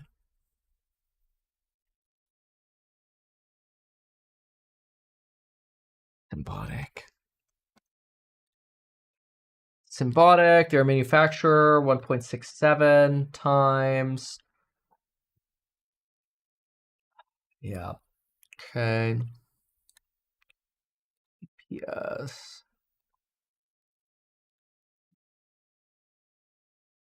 Okay, so this is trading at, what do I got? 74 divided by, yeah.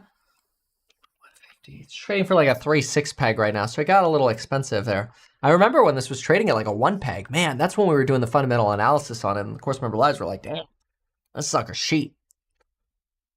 Well, it's good to see that they run though. And okay, so we accused Tesla. NVIDIA, TLT is actually 91.65. It's not going to make it to 100 by Halloween, but hopefully it gets close. Bitcoin, almost 116. We had a little bit more of a pop here. Very nice. Okay.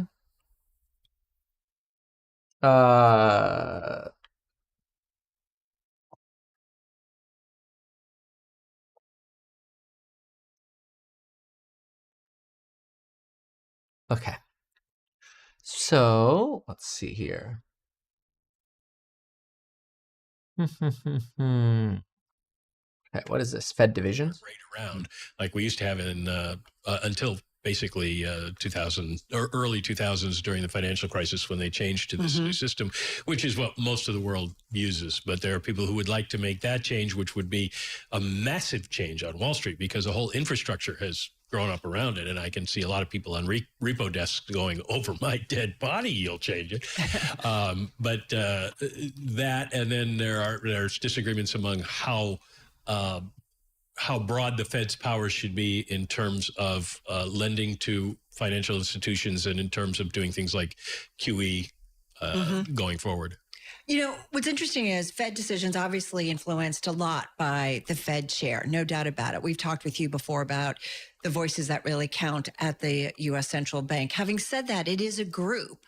So I don't know. Are we silly to think, okay, there will be still discussions around the table and still a lot of Fed governors that have been there for years? Oh, sure. That's exactly what you'll get, at least for a number of years while most of the current cast is on board at the Fed.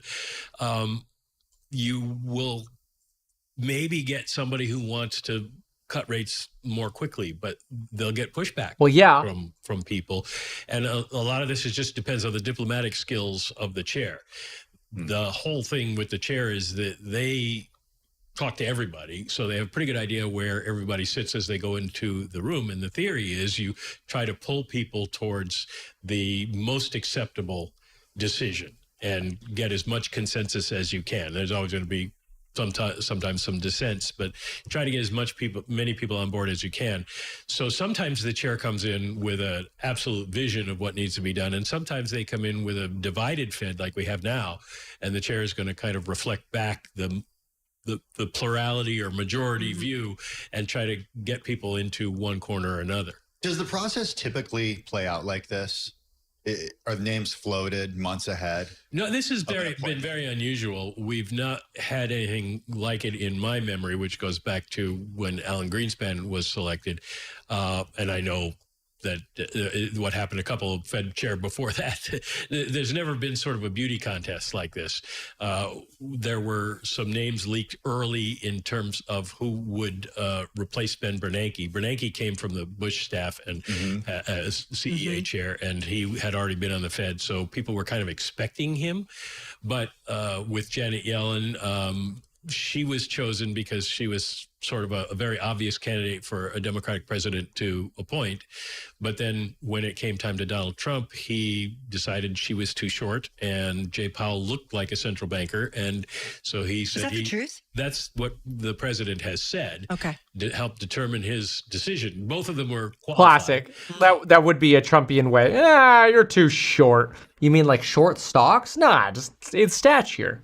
Regretted his decision to pick Jay Powell. But sure. I'm curious also, Mike, about this idea of a shadow Fed chair, because there was talk about this a few months ago. That's not going to happen. Is doing this in public right now, does it undermine the power of Jay Powell? No. Will it, if we get a pick or an announcement? December's not that big of a deal. It's kind of not a big deal at all. That would be normal.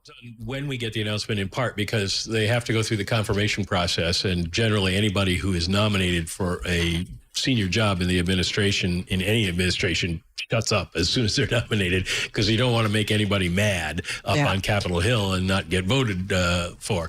So they'll be quiet for a while. And I suppose this is in theory for the seat that Stephen Myron holds now, which would be a 14-year seat, which is why they'd want to put the chair in that. And so they'd want by the end of January, if they can, to get somebody confirmed. So after that, though, then, it's going to be up to the personality of the chair, the incoming chair, whether they want to publicly break with the actual chair.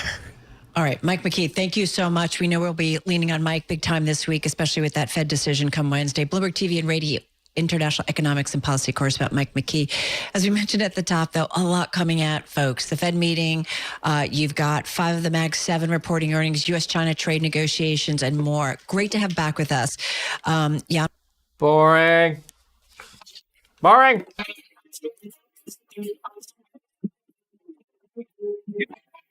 It came suddenly. A financial storm no one knew was coming. That's why the wise investor turns to one of the most secure investments on Wall Street, or any street, Assured Guaranty, the proven leader in municipal bond insurance.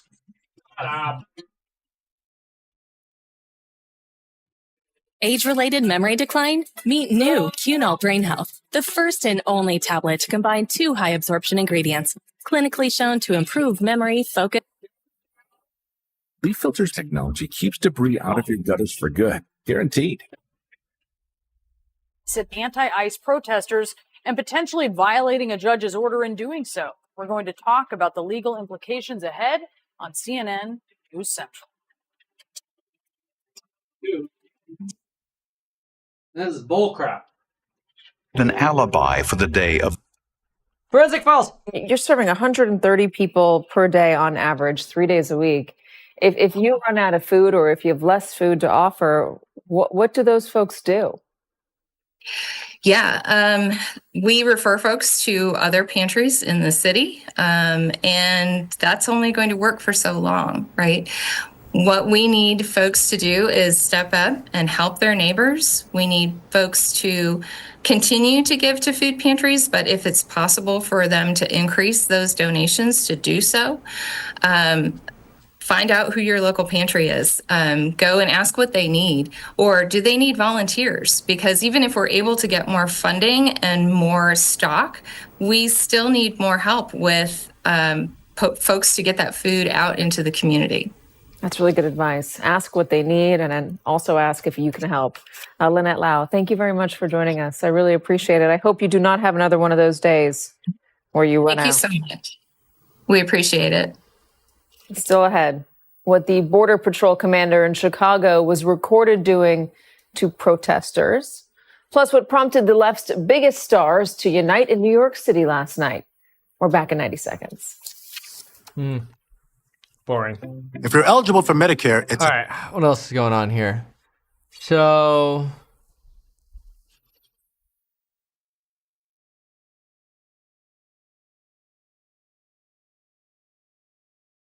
What is this? David Einhorn. Take a look at this. David Einhorn. This remains the most expensive market we have experienced, and we don't see a better option than continuing to be cautious. Right. Well, it is interesting because you don't need a catalyst for the market to fall. Like, it could also just keep going up. It's the same thing, you know? So it's like, what's the saying? The market can stay irrational longer than you can remain solvent. But this is also true. When the tide turns, it does so quickly and without warning. This is going to be especially true because of the leverage in the system. This is why, like, I don't try to sound like a bear. If I could just get you personally, like, as not personal financial advice, if I could get you to just think, like, we are at euphoric levels, prices are really high. Does that mean sell out? No. Does it mean diversify? Probably. Does it mean pay off some debt? Good idea, right? Pay off some debt. Really big fan of that. So, yeah. I think also that's probably why we're seeing some of these larger inflows now into House Hack, because people are like, hey, I want to diversify a little bit. Makes sense. It's not clear why the internet bubble popped when it did. Our view is that it was due to the last buyer buying and the last short seller covering, a phenomenon that is very difficult to time. Of course, it's impossible to time that.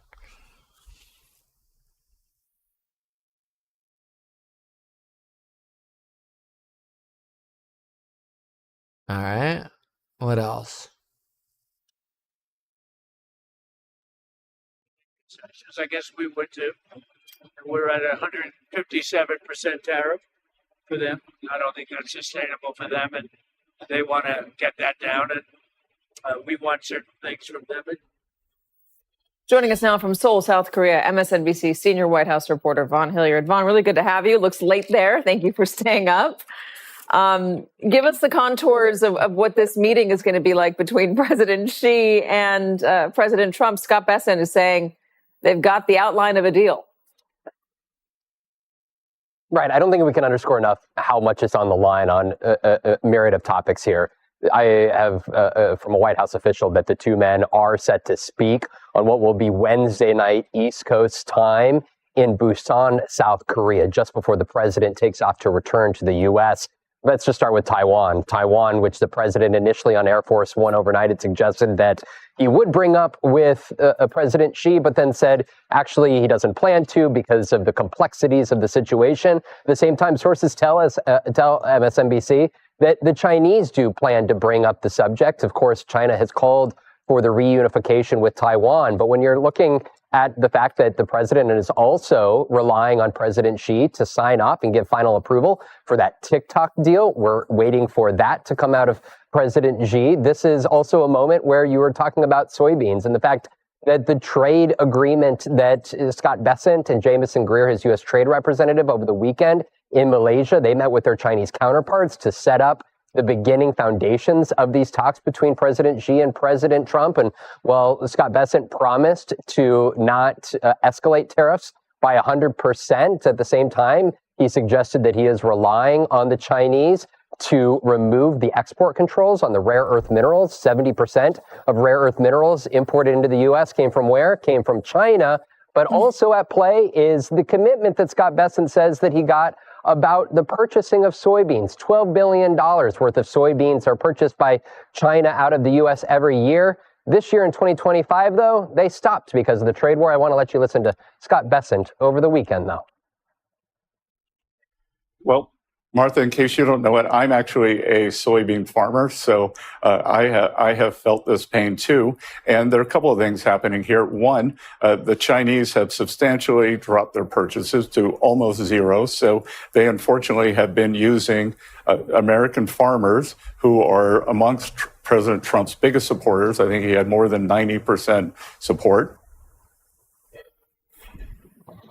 We should know Scott Bessent says that he is a soybean farmer. His financial disclosure forms presented to the government upon entering the cabinet shows that he owns soybean land across the Midwest and is part of a revenue sharing agreement from rent that folks pay to farm on that land, that he has acquired at least $1 million worth of revenue here. So Scott Bessent isn't necessarily the one out on the farm, but he is the one that is trying to negotiate agricultural commitment for purchasing of agricultural goods out of the Chinese here. So there's a lot at stake. Of course, the president tried to do this in 2020, Katie, and China did initiate a phase one agreement where they did agree to purchase a certain amount of U.S. agricultural goods, but didn't end up upholding to that commitment. So this is going to come down about 48 hours from now, a lot between President Xi and President Trump.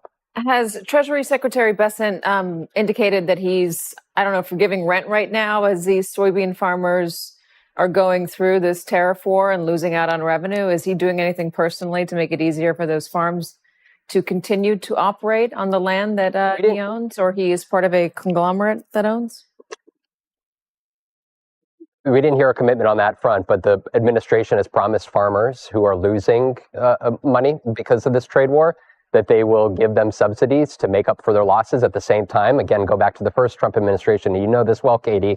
Only certain agricultural producers and farmers got funds. Not all producers were given that same sort of commitment for losses, for example, from the lobster industry. So I think that there's a lot of outstanding questions.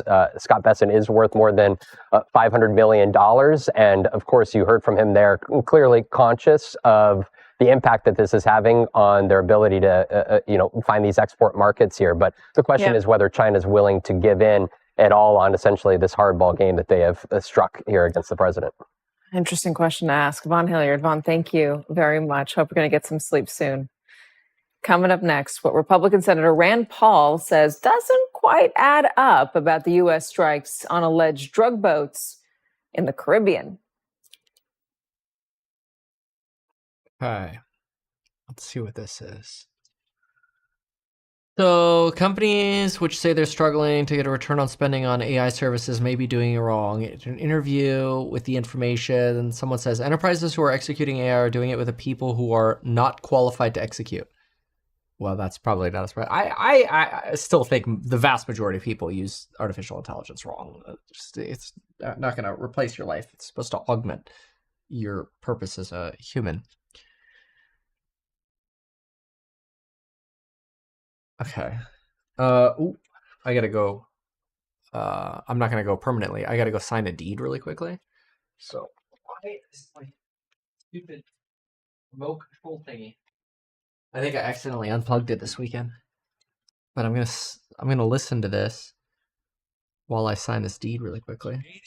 Chinese and American trade negotiators have lined up an array of diplomatic wins for President Trump and China's President Xi Jinping to unveil at a summit this week. Here's where we stand. S&P 500 index is up 70 now, 68.62. That is a gain of 1%. Dow Industrials up 225, up 0.5%. NASDAQ up 1.7%. The Bloomberg Mag 7 Index up 2.7%, with 5 out of 7 Mag 7 stocks scheduled to report later on this week. 10-year 3.99%, with a 2-year 3.50%. Spot gold at 4,005 was trading below 4,000, down now by 2.6%. West Texas Intermediate crude 61.19 a barrel, down 0.5%. Let's make a deal in the banking industry with Huntington Bank shares buying Cadence Bank for $7.4 billion. Huntington down 3.4%, Cadence up 3.7%. And American Waterworks has agreed to buy Essential Utilities in an all-stock deal valued at about $12 billion. I'm Charlie Pellet. That is a Bloomberg Business Flash. Got it, Charlie. Thank you so much. Well, Wall Street's hopes that the U.S. and China are nearing a trade deal definitely lifted the riskier corners of the market today. We've got stocks hitting all-time highs amid a rally in the crypto world. And this, too, as the safety bid waned, we saw gold sinking below $4,000. We just heard from Jan Van Eck. He expects gold to even go a little bit lower. Yeah, 20% correction, $3,500 per ounce. But it's had quite a run this year. Yes, not just this year. All right, so let's get work doesn't stop. China relations. What's the mood on the ground? We head to Tokyo and to Bloomberg TV White House correspondent Tyler Kendall. It is 3:23 in the morning. So talk about someone who's just really on the go here. Tyler, so Chinese and U.S. trade negotiators, they've lined up what they call, I guess what we are calling an array of diplomatic wins for President Trump and President Xi, which they are expected to unveil at a summit later on this week. What are these wins, and is this really, really a sign of progress? Yeah, hey, Carol. Well, both sides are expressing optimism that there has been progress, both of them hailing what they called constructive talks over the weekend in Malaysia. Now, the general sense here is that we are likely going to see an extension to the trade truce that is currently in place and set to expire on November 10th, because we heard the U.S. Treasury Secretary Scott Bessent effectively take that threat of an additional 100% tariff off of the table. It seems to be in exchange for Beijing pulling back and delaying its recently unveiled export curbs on critical and rare earth minerals. We know this was a top priority for the Trump administration going into these talks. The Treasury Secretary also said that China would resume its purchases of U.S. soybeans. All right, yeah, this is old news. Venture capitalist firm was an early investor into OpenAI, AI, blah, blah, blah. Okay, so the thing I'm uncertain about is the timing of various breakthroughs we expect to see over the next 2, 5, 10 years. Certainly easier to predict AI in 2035, right? And probably 2030 than it is to predict next year. I'm not skeptical, but I'm less certain about the pace of development. Yeah, I mean, I agree with that too. In fact, where was it? I just saw, didn't I just bookmark a post? The Karpathy one. I want to see that. Karpathy. Where is it?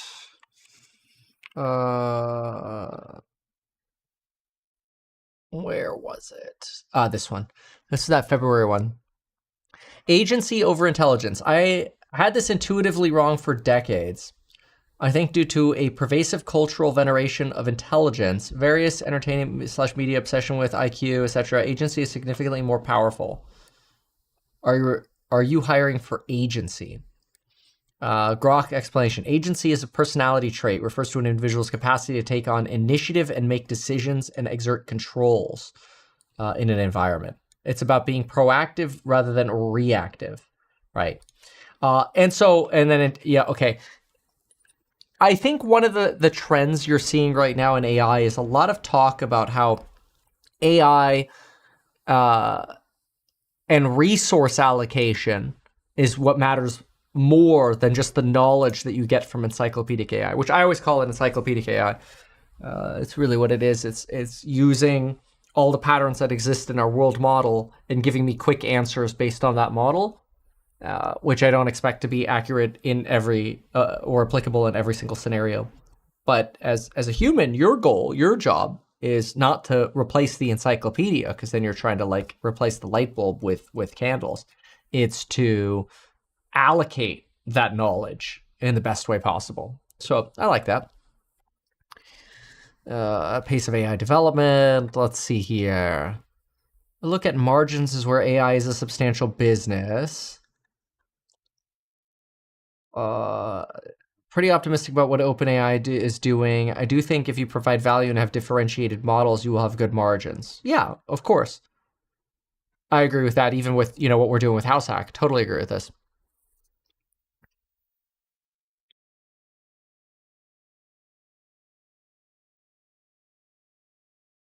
Surprised if we don't have healthy increasing margins well into 2030.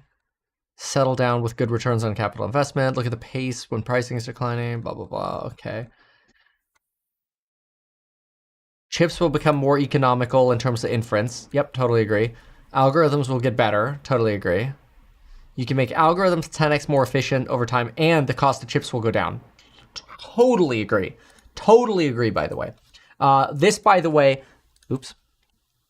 Let's do this. Totally agree. Totally agree. This leads to rapid deflation, bad for chip bag holders like long-term CoreWeave, IREN, NBIS, etc. Right? And Oracle,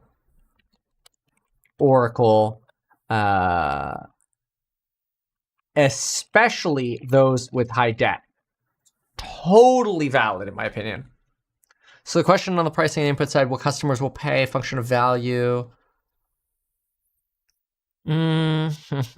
Professional accounting profession, product designer, paying them $100 to $300 an hour, and the cost is $1 to $3. You have a lot of pricing room. Yes, correct. There's so much pricing available in AI. Like, there's so much room for prices to come down. This becomes broadly deflationary. Broad-based service deflation. Very, very, very bullish for corporates, right? The companies who get to capture that extra money. Oh boy.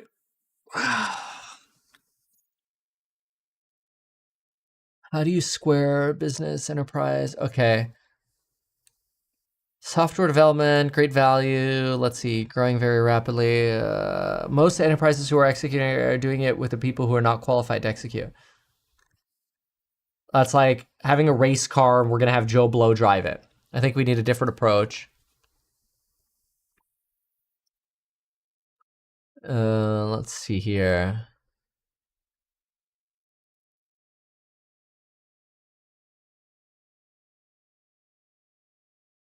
Let's see. While AI native companies are able to get real value, and they're even able to pick up the projects that will be valuable. Okay. So basically, they're trying to make an argument about this potential difference about, people who understand AI versus not.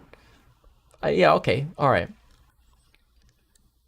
NVIDIA's financing customers to buy their chips. It could be perfectly reasonable. Look, GM finances its cars too. I don't know. How do I feel about that argument? GM finances cars to let people buy it. So it's basically like the customer being OpenAI, why not let them finance from you? Okay. All right. That's fair. The question, yeah, but then the customer goes and drives the car. In this case, the customer is using that leverage to buy more car, but you could say that would be true of GM as well because they provide financing. You can get a bigger car. Okay. The question is hidden in the contracts that are mostly not public. Who is taking on what part of the risk? Yes. Good point. Where's the hidden risk? It's in the fine print. Right. Well, that's why I'm so excited to see what happens with this CoreWeave NVIDIA release in November, because that's when we'll finally see, how much NVIDIA has agreed to buy from CoreWeave, which basically shifts some of the bag holding from CoreWeave back to NVIDIA.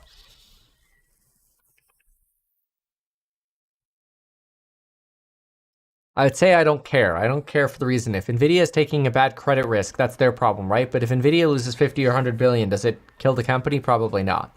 I expect Jensen is pretty smart with the credit risk he's taking. Hopefully. Is Oracle taking a larger risk? Possibly. Oh, they're so heavy into debt. Totally agree. Yeah, I believe Jensen's taking less risk than Oracle. I completely agree with this person.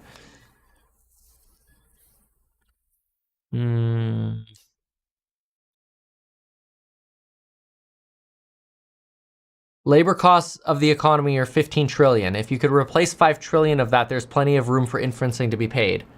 Yeah, I agree with that. That's fair. Now, what happens to those employees? 1/3 of that's 50 million people you're talking about here, right? That's 50 million people that basically don't have labor, or 150 million who have 30% less work, right? When do we create new jobs? That's the big risk. It's not that AI is not going to create new jobs. It's will. It's that it will. It's when. We know technology will breed new jobs. It's just what kind of hole do we go through before we get there? That's okay. That's normal. Okay.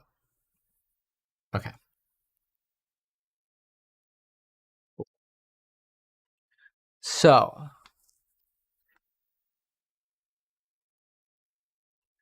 AMD is pretty doing pretty well. Broadcom's doing okay. Seen a lot of specialized chip startups. So do one thing, you can run your whole model locally in your shop. That's a market.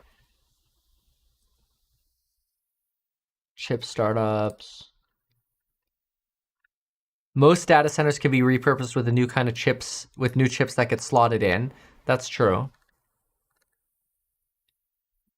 It's just expensive.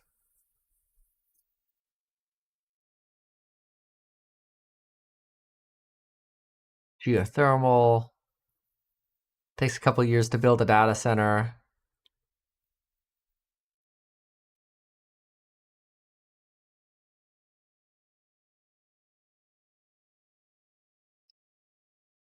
AI valuations in general are bonkers. For the best companies, they're not bonkers. If you have access to 2 or 3, 4% of startups, there will be huge wins. Sure. I mean, some very low-valued companies now that then end up coming out with AI or whatever, those could be 100,000 X's. Most AI startups will lose money, but more money will be made than lost. That's fair. It's highly asymmetric. 2 or 3% of startups will account for 85 to 90% of the valuation. Probably. Interesting. Interesting piece here. I liked it.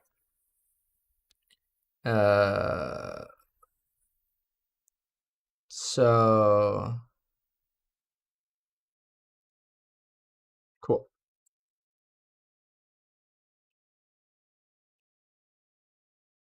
What is this? Trump appointed U.S. attorney, grand jury. Okay, yeah, that's fine. All right. Cool. Interesting article. Let's see what else we have here.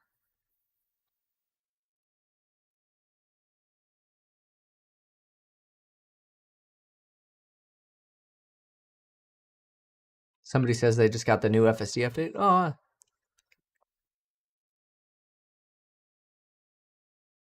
Let me see if I did. Tesla. Doesn't look like the Cybertruck. I feel like is always late at getting the updates. Amazon targets as many as 30,000 job cuts. Amazon job cuts to begin Tuesday. Wow.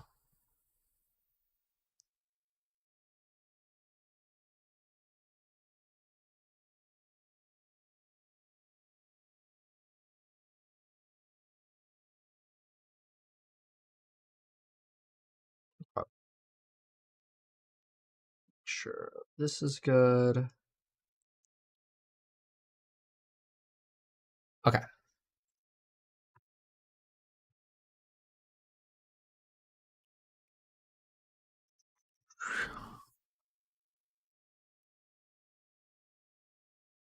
Oh, look at bonds. The 10-year slightly under 4%.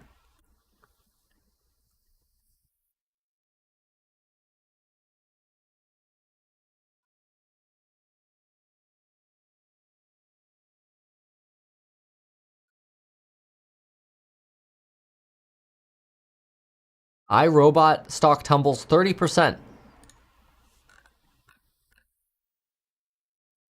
Company warned its search for a buyer hit a roadblock. Financial condition remains dire. You mean selling like robots has a limit? Like the little vacuum cleaners? Oh, Amazon abandoned its plan. Huh. All right. What else is going on here? Ooh, Google. Look at that. Google's up like 3% today.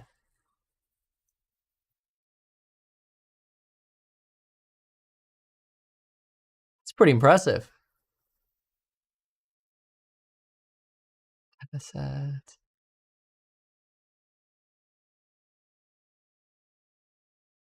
Where would you buy in Toronto? Did you mean Barrie? I don't know. You know, I'd have to go there and actually explore it physically. But House Hack is a little bit away from expanding to Canada. You'd have to create a Canadian subsidiary too. The Canadians want their corporations to be local, which is fine. So what else? Qualcomm's holding on to 12. Okay. Let's see. What about, I wonder how Fed rate expectations are right now.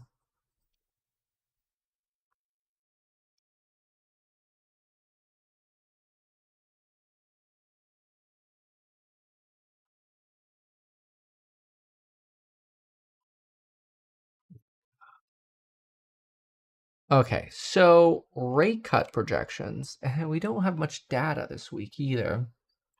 It's really just Fed Day coming up on Wednesday.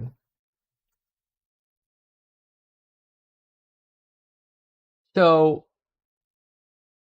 still, pricing in 1.9 cuts for the week. Or for the year.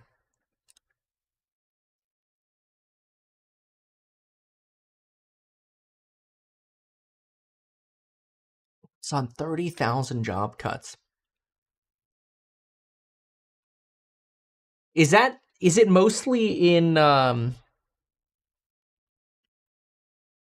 HR? I believe they said they were going to cut a bunch of HR jobs. But I want to see where those jobs are being cut. That's the biggest risk. We know that for this economy is the labor market. And the stock market does trade off of earnings over time.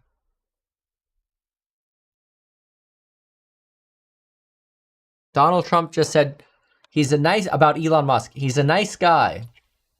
He had a bad period in his life. It was a stupid moment, a very stupid one, but I like Elon. I think I will always like him. Okay. Let's see these job cuts. Go away, Siri.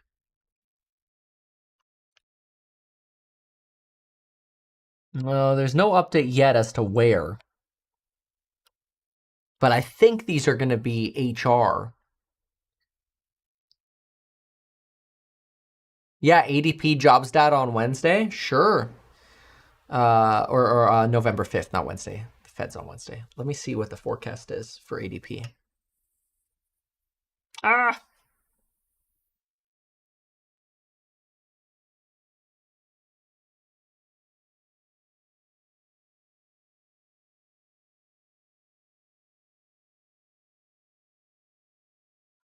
Warm.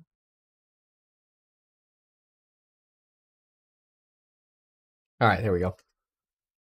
ADP. So ADP on the 5th is no estimate yet. The prior was negative 32K. Oh, okay. 15% of its human resources staff, potentially in other departments. That's what I thought, is that it was going to be mostly because of AI. Well, I think they're just also wanting to hire fewer people. Yeah, 30,000 corporate employees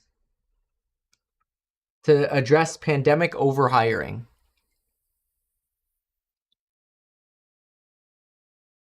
A lot of people. Yeah, no way it's warehouse at the beginning of the holiday season. Yeah, good point. Good point.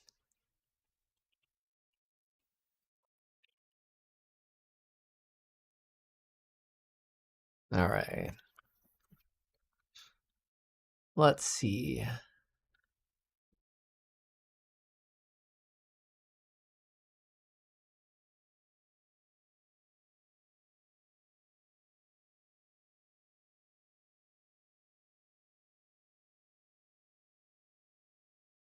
Okay.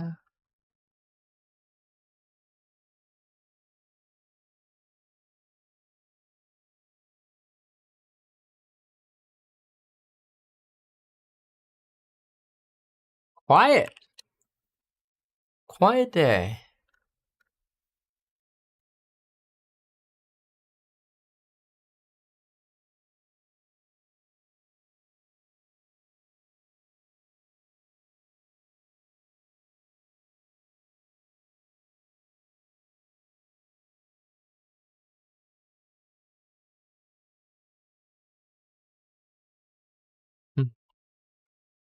England Journal of Medicine as the same as social media influence online is obviously just wrong. Like you really want facts, and that's what people want from Wikipedia. They don't want sources matter. Chaos. Sources really matter. Like having a good quality source is what it's all about. But why don't sources matter to everybody?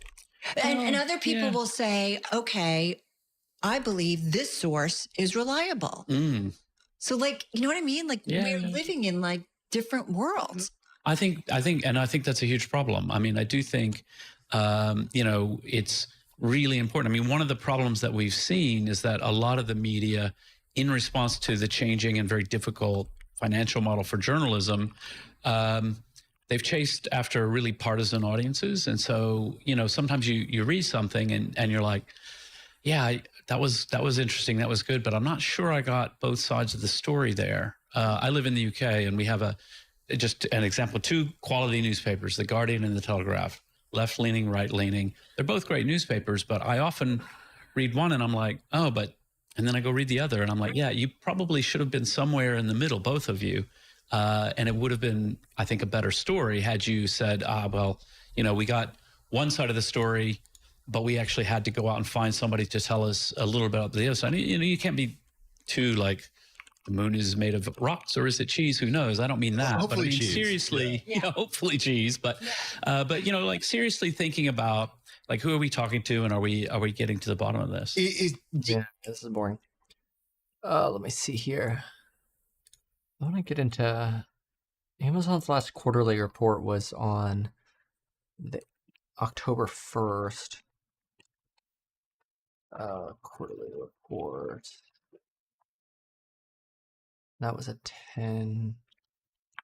You go in here. And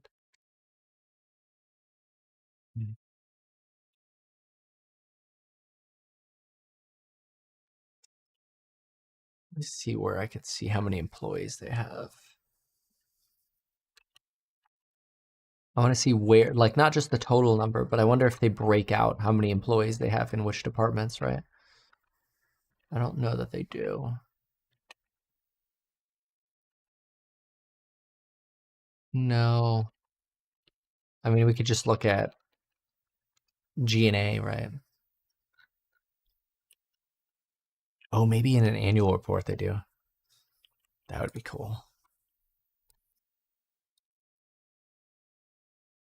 Annual filing.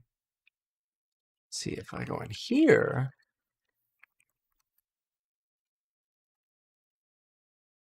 Okay.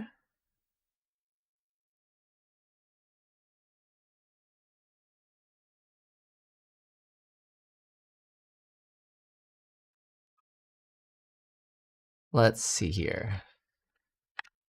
Employees. Stock comp. Health insurance. Nope. Covered persons, trading windows. These are just disclosures. Human capital. Okay. We employed 1.5 million employees.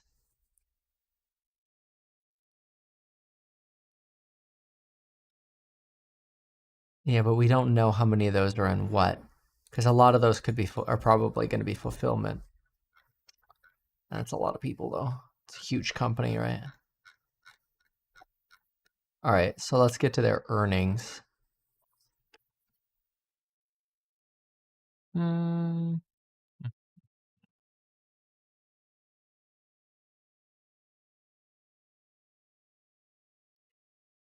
So here we go. Let's get their income statement, cash flow. There we go. So this is where they're going to be cutting right here. $3 billion of spend. So it's unlikely that they're going to spend at these higher levels. So really what you're doing is you're increasing. Yeah, see, this is already where they've been cutting. Because 2025 is the right side. Already cutting here. And it just increases their operating income, which has been growing. Of course, their total net sales have been growing as well. It increases their margin. Their operating margin. What's their operating margin? So operating margin has been going from 171 divided by 167.702. That's 11.4% in 2025. And then here we were 14,672 divided by 147,977. Yeah, 9.9. So, you know, the margin is really what starts going up with AI. See, now they're covering it too. 1% right now. The redhead crossing the Bloomberg terminal. Reuters reporting that Amazon plans to cut up to 30,000 corporate jobs. Those jobs represent nearly 10% of corporate workers. Those jobs cuts are set to start on Tuesday. That, again, according to Reuters. The irony of these companies cutting jobs is that it is exactly what the AI revolution does. Now, the stock actually falling slightly on that news, but the opposite should be what happens, because when these companies cut jobs, guess what happens, folks? Operating margins go up. That is the biggest risk factor for artificial intelligence right now. There was a great interview that we went through in The Information that really talks about this transformation of artificial intelligence really benefiting the companies that are AI native style companies, like AI first companies, because they're most capable of profiting off of artificial intelligence. Because right now you have a lot of people that use AI But they say it's kind of like giving Joe Blow a race car and saying, go drive it. And so the non-AI first companies will probably profit the least. But when you have a company like Amazon, this is a company that's clearly at the forefront of the artificial intelligence revolution, and they recognize that, hey, artificial intelligence is going to let us cut a vast majority of low-level work that we just don't need at the business. So is it a surprise that corporate staff are going to get cut, especially more entry-level positions? No, not at all. In fact, that's what's happening across the board at companies across the entire country or even across the world. And this is normal. So guess who wins? Is it people that win? On net, no. People don't win. It's corporations that win. Corporations end up winning because they can lay off 10% of their corporate workforce, let's say, and then what does that end up doing? It props their margins. You've already seen this happen at Amazon. Look at this. Amazon year over year went from an operating income, so an operating margin of 9.9% to an operating margin of 11.4%. Just in the last year, before even this announcement, they've already reduced their G&A expenses from over $3 billion to under $3 billion in a quarter. And that is likely now to accelerate as they lay off even more people. Now, who wins? And this is the big thing about, well, frankly, this artificial intelligence revolution. Who wins? The corporations win. And that sucks for people on net. Look at this particular chart here. This was an interesting one. So this particular chart shows here Rage Against Machines, U.S. change in employment a month after the release of GPT 3.5. And so what you end up finding is that AI adopting firms and non-AI adopting firms had no real net change in their senior employees. So the ones with, as Andrew Karpathy says, agency are the ones that stay. What does he mean when he talks about agency? What he means is the people who have the ability to make decisions, to allocate resources, the people who take the benefits of encyclopedic or resource artificial intelligence, the pattern recognition that we get from the models of AI, those people who then apply the results of AI, the senior developers, the executive staff, the corporations, they benefit from artificial intelligence. But the entry-level workers who don't have agency, who don't have the ability to allocate resources, they lose. And so this Amazon announcement about laying off 30,000 employees, this should come as no surprise, and it's expected to continue to happen across our entire economy. This individual in this artificial intelligence piece by The Information, they actually talk about potentially a third of workers. See, they say the U.S.'s economy has a $15 trillion labor force and suggest that maybe you could replace in the next 5 to 10 years 1/3 of the labor force with artificial intelligence, replacing $5 trillion of the labor force with artificial intelligence.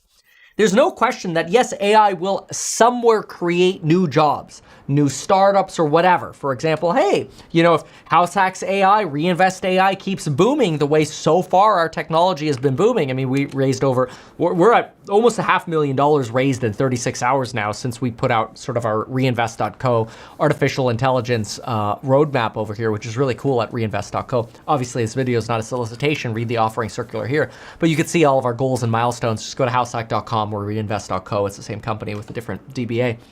But yes, startups are going to hire people. Like as our AI booms, which I expect it will, we are going to hire people. But I think on net, you're going to lose. I mean, we're not going to hire 30,000 people like, Amazon just laid off, right? And we'll hire like 3 of those. Like how many great startups could you have to pick up those workers? And so this idea about, but we're going to create jobs with AI, yes, but very slowly. So at first, you could see this massive loss of employment from artificial intelligence that takes decades to recover. But in the meantime, who profits? Big companies. People always wonder, who's going to win from artificial intelligence? It's big companies. In fact, we also already know that the cost of developing chips is going to go down. The cost of buying chips is going to go down. The cost of using chips is going to go down. You're going to see deflation in chips, deflation in service provider, white collar job pricing. The benefits of those are the aggregators of all of that. big corporations that now don't need as many employees on the white collar side that could benefit most from cheaper AI chip prices. Like, sure, do small companies benefit, or do you and I benefit from cheaper AI prices? Sure, I guess I could use GPT more, and maybe it doesn't cost $200 a month for the pro version. Maybe it'll cost $99. Well, whatever, right? Who cares? What really matters is that at scale, a company like AI or Amazon can now utilize AI to blow off 30,000 jobs and start firing people. Understand what 30,000 jobs is, okay?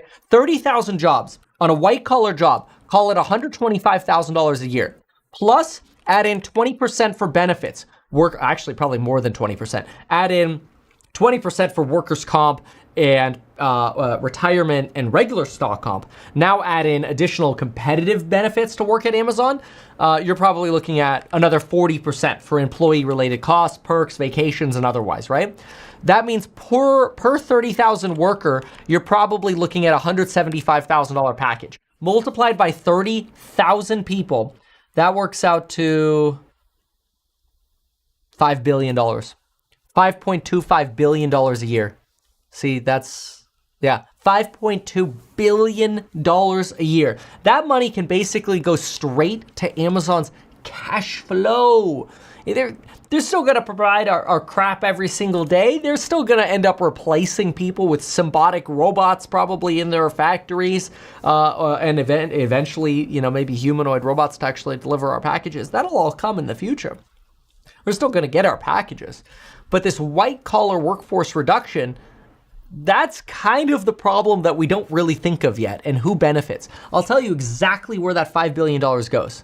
So that $5 billion per year works out to about $1.2 billion over here in the G&A side, which basically goes straight to profit, right? Straight into margin. So where's that going to show up? It's going to show up in their cash flow statement, which they actually put it on top. So it's going to show up right here. See right now? They're cash flow neutral right now. Cash flow equals 0 on free cash flow at Amazon right now because they're blowing it all on chips. Okay, that cash flow explodes, not only positive again as you lay off white collar workers, but it also, as you stop buying as many chips, your cash flow machine is insane at Amazon. Yeah, you're going through a capital intensive investment period right now, but how lean these companies are getting. This company is becoming massively lean. I mean, honestly, it's almost an investment. I don't own Amazon, but this is almost like, as I'm describing this is almost becoming an investment thesis to invest in Amazon. Ironically, the firing of white collar workers, which will be very bad for humans, which I guess in a circular manner means people will buy less on Amazon if they can't get new jobs, right? Which is also then bad for Amazon. But for right now, let's see what that looks like. So Amazon has a share price of about, $226.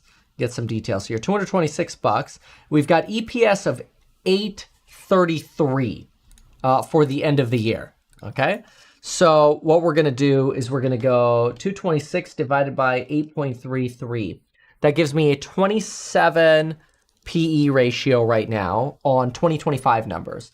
Now, growth of earnings, I'm looking at 10.4 plus 22.7 plus 15.6 plus 15.4 equals divided by 4. I've got growth of earnings of 16%. Wall Street growth next 4 years, averaged, right? So if I take 27 divided by 16, holy smokes, they're trading for a 1.68 peg. That's cheap, for what Amazon is. I mean, they're basically selling, they're a very labor-intensive business with their fulfillment services, but that's a fair valuation in this economy. That's a fair price for Amazon. And frankly, their EPS growth could be substantially greater if they do keep laying off HR-related staff or white-collar related staff. So really, when you put all of this together, I hate to say it because it's like so anti-human, and like I have major empathy for like people losing their jobs. I have major empathy for just the human condition, like what is AI going to do for us?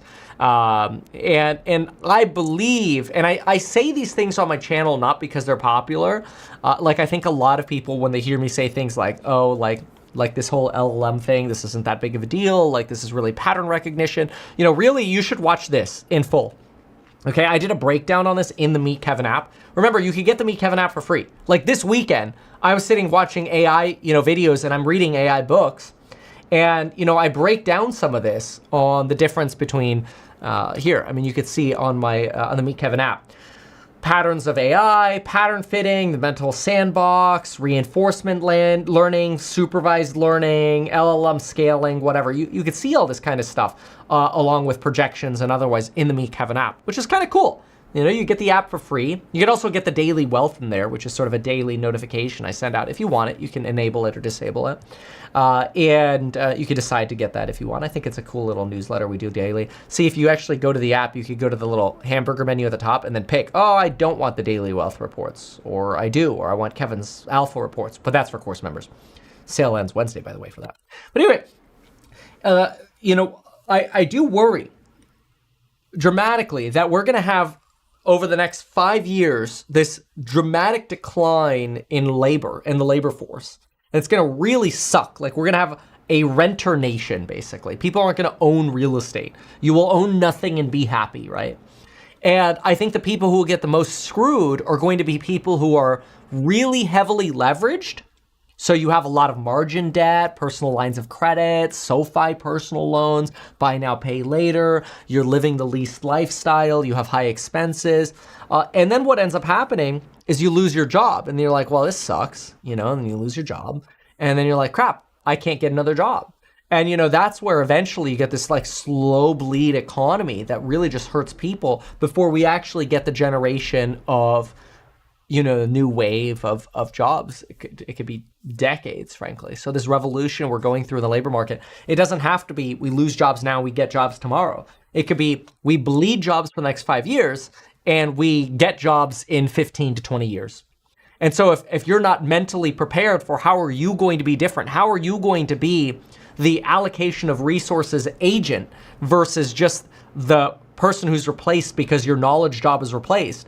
If you're not thinking about that, then you're thinking about AI wrong. Like if you're thinking, I'm going to wake up every morning and have AI summarize my life and tell me what to do, you're going to get replaced. And this is what I say regularly. Like somebody left a video or a comment. I'll share this because I thought it was very interesting. I replied to this on X and I thought it was very, very valuable. So I did a 40-minute video breakdown on, the aircraft. And somebody here writes, love the AI summary on a 45-minute video, LOL. And like I gave what I thought are millions of dollars of life lessons, right? So I wrote, wow, my response was, wow, the loss of context is insane. Imagine someone giving millions of dollars worth of perspective for free to be boiled down into a one-liner that loses context completely. It will create a two-tier division in learners, right? This two-tier division in learners. Because you're going to have people that, like, there are going to be people who watch this video and go, wow, I learned a lot if I ever want to be a pilot. I learned a lot if I want tax benefits. I learned a lot if I ever want to own an asset like an aircraft. I learned a lot about, different aspects of life, right? And so they're going to be the people who learn and then avoid making very expensive mistakes or take advice from this and go, wow, I can make really good decisions because of the advice in this.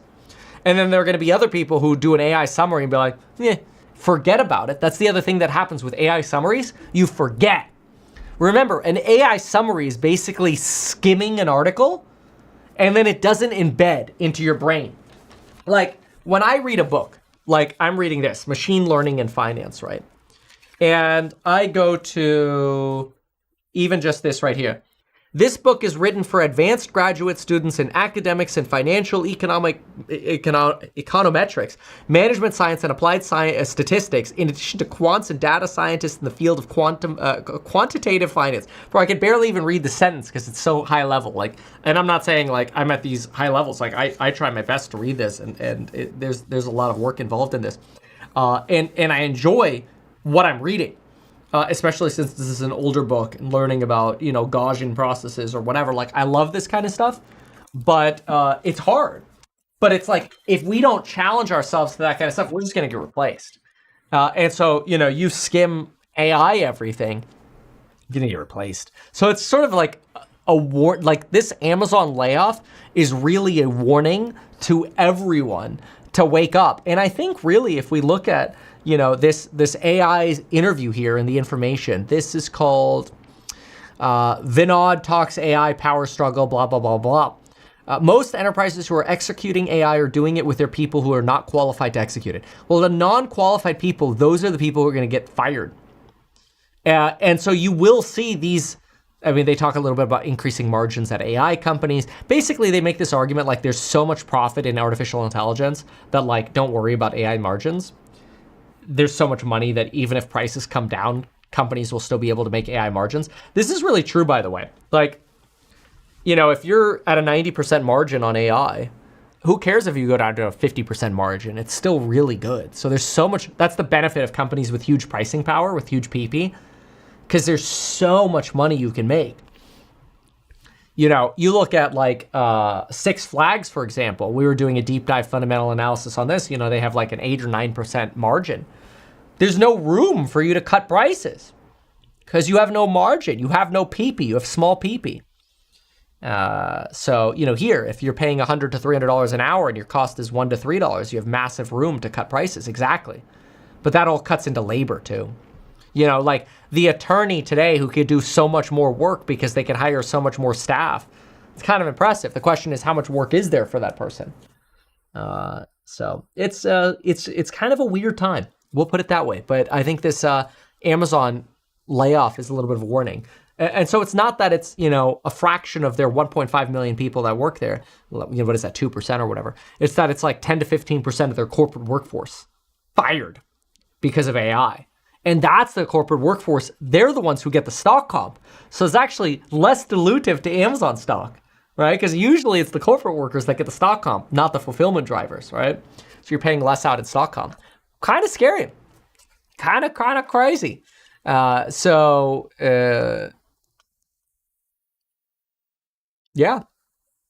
Anyway, that's my take. All right, what's over here?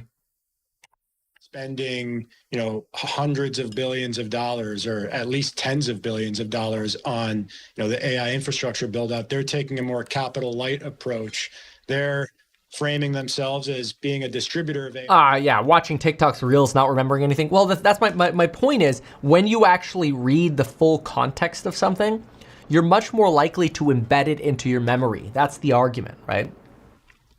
So understand, the argument is not that you shouldn't use AI summaries. The argument is when you use AI summaries, you are much more likely to forget what you read. So sometimes what I'll do is I'll read a book or read a passage, I'll read a whole thing, and then afterwards, I'll do an AI summary, right? And then I'll compare. I rarely do this, but sometimes I'll do. Like we can even do it right now on this interview here, summarize, okay? So we'll do it together here. So key points. Enterprise AI struggles are largely due to in-house staff lacking qualifications to execute AI projects. Margins for AI projects are expected to improve. Both algorithmic efficiency and cheaper hardware will drive cost reductions. Pricing for AI inputs will rise when people derive greater value. Circular financing is not inherently alarming, right? And he makes the analogy regarding GM, right? Okay, so that's great. But if I just read that quick little summary, I might forget all of it. But see, now if I put my context hat on, what do I remember? Or what do I think of if somebody asked me about this article? Well, I think about his reference to, which is from the actual context of the interview, because this was an interview. Hey, is NVIDIA financing OpenAI deals bad? Well, he gives a really good point. He says, well, it's kind of like GM financing their cars, isn't it?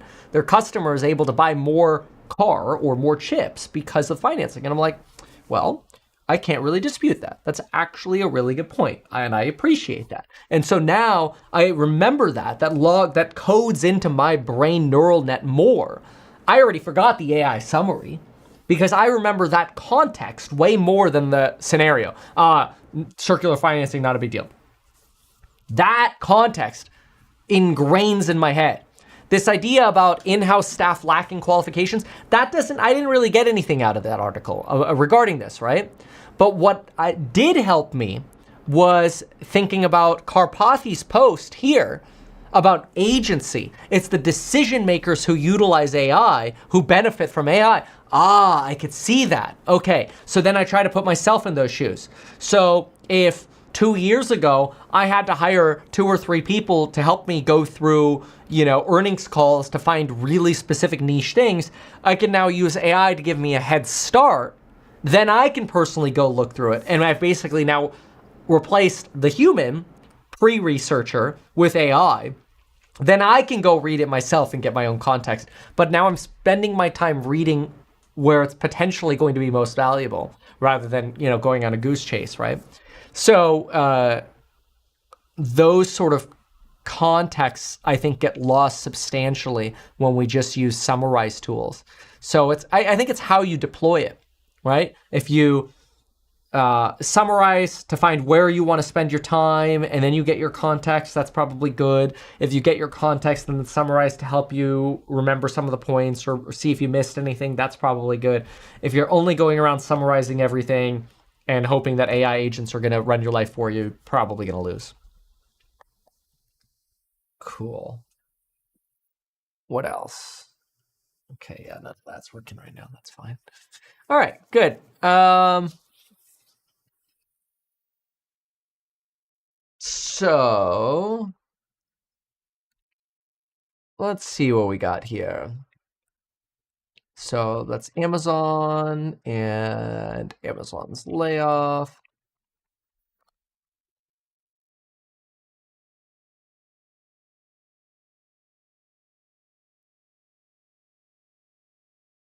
Okay. So now let's see if we can do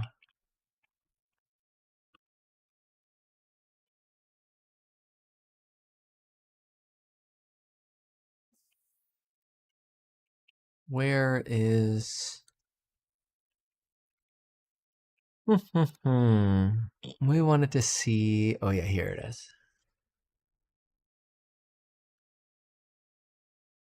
Inside Gavin Newsom's plan to damn, we don't care about that.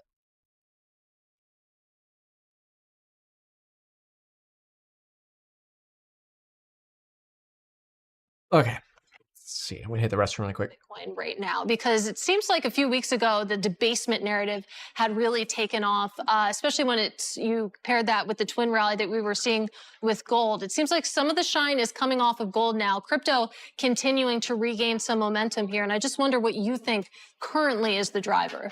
Well, for years now, I always look at gold. Gold's the fold back. It goes through the hole, it blocks somebody, and allows the running back to go score the touchdown. And Bitcoin's going to do exactly that, which is what it always does. It's about 100 days or so after gold runs. Usually you see Bitcoin take off. And this rotation from gold into Bitcoin really is whenever investors feel like, hey, there's some uncertainty, there's some sort of issue that I need to pay attention to, they run to gold. That's what they've been trained to do for a very long period of time. But then once they realize, hey, wait a second, the world is not going to end. I actually want to drive outperformance. I want to drive a return. They rotate from gold into digital gold, and Bitcoin usually tends to outperform. And so gold's had a great year this year. I think the gold bug should get a lot of credit for investing in gold, holding gold. But I think that Bitcoin's still going to do what Bitcoin does, best performing asset over the last year or so, and I don't think that's going to slow down anytime soon. Well, that gets kind of to something I wonder about when you take a look at these twin rallies, the fact that you have gold and Bitcoin, not only, the price appreciation, but you take a look at the ETF flows as well. There are billions of dollars that have flown into both types of vehicles.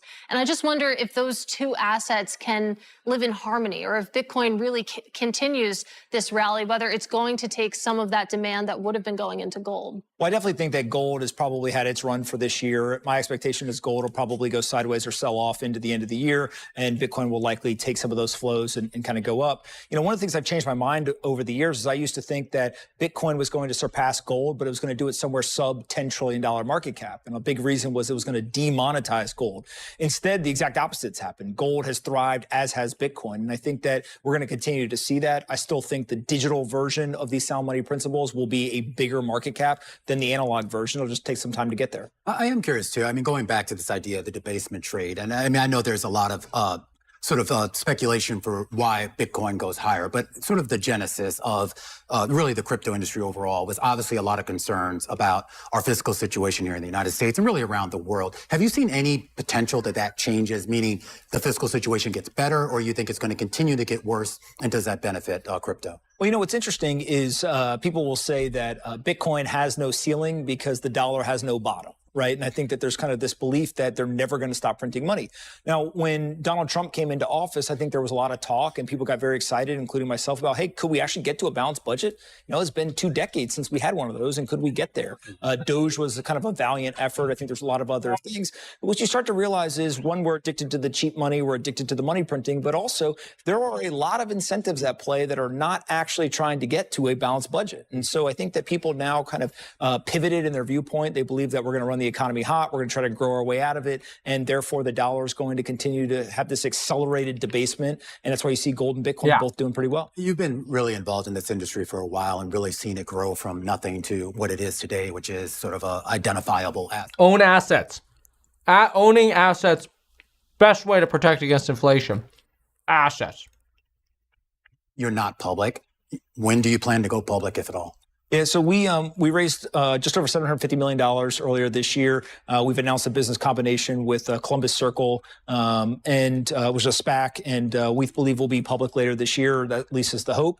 And our goal is really to go and try to build a financial services firm that leverages Bitcoin as a foundation. Kind of think of it as a Bitcoin native financial services firm. One of the things that's really interesting about traditional finance is people have not really innovated in terms of the structure of these financial services firms. They still build products and services. They give them out to customers and they drive profits. Well, their balance sheet is dollars and the profits are in dollars. Well, what if you start to build financial services and still serve a certain customer and solve their problem, but instead you think about it in terms of beating Bitcoin as a rate of return or a benchmark there. And so we think that Bitcoin as a rate of return is a really interesting way to think about investing your corporate kind of balance sheet. It's like a hurdle rate. Yeah. That'll work until the next recession. Thank you for taking time for us. Anthony Pompliano, founder and CEO of Professional Capital Management. When we come back, we're going to talk about that Keurig Dr. Pepper deal and, of course, the financing behind it. Stick with us. This is The Close on Bloomberg. All right. Lauren made sandwiches. Really good. I guess the babies didn't like them because they had too much avocado in them. Like, all right. I'll eat them. What's this Rabobank? Okay. Thursday will be a critical day this week for Asian negotiations. High-end chip sales, software electronics, global peace plan, Zaco, not taco. If China does agree to loosen export controls, we could be seeing Chinese capitulation, Zaco, not taco. Lol.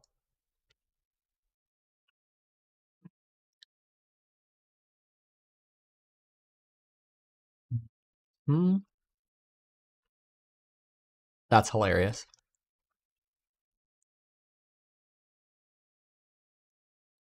Taco. Okay. What else?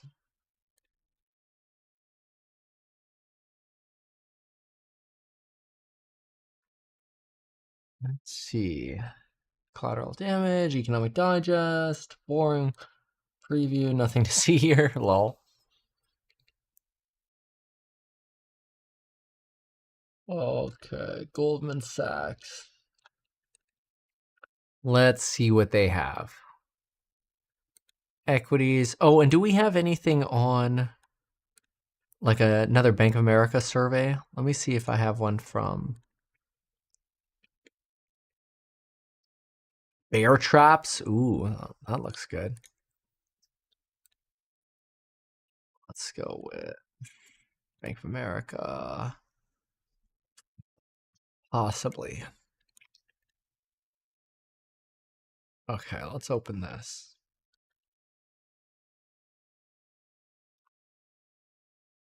Right. So, run it hot. How hot? Yes.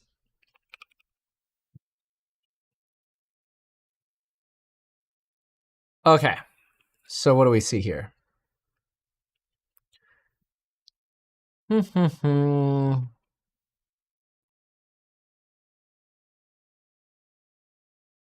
Deteriorating credit, weaker global growth.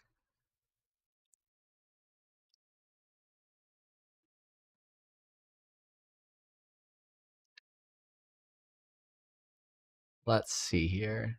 Stayed long gold to hedge the US boom, AI bubble, and debasement risk.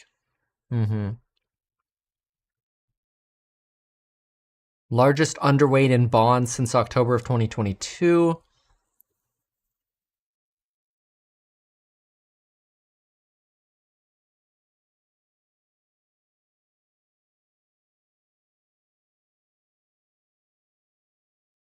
Global rate cuts. China's rare earths. Government ran a budget surplus. What? Where was that? Oh, with the government was the government shut down then? No, government was shut down in October. That's interesting.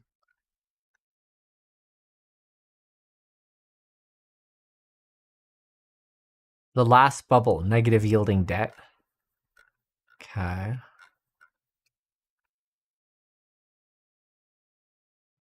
Let's see here.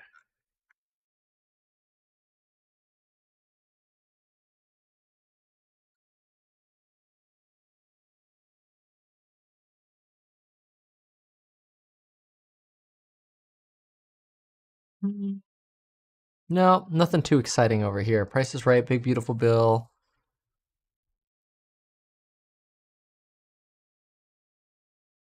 All right. That's fine. What about here? What is this?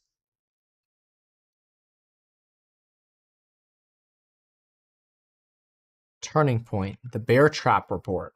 Ooh, that sounds hot. Auto financing trouble. Oh, this could be entertaining.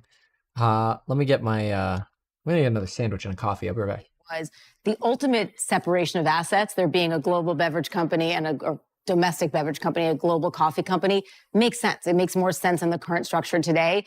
It was the path to get there, and key to that path was a very surprising $18 billion spent to go out and acquire JDE Peet's and the resulting leverage. So now we're going to have leverage, which will be, they're talking about at or below 4 times for the two entities once they're separated out versus something that would have been 5 to 5.5 times by our estimates before this announcement today. Absolutely. And again, you can see the reaction in shares. It seems like Wall Street welcoming this move. I want to couch this conversation in the consumer, the health there, because caffeine, I think that might fall under the category of a consumer staple. It's something that a lot of people need. But even so, I mean, if people are being a little bit choosier and tightening up their wallets, how does that affect a company such as Keurig Dr. Pepper? So, I mean, one thing that I've often thought about is that at-home coffee should be really defensive, right? The cost of making a cup of coffee at home, even if it's single serve versus a full pot, it's a lot less than going out to, in a coffee store and getting your big latte and so on and so forth, right? So it should be a really defensive category. What we've seen, though, is that even when consumer wallets have been strained, it hasn't resulted in a surge of at-home as we would have expected. So I do think some of it is the draw of these other categories. Some of it is the hangover from people going back to office, being more out and about, more socializing than I know it seems like a long time ago. Yeah. But it was a long recovery post-COVID. Is Peet's, though, at least here in the U.S., are they benefiting from that? I mean, we've talked a lot on the show about some of the changes being made at Starbucks under their new CEO, and the idea, I think, kind of what you're getting at, that people want to hang out in these coffee shops in a way that the coffee shops haven't really let us because they've kind of moved to these sort of online order. It's funny they're talking about Starbucks. I was just thinking about Starbucks the other day about how I was thinking that Starbucks could potentially see I feel like some recovery again, absent some recession. Like the consumer stocks, absent a recession, sort of deserve some kind of like love again. I wonder, how has Starbucks been performing? Because I know it's just been getting whacked for a very long time.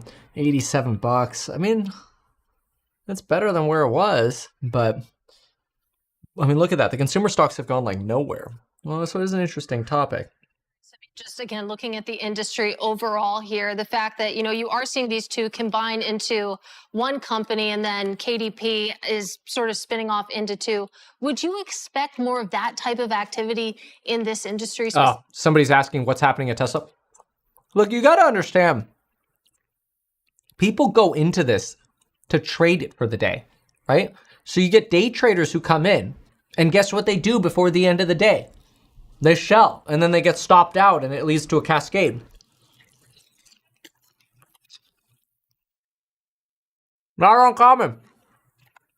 Companies start getting creative, right? Looking for other ways to drive economic growth. All right, so maybe we'll see some more creative. You don't drink those energy drinks, do you? Obviously not. Okay, yeah. Yeah, I stay away from them. Yeah, my producer, she just slams those. Yeah. It takes a certain type of stomach. Anyway, Lauren, great to spend some time with you. That is Lauren. I got a sense of stomach, Kate. Senior U.S. equity research analyst over at Barclays. Now, coming up, the countdown is on, just days away from Trump and Xi's highly anticipated meeting in Asia. We'll speak to Richard Haass, President Emeritus at the Council on Foreign Relations, next. This is The Close. Yeah. All right. That was pretty boring. All right, what is this? We did something rarely done in the 15-year existence of the Bear House Report. We hosted an emergency client call. What?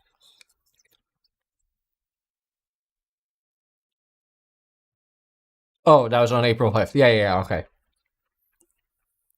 That was Liberation Day. All right, fine.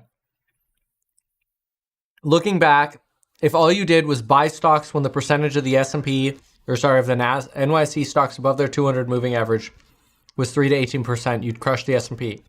But who has the discipline to do that? Warren Buffett.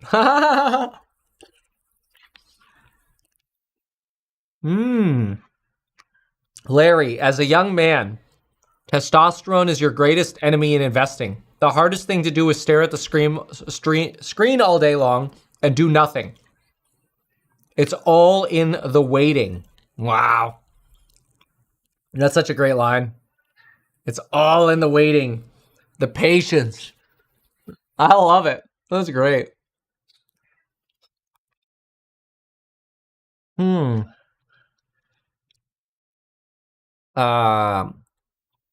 There's nothing in the world that will so violently distort a man's judgment more than the sight of his neighbor getting rich. Yep.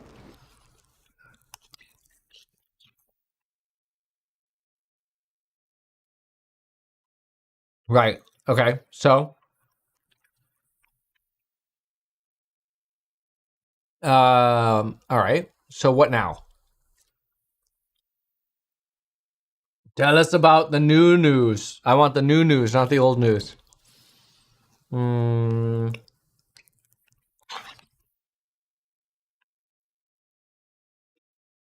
CPI, most and medium exposed to tariffs. Fine. What a mess.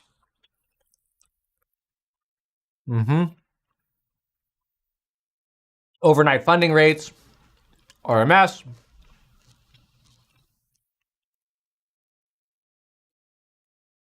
Spreads now back at highs. End of QT. It's baffling how the Fed could ignore such continued volatility.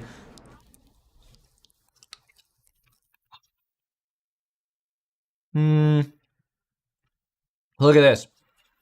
The spread is now so vast that even the clueless FOMC should feel compelled to stop the balance sheet runoff as soon as possible. And most likely shift to repurchasing treasuries. Wow. Could you imagine the Fed getting back to printing money? It might happen, honestly. Partly because of this disaster over here, this instability in funding rates. The higher spreads go, the lower money availability is. It means people are out of money. Now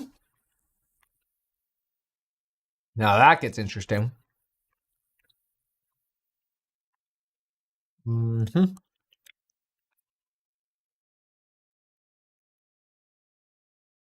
of America, JP Morgan think the end of QT will be October 29th. Wow. Wow. That's this week.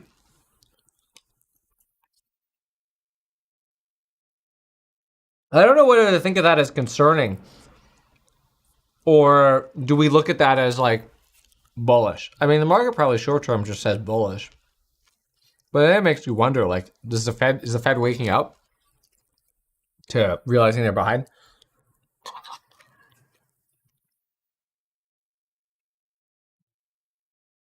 Okay.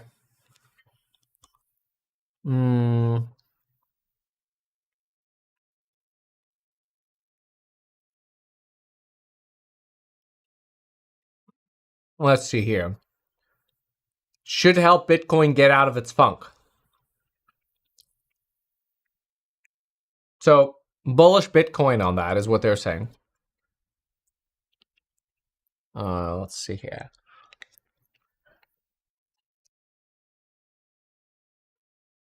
Yep, critical meeting with Xi Jinping. Earnings. Dude, Wednesday's going to be a big deal. Meta, Microsoft, Starbucks, Google. Wow.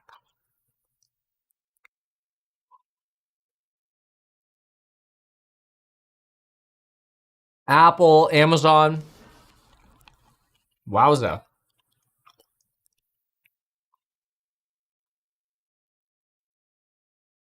Etsy.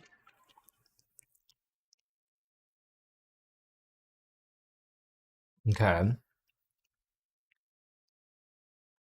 So, junk is junk.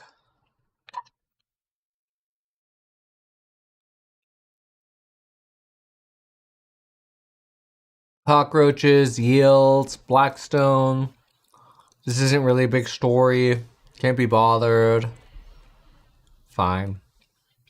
We'll see if it's a big story or not. Cost of default protection has moved higher.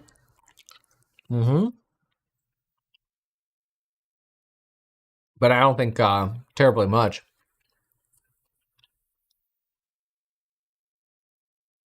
Okay, fear and greed. Market still overbought. Breadth under the surface is weak.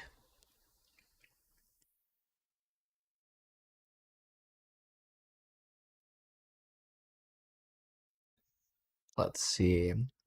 Fed will say that they will stop QT next week, and that will add liquidity to markets. 821 billion of AI investments announced since June 1. Trump tax cuts. That'll be bullish.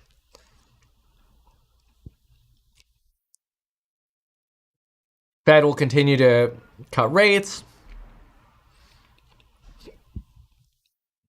Trump tax cuts have front-loaded fiscal stimulus, so GDP will be strong next year.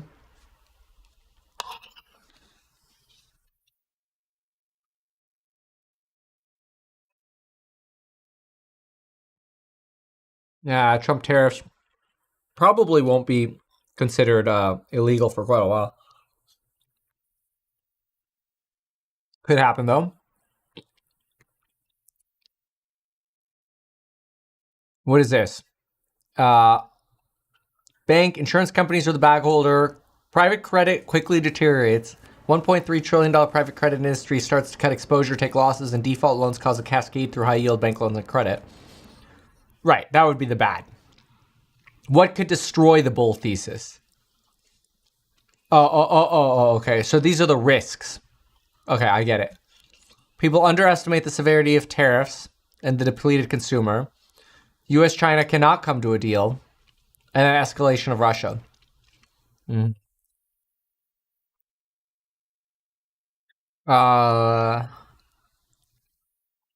What is this? They don't see it. Global Crossing CapEx splurge in the internet rollout. Our pal Bill Gross has been vocal about the risks of massive CapEx in AI, warning that the frenzy could lead to significant malinvestment. Bill doesn't like the AI arms race amongst tech giants, arguing their aggressive spending on data centers and infrastructure is unsustainable and could deflate valuations when reality sets in. We agree. Yeah, I mean, who doesn't agree with that? All right, I'm gonna get some more cereal. This is good. The United States has done over the last 9 or so months, and basically said the United States turns to tariffs now with great frequency. It's also very hard to predict with any confidence what the levels are going to be. Look at what's happened to Canada over the last few days as a case in point. So what I think you're seeing are countries, how would I put it, diversifying their economic portfolios away from the United States. I'm not talking about decoupling.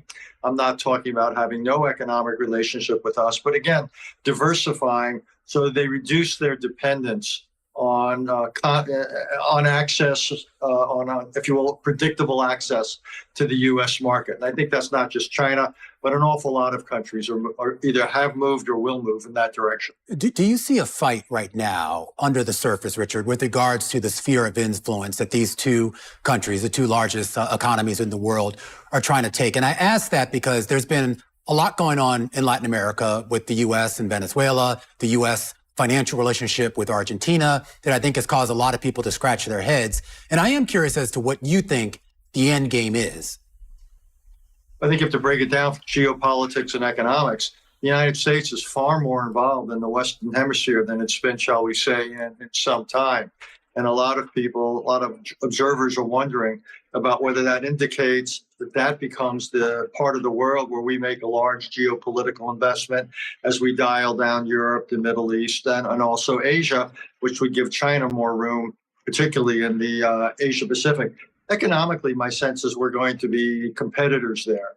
I don't see either side, either country ceding Latin America or anywhere else. Again, the problem, I think, for the United States in some cases is that trading with us has become more complicated because of tariffs, because of demands that countries invest here and so forth, that I think in some ways we're creating some space and some opportunities for countries like China.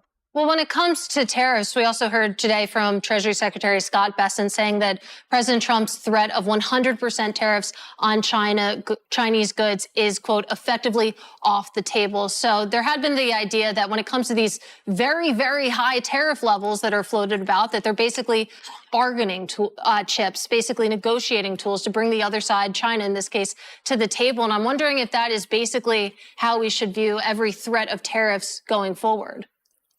I don't think so, because as you know, the baseline tariffs, when this administration began, they were 2 or 3%. Now they're up between 15 or to 20%. So the basic role of tariffs has jumped dramatically. Some of these situations, there might be bargaining. We've seen it with China, maybe to get them to be more forthcoming on rare earths. We'll see what happens with Brazil. We'll see what happens with Canada now. We'll see what happens with India. So yes, they may be bargaining tools, but essentially it's a form of economic warfare. And the question is, how do others retaliate? And again, I think economically, they're going to look to reduce their dependence on us. And it will also have a certain spillover into areas of geopolitics. It's very hard to tell a country, including a lot of the countries the president's going to be meeting with over the next couple of days, that we're strategic partners at the same time that we're introducing the reality or threat of high tariffs. Very hard to have it both ways.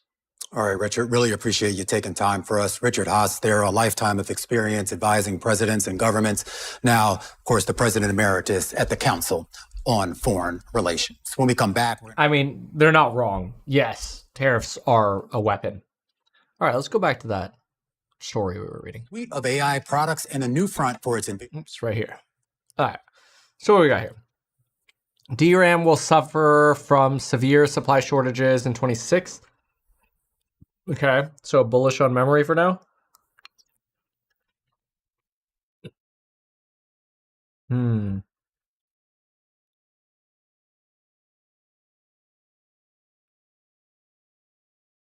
Okay.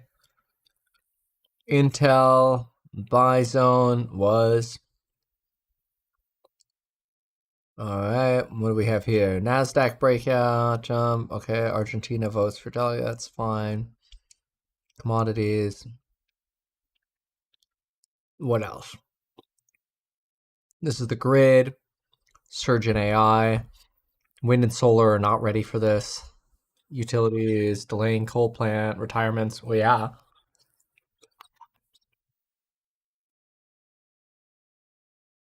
Trump loves beautiful, clean coal. Yeah. Trust me, the oil and coal lobby loves Trump too. Robotics. Copper. Okay. Brent backwardation, fine. Oil.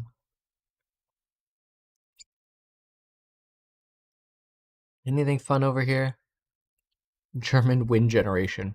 They're killing the whales. You know how many whales they're killing? So, core allocation. What are they like? Consumer discretionary, 9%. Energy, 43%. Wow, 43% energy.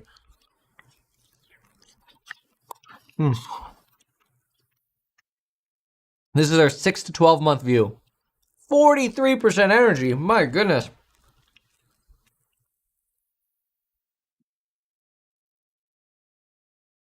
Pricey dicey. Okay.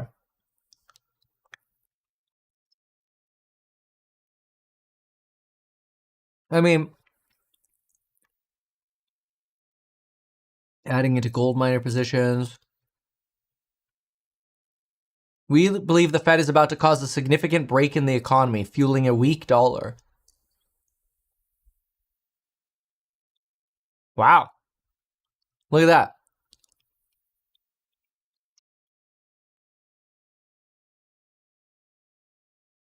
Significant break in the economy, fueling a weak dollar. If the Fed breaks the economy, I mean, isn't that like somewhat recessionary too?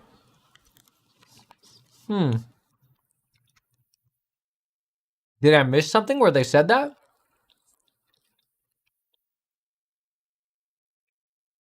The Fed is poised to signal an end to a balance sheet. That's about, yeah, but we talked about that. SOFR and QT, so they think that it's baffling how the Fed could ignore such continued, right. Fed to loosen capital rules, we saw that. Yeah, but there's nothing about them saying break in the economy. Huh,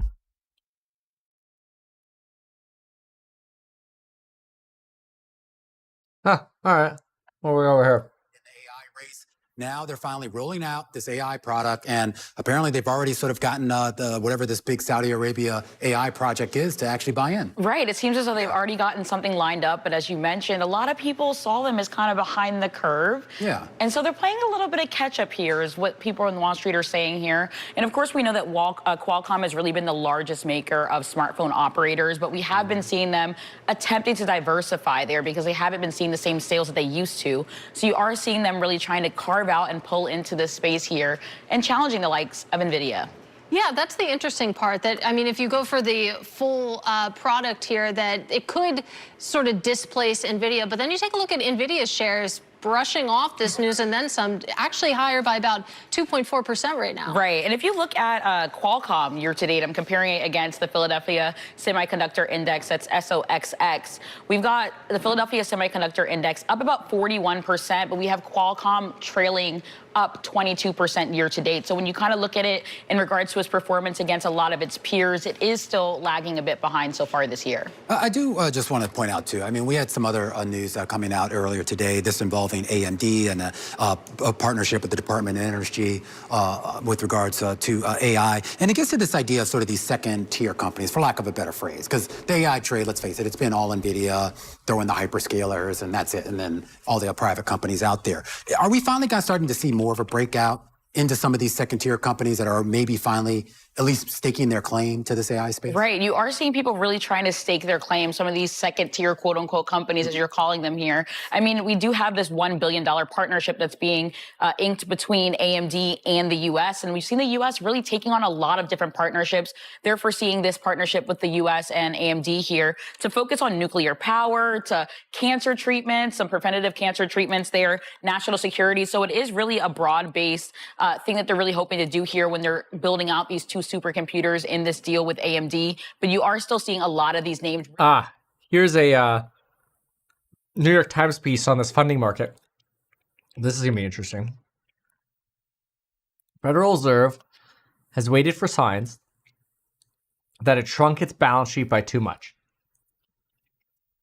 Warning signs are flashing that the central bank waited too long. Mr. Too Late. Could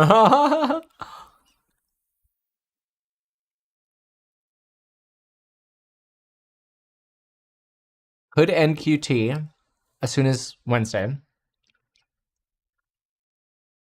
People are going to see this as so bullish, man. Like, there's like the catalysts are just so positive right now, but we're also so on the edge of glory. Like, it's like Huge catalyst before the cliff. We should like draw this. You know? This is all right. Do you want to attempt to load your image? Cancel. I don't want to load my image. I don't know what I drew the last time. It could be scary. All right. So, if this is the Nike swoosh, all right, well, I guess we'd have to have the down, right? So, if this is the Nike swoosh, it's probably more like that. Then it's possible the euphoric cliff.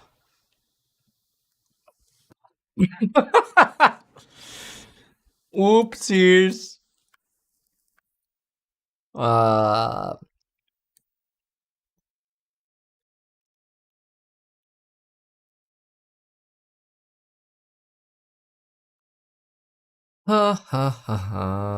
Okay.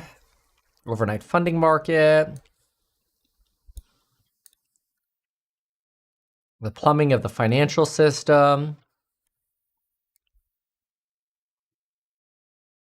This month, players were looking for more cash than moneymakers had to lend, pushing up the overnight rate. Exactly. The SOFR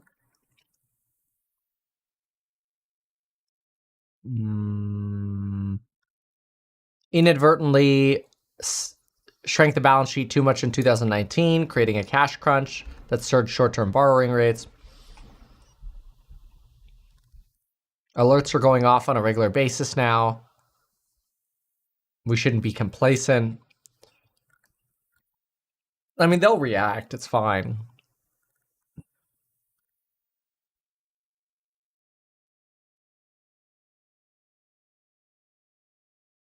Ample.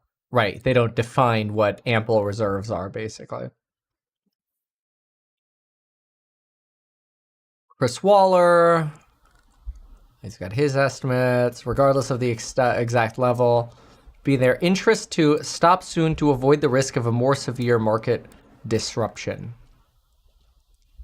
Why create the risk? Yeah. If the haves start to hoard reserves, then the market is not going to function. Right. Don't allow the lending out of it, basically. I wonder what the last thing is Nick T's talked about, if he's given us anything. And that's probably why you're seeing this gold move too. Let's go with Nick T here. No, nothing.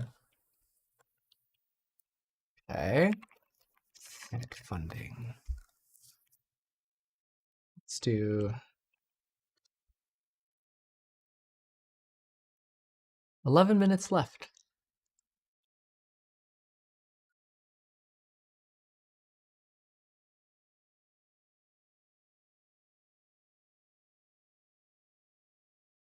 What is this? Here's from 5 hours ago. A big investor just dropped the equivalent of a $2 billion bet that the Fed will pause QT soon. Wow. Okay, so it's going to be options. Contracts shift hands. 40,000 November SOFR contracts.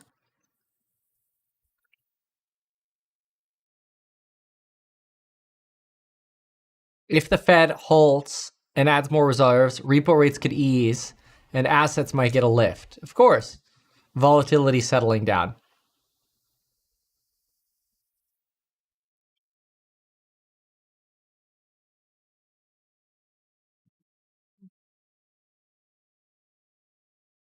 Yeah.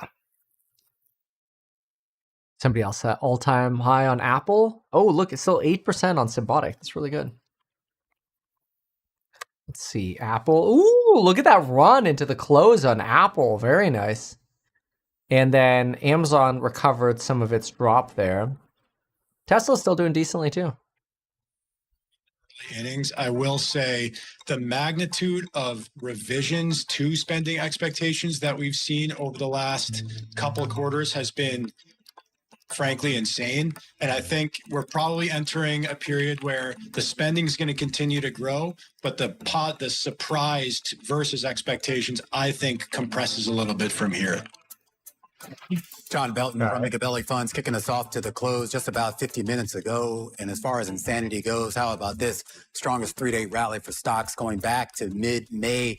Record highs across the board, Katie. Yeah. We're at session highs right now. It is just wild. It seems like that momentum building into the close on this Monday. The S&P 500 higher by 1.2%, led by technology. And we know it's a sort of make or break week when it comes to big tech. A whole bunch of your Magnificent Seven names going to report later in the week. The Russell 2000 not really getting in on the action in a really big way. Those small companies that populate the U.S. economy not seeing as much of the love. I'm actually a little confused by this. I mean, you would think when you have this kind of risk-on type of sentiment with regards to trade and potential positive earnings and rate cut that everybody says we're going to get on Wednesday, you would think some of those names in the Russell 2000 and even the mid-caps, you would get a little bit more of a traction. Well, that's the thing, right? People build beautiful bull cases for the Russell 2000, and it never seems to reliably stick. And at least today, the color is green. Certainly, it's taken a beating in certain moments. All right, a bit of a laggard here on the day as we move closer to the closing bells. Joining us right now is Stephen Dover, Chief Market Strategist at Franklin Templeton. He's also the head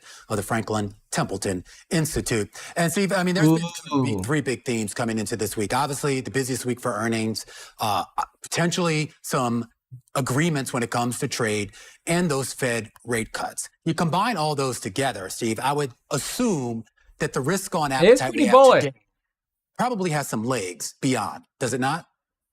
Yes, we think so. We're living in a situation, resilient global expansion, Fed easing into strength, not weakness. So yes, it's definitely a bull case. We did a study. We looked at the past 50 years, the 8 instances where the Fed cut after previously cutting. 100% of the time, 1 year later, the market was positive, averaging 17% for the S&P, 25% for the Russell, 20% for the Russell 2000, answering your small cap question, and emerging markets 27%. So we're very positive on the market going forward this next year, which really puts us into our 3 themes. We think, first of all, there will be broader equity participation, and we recommend that both in the U.S. and globally. We saw some of that. Yes, don't sell your assets. Put more in. And then more likely a softening dollar. When we talk about this idea of the rates coming, dollar usually goes down when rates go down anyway. On Wednesday, and most likely a third consecutive rate cut at the December 10th decision. Do you think, though, the Fed has the argument to make to continue cutting rates? Meaning, are economic conditions and the data that they say they depend on going to be supportive of 2, 3, 4 more cuts like the market is priced in for 2026? We think that it's likely the case. I think you ask an interesting question, because what the Fed should do and what the Fed is likely to do might be slightly different. So we probably wouldn't say the Fed necessarily needs to cut rates, but we would say the Fed is likely to certainly cut the next 2 and probably at least one into early next year.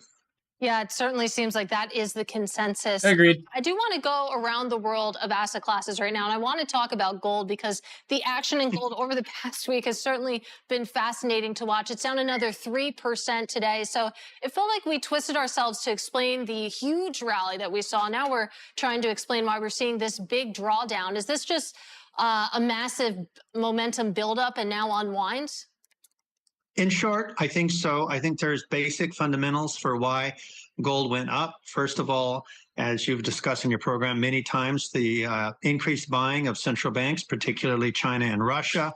And then secondly, kind of as a hedge. There isn't good evidence that gold was being bought as a hedge against inflation or even devaluation. So I think it's also, gold is a measure of the global world's money supply, and the money supply is expanded. So gold kind of had to catch up with equity markets and everything else. So not surprised that gold got ahead of itself. It doesn't mean that gold isn't a good diversifier in this broadening market. Commodities are likely to do well, but you certainly don't want to catch that at the peak. Yeah, the volatility in gold has been pretty stunning, which is... You mean when gold's up 10% in like a month, you shouldn't buy it? What? Because you point out in your notes that your bias right now is to remain short duration and high quality. And for a lot of folks, Stephen, it feels like that's been the playbook for a while. When would you feel comfortable going out when it comes to duration? Yeah, so probably as we head into 2026 is the short answer to that. But what I really wanted to talk about is risk, because we're talking about equity and fixed income markets, and probably the place, at least for individual investors right now, to reduce risk and have good opportunities within fixed income is within municipal bonds, which hadn't performed very well this year so far because of an oversupply.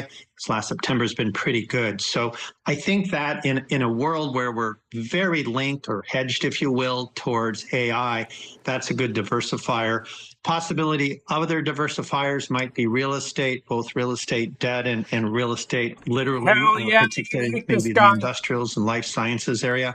And finally, as this market expands, private markets are going to expand. There's likely to be more mergers and acquisitions. There's likely to be more IPOs, so private markets might make sense as well. Curious, Stephen, looking a little bit further into next year, do you actually structure your portfolio around the idea of higher inflation, or at least inflation maintaining where it's at now? We would say maintaining where it is right now. We think that 50 basis points or perhaps more of that 3% inflation is due to tariffs. There's two sides of that. One is that... I mean, that's reading straight from the Fed, man. That's old news. I think it's more than that. I think it's 1%. But secondly, the tariffs, as we even saw over this weekend, are actually lower than that kind of top stated that we thought they were going to be. So those will kind of eat their way through the system, and then inflation hopefully will drop a bit. All right. Stephen Dover, Chief Market Strategist over at Franklin Templeton, helping us count you down to those closing bells. I mean, not bad. A decent, basic kind of summary. I mean, anybody can give that summary. 300 names, Katie Greif. I like the mention of real estate. A little biased. An 11% jump. Knocking on the door of 6,900, it seems like 7,000 for the S&P 500 is in reach, which is amazing when you consider how low we got in April, below 5,000. But fast forward to the end of October, it's pretty bullish. We should point out to the downside, we are seeing a lot of the material stocks get sold off, and that's actually potentially a positive. The idea that there is a potential trade deal between the U.S. and China, taking the bloom off the rose of some of those names as we break down all of today's market action starting now. Yeah. The closing bell. Bloomberg's boring. All right, cool. So let's see what else is going on. We have see what other articles we got. I keep going back for more cereal. It's so bad. All right, let's see here.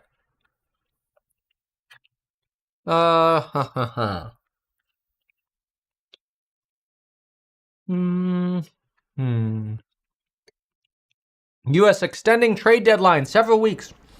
You mean taco? You mean Trump is tacoing? Private equity slump.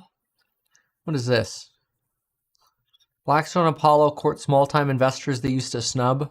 Oh, so they can make more money. I got it. Okay.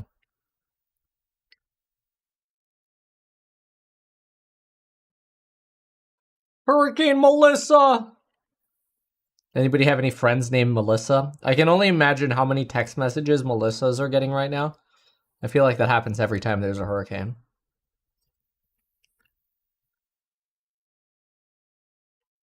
Okay.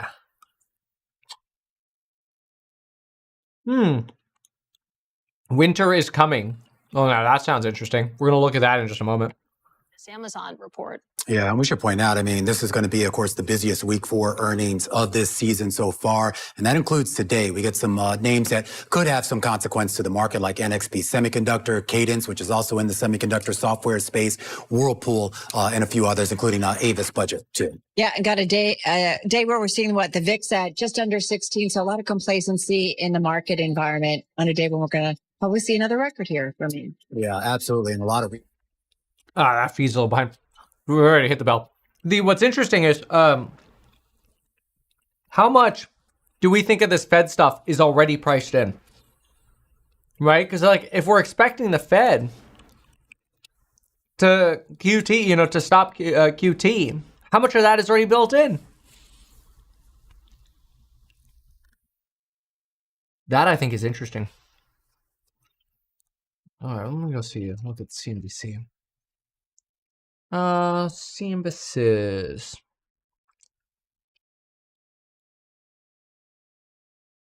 Some earnings cross. Talks. Democratic senators court their colleagues to pass the FTC chair. Michael Selig announced on X Saturday he'd been nominated to lead the agency and pledged to, quote, help the president make the United specifically because you're not alone. I mean, lots of miners have been doing the same. So talk to me about this decision. Well, this has nothing. I feel like they uploaded the wrong video on that. That was supposed to be about Binance. Joining us now, Ooh, here's a bear. Portfolio manager Dan Niles. Dan, thanks for being here. Just to kick things off, how are you thinking about the week ahead, especially in light of all these kind of idiosyncratic pockets that we're seeing? Stocks rise today, for example, Qualcomm. Yeah, I mean, the way I'm looking at it is over the weekend. Wait, how do you have your tie match your hair? I didn't even know that was possible. Gosh, tie literally matches his hair. You obviously had trade deals with 4 different countries. That was a big positive. On Wednesday, you get the Fed meeting where you're going to get a cut. And you could argue 2 cuts in the sense that I think quantitative tightening will be stopped.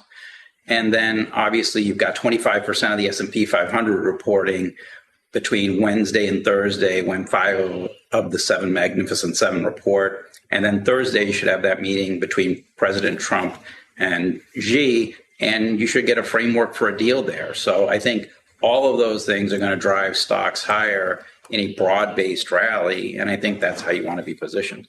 Do you think the bias is to the positive, that investor patience over higher CapEx will be tolerated as long as revenue is higher, as long as there's a framework for a deal, or as long as tensions just don't get exacerbated from here?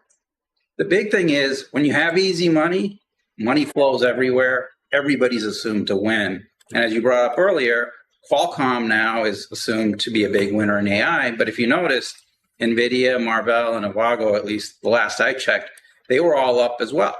So right now you're in this environment where despite investors going, well, how many have won in search? Well, it's just Google. How many have won in e-commerce? Well, that's just Amazon. What about streaming?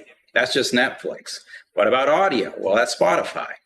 Right now, the assumption is everybody's going to win because you've got this easy money. You're going to get a rate cut, going to get quantitative tightening probably stopping. You'll get another rate cut on December 10th.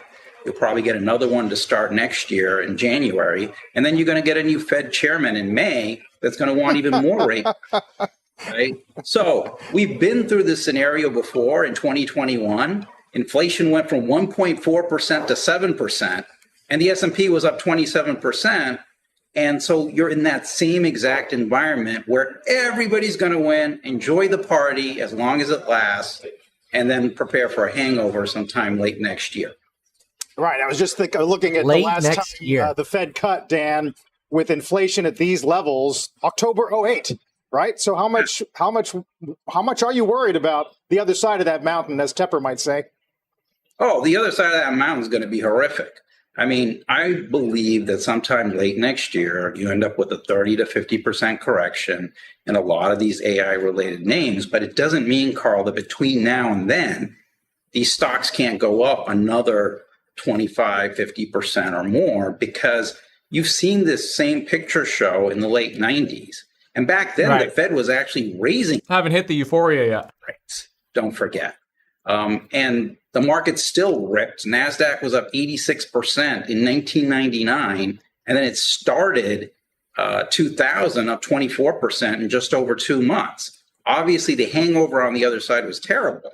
But you made a lot of money just sort of staying with it as long as the government kept screwing up and making, as long as you had investors believing everybody's going to win. And Qualcomm today, for me, the interesting part was all the competitors were. And so we're still in that great mode of, hey, we've got all this money flowing into the market. It's going to find its way into all these different stocks. Yeah, I feel like we should give investors a little more credit, though, because we have seen some dispersion, particularly in internet more recently. Netflix and Spotify down about 9% over the last month. We saw what happened with software, especially in the early days of AI, where investors were kind of thinking about how AI could eat their lunch. I mean, do you expect some choppiness in places like internet and software that could be disintermediated by AI? I mean, here's the bottom line. You're going to see some companies do worse than others. Obviously, the 5 that are reporting coming up, Apple and Amazon, they're up about 3 to 6% year to date.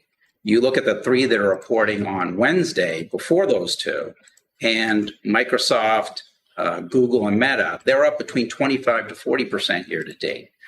But what I'm saying is, for an investor that's not doing this 24/7, if you look at just the broader market, since the Fed cut on the day before the Fed cut on September 16th through last Friday, you had the Magnificent Seven up 2% on average.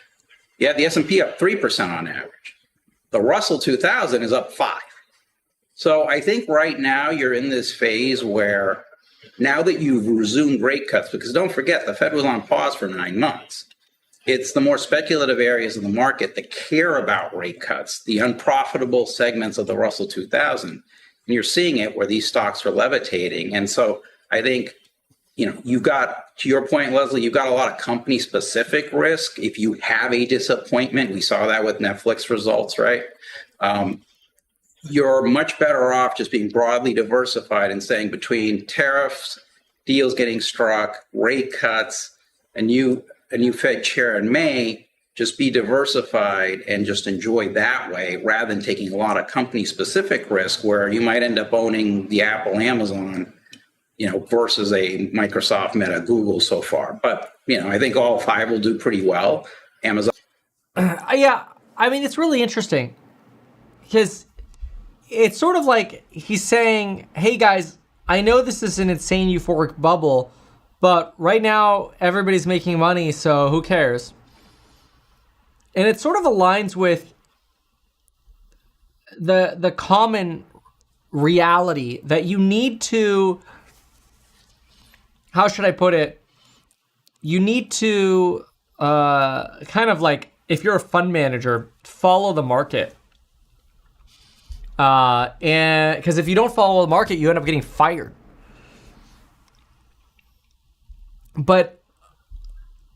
And then it also makes you wonder, like, what happens if everybody's already pricing in those catalysts? Like, are we? I mean, let's write down some of those. So if we, let's write down basically some of those that he said. Basically,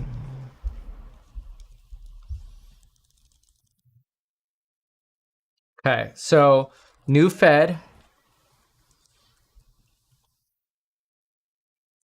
chair.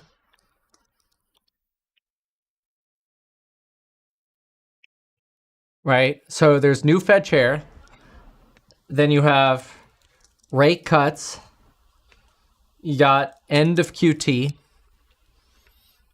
And then, taco enthusiasm, right? These are truly some major catalysts. The bad is basically jobs.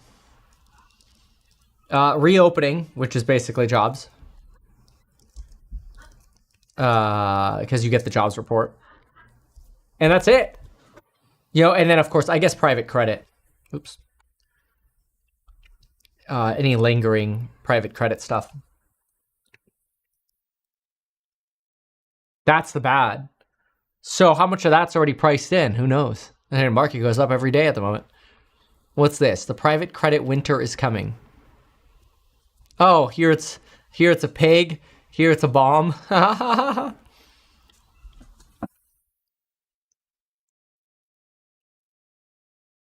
Wall Street insists private credit credit quality remains strong. The numbers back. Deal value rose more than 200% in the third quarter.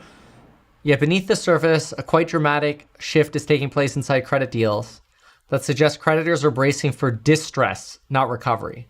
Right. So the biggest concern is that people start tightening credit standards and it becomes harder to actually acquire debt. That's the biggest concern. Because once that happens, you know, then the new money really dries up. And that's why there's so much talk about liquidity.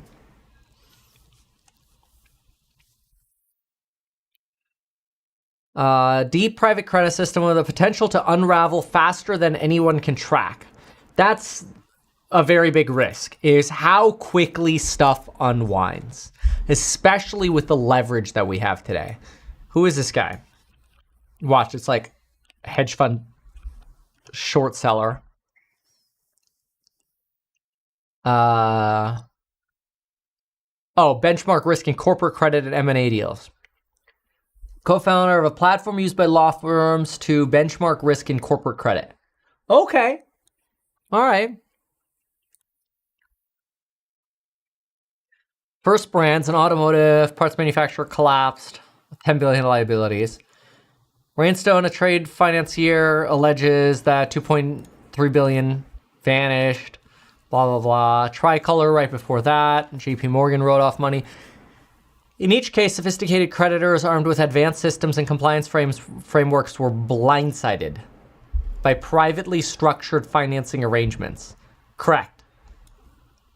That's always the big risk.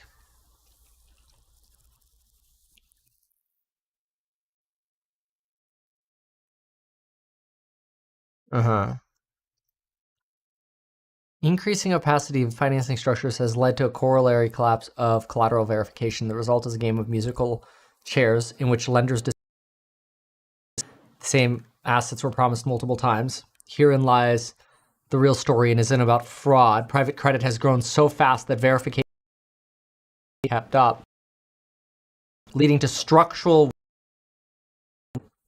Right. That's your black swan, basically.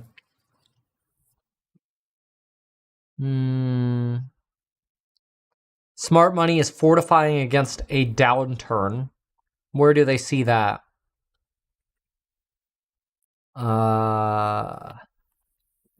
J.Crew blockers and anti-PetSmart, which prevent issuers from shifting valuable assets beyond creditors' reach, have become more prevalent. Okay.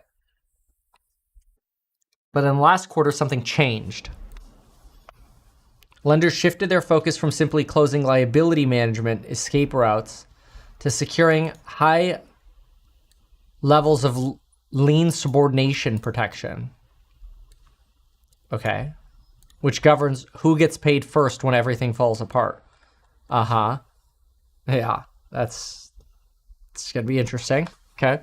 Terms require unanimous lender consent before any lien subordination jumped 23 percentage points in the third quarter. Now it appeared to be 84% in all credit deals, one of the sharpest quarterly increases ever. The market signal is that lenders are no longer trying to prevent borrowers from exploiting loopholes. They're actively preparing for what happens when bankruptcy is inevitable. Wow. That's why lien protections are surging. Oh. Okay. All right. That sounds scary.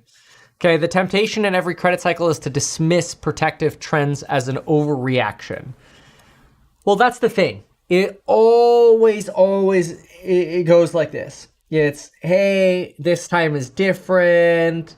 You know, it's never going to end. People have more money today than ever. Everybody's investing in the stock market. Yeah. It all ends the same. These shifts often precede major market repricing. In 2007, loan documents loosened months before default surged. Loan documents. What does this mean? But these shifts also precede... Okay. Default era covenant suspensions created the conditions for distressed companies to securitize loan documents, uncovering liability management loopholes. Okay. Artificial intelligence can help. Anxieties are spiking now. 3 lessons. Don't confuse deal volume with market health. That's fair. Rising issuance can mask deteriorating standards. Same institutions driving credit deals are often the ones quietly inserting stronger protections. collateral verification. Third, treat term trends as early warning signals. Okay. Because 2 is verifications. Term level shifts in credit deals are a leading indicator of fear, often surface before defaults appear in the public data. Okay? Lenders who monitor these can proactively anticipate risk. Yeah, but how do we monitor that? Term trends. I mean, I guess that's basically what they're saying here. You know, with like lenders are focusing towards this subordination protection.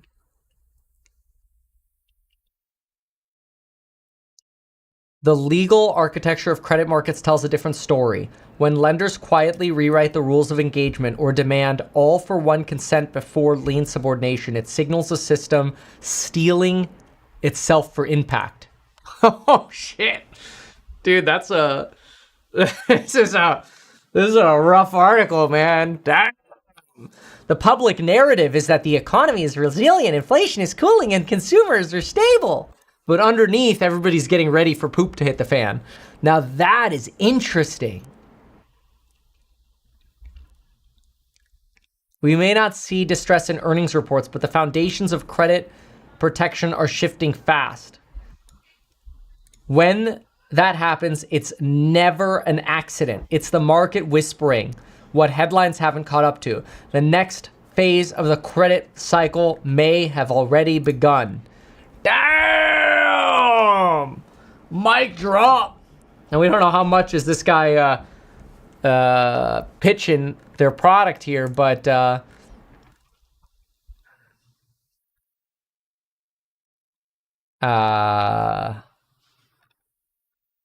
oh yeah, okay. This will give us comfort. Banks are much better protected than in 2008 and 2010. This will mostly fall on private equity. Yeah, dude, UBS, JP Morgan, Jefferies just got smoked. I mean, Jefferies isn't a bank, but still, you know, UBS and JPM, I don't know, man. I don't know. It's just a matter of time. A lot of underwriters do not do due diligence. They just take whatever PE sponsors put together and underwrite based on that. Great analysis, but why panic, everyone? Why not pay attention? Seems like sophisticated creditors on the heels of 2 major bankruptcies are not willing to accept the same level of risk as a year or 2 ago. Maybe just like all investors, they're reading the market tea leaves and seeing a boom or bust outcome with a middle ground unlikely, judging by their willingness to still participate in the market. The real question is here, what do they see as the weakest link in the economy?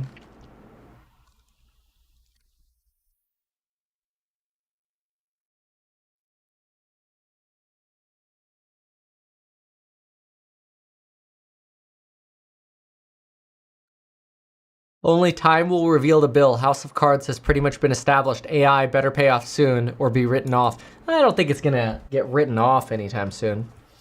I don't think it's that bad.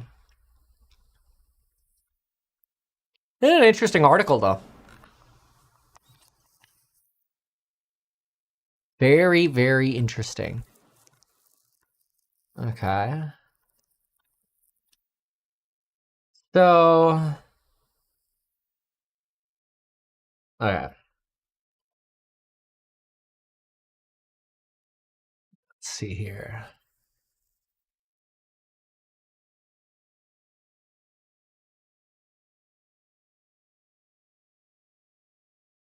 What else? That kind of goes with this.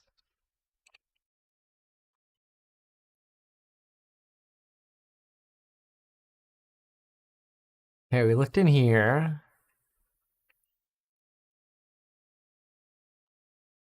Let's see.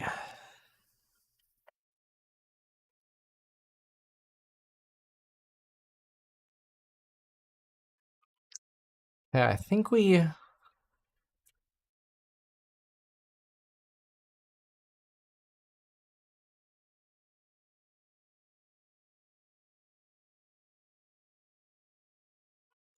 that's fine.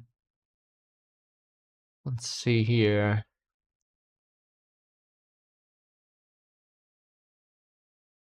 Cost of Obamacare explodes.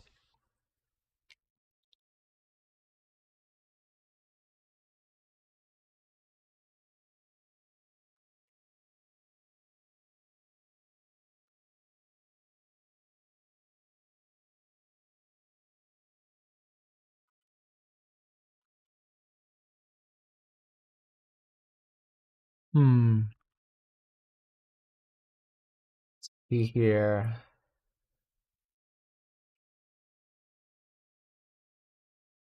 Axios put together all the times Trump has promoted a 2028 run. A pro-Trump group known as Third Term Project has been laying out the arguably unfeasible groundwork for another presidential term for Trump.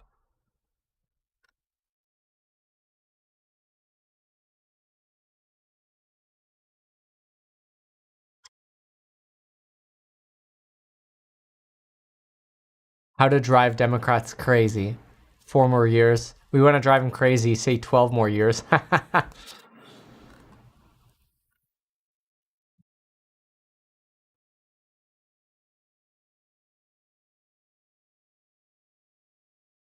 Yeah. All right. Reuters.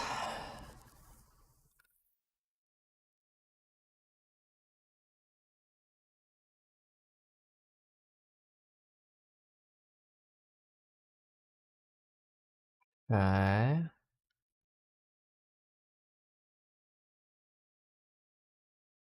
Great, Melissa.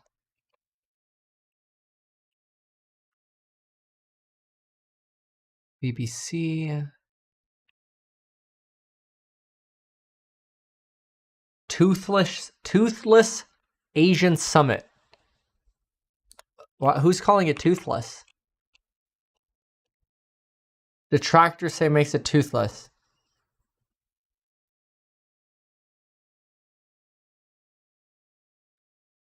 Alright, that's boring. Okay. Nothing. Where do we end up on this? Oh, at 4.9. Let's go. And that's great. 4.9 on the 10-2. Put that over.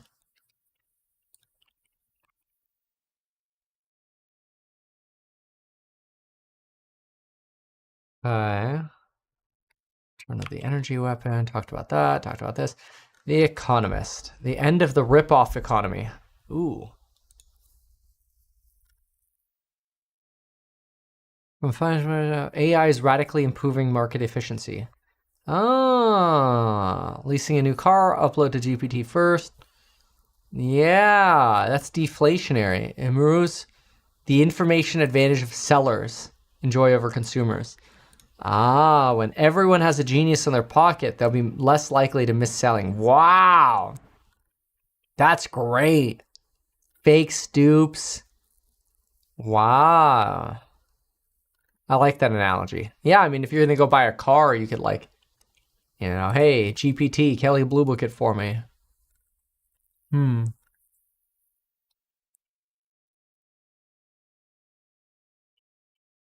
Okay.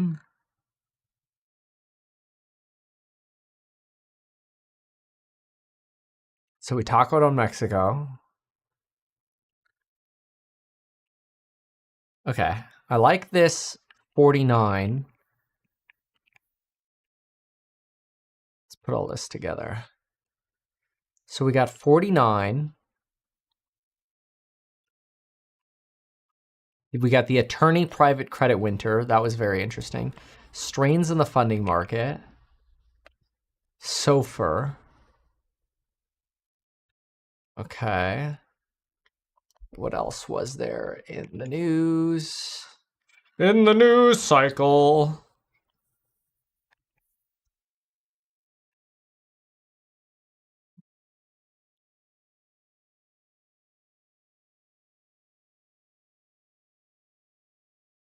Here we go. Tighter spreads, underpricing risk. I mean, yeah, that's fair.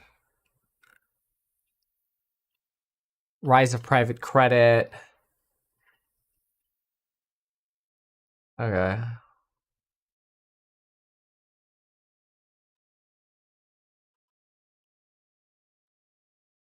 What was it? Oh, yeah, that was the jet piece. What is this? Newsom.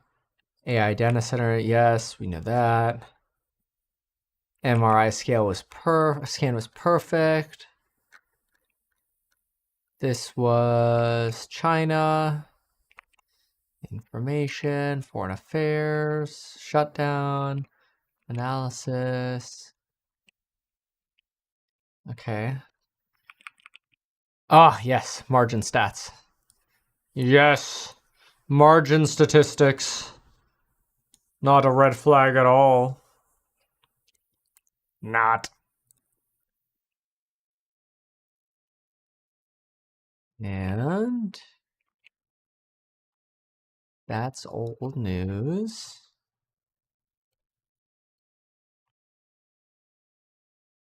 Right, and then the Bear report, which their report was they were talking about this as well.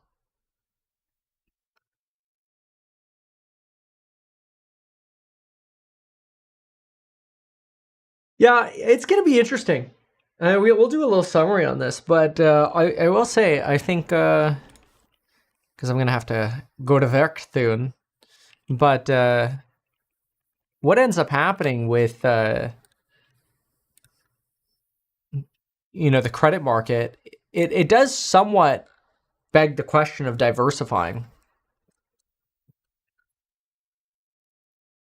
But to where? Like, people go, I don't want a money market because I don't want to get debased away. Although corporations are throwing money into money markets like crazy. Crazy.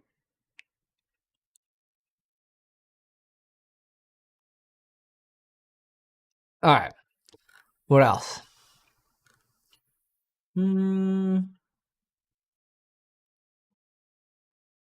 Let's see what else there is. Let's see. What about? All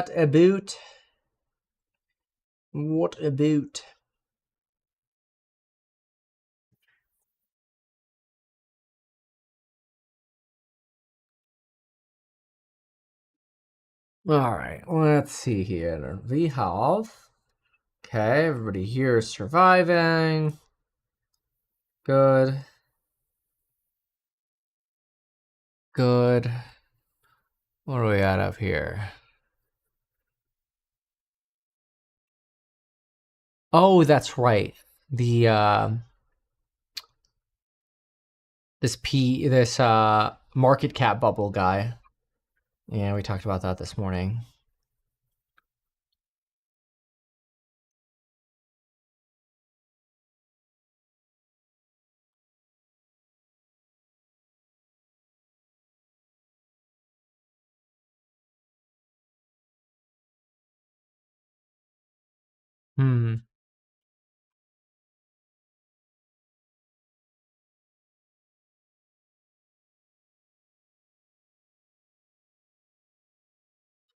Okay.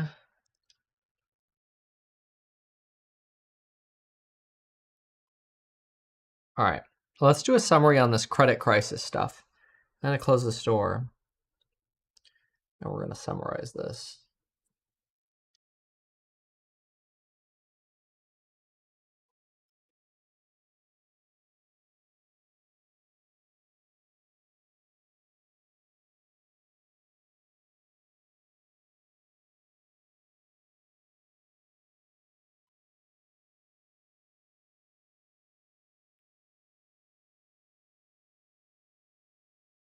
Wow.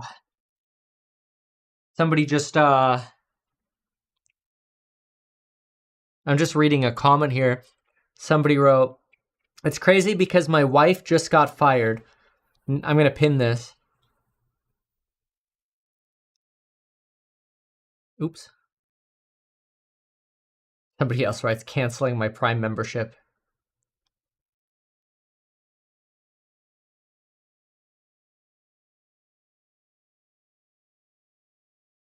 Okay, hold on a sec.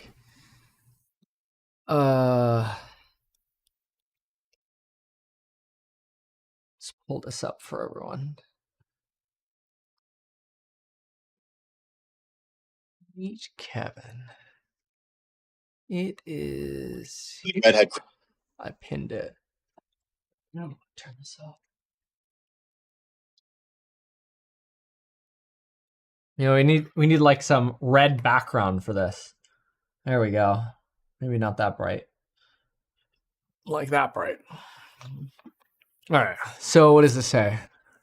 This person says, it's crazy because my wife just got fired, never told her why or even gave her an email. She just woke up as no longer an Amazon worker. It's crazy how they just cut us from jobs and treat us like toys they're tired of using. Yeah. That is unfortunate. And it is terrible. But that happens. And that's, I think, the scary thing that we kind of forget is how quickly that could happen. See, somebody else here says, early Christmas surprise from Amazon to their workers. Companies don't give a rat's. Well, what happens when all these AI companies fire everyone for AI? Nobody will be able to purchase their products. Exactly. That's the doom loop, right? UBI through stablecoins, food stamps. As a blue collar worker, it makes me happy that finally it's white collar getting preached. Don't like your job. Well, find another one. Should have learned to code, bro. Oh no. Somebody here writes, canceling my Prime membership out. UBI coming soon.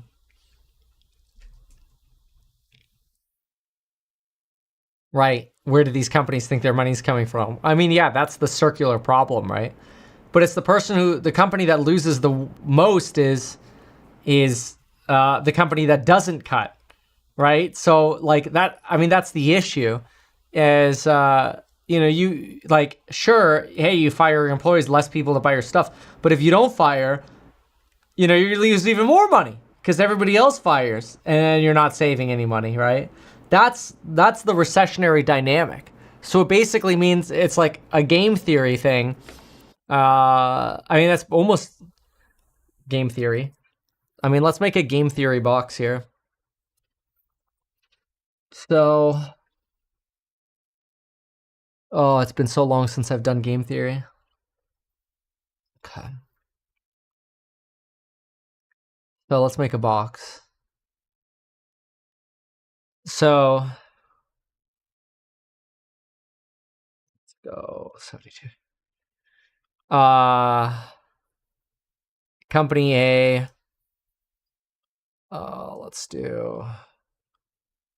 Let's make this all sell text. Here we go. Company A, company B, and then cut, or don't cut, right? So don't cut. So company A, don't cut. How did this used to work? Why do I forget how this worked? Oh, I think it's like this. I have to do it like this. That's right. That's how I have to stack this up. Boy, it's been so long. A, B, A, or then you go B, don't, is it like this? I can't remember. A, cut, right? So if A, both don't cut, keep booming, but margins down, okay? Company A cuts, A cut, no, I have this wrong. I don't remember how to do this crap, right? It's something like, I mean, I'll just do the lines here. It basically, both don't cut,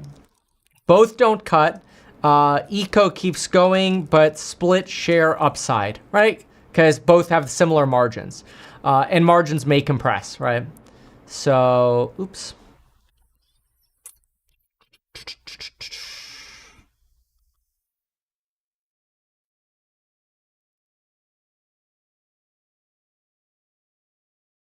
Let's do, there we go. Let's change the size of that a little.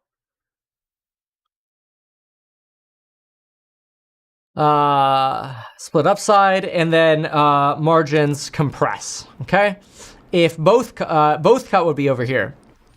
If both cut, recession, shares go down at both, but would be worse if they didn't cut, right? Oh, maybe the other one could be and recession, right? I don't know. Company A on the horizontal, company B on the vertical with cut, don't cut choices. Oh, maybe, is that the way to do this? Maybe that's the way to do it. A, you might be right. See, I could have probably looked up a game theory chart. All right, so both don't cut. Economy keeps going, but split share upside and margins compress. That's it. If A cuts and B doesn't, A gets margins up and stock up with recession resilience, right? In the event that there is one. And then obviously the same is true over here.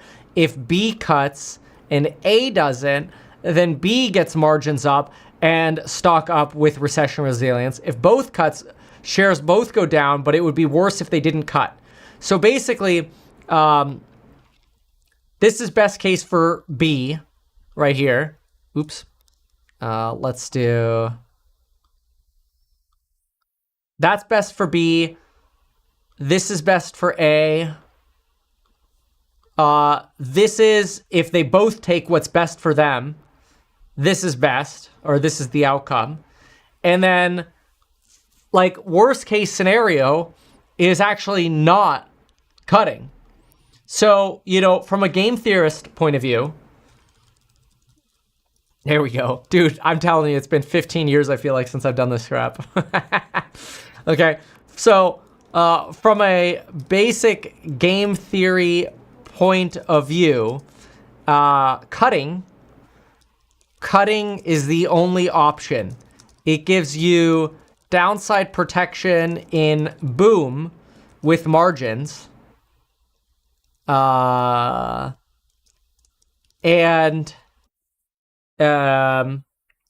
prevents BK in recession by creating resilience, right?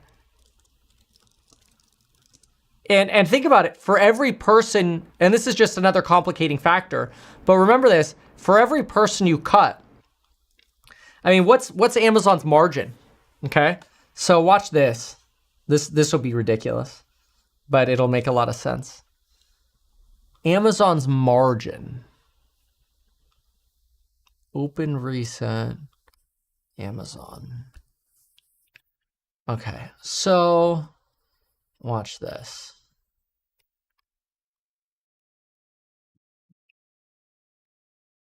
All right.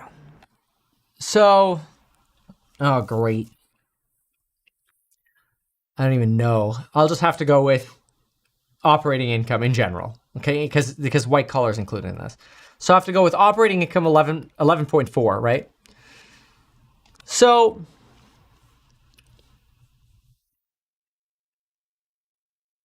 every dollar that Amazon cuts, every $1 salary Amazon cuts might equal, like, you know, how much well, every dollar of salary Amazon cuts equals about $10 of revenues, right? That's your break-even point. But how many or how much of a $1 salary goes back to Amazon?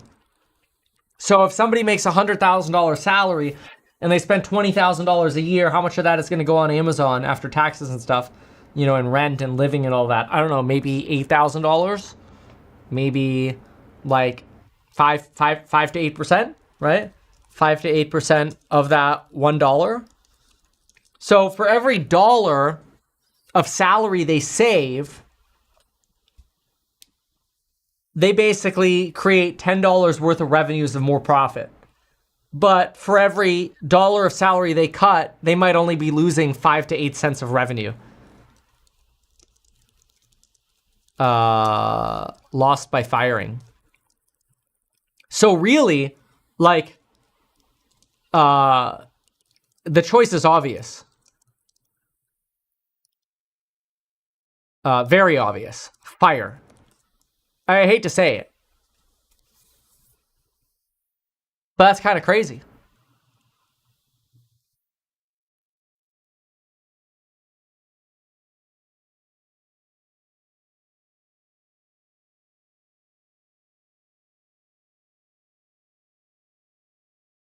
Huh. Very cool. To game theory it, not what's happening. You know, obviously people getting fired sucks.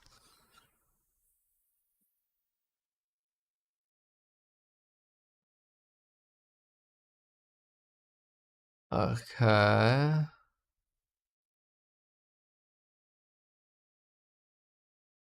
Let's see here.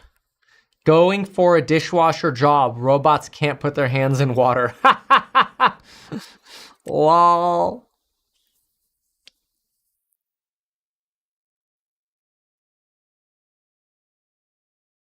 Until they come out with waterproof hands.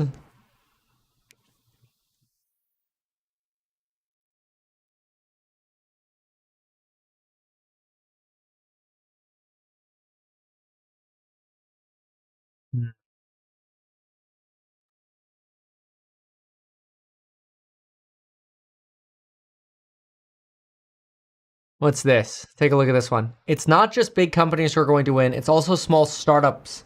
Well, it depends. The small startups that are, like, stable enough.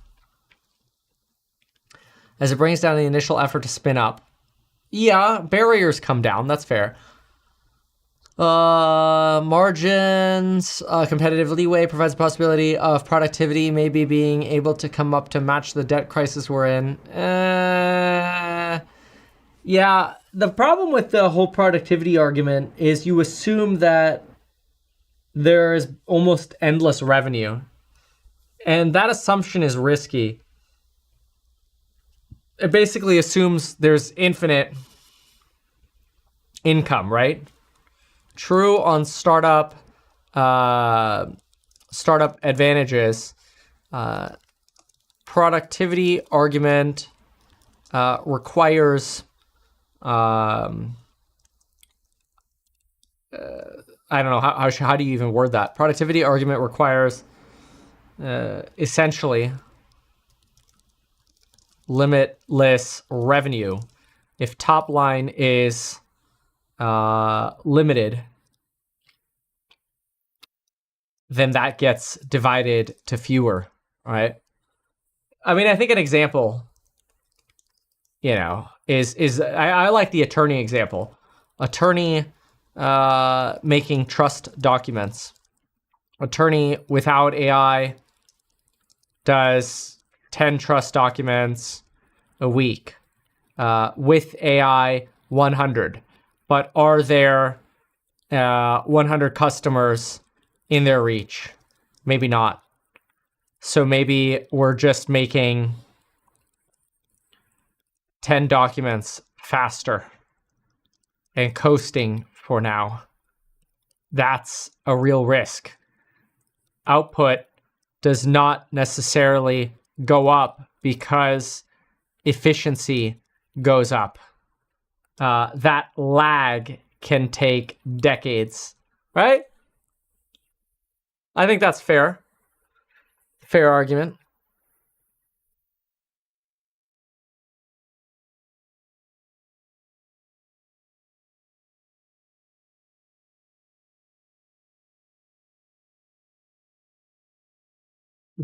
Bro, a dishwasher literally does that. Yeah. I mean, I think that was the facetious point, is like, a humanoid robot can't stick your hand in. Right, but that's why we have mechanical dishwashers that, you know, don't have a waterproof hand because they don't need one. They just have jets and spinning, you know, turbine-style devices, basically, that do the cleaning for you. It's kind of cool. All right.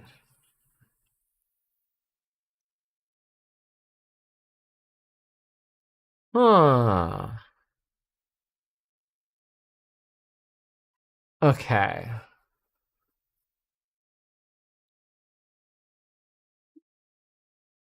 So,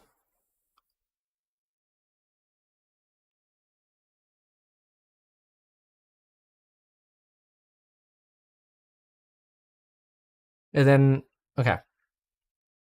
Let's go do a quick summary on this private credit thing, and then I got to go work.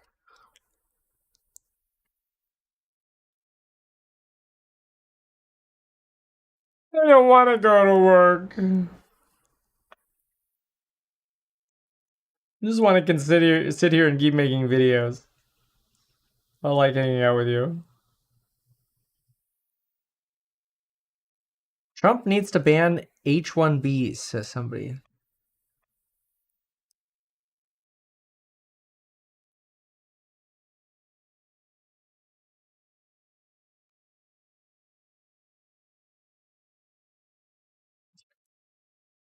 Some of these comments are so dumb.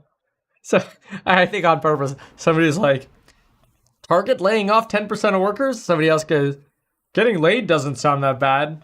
I don't know. It's just like bad jokes, I guess they're making.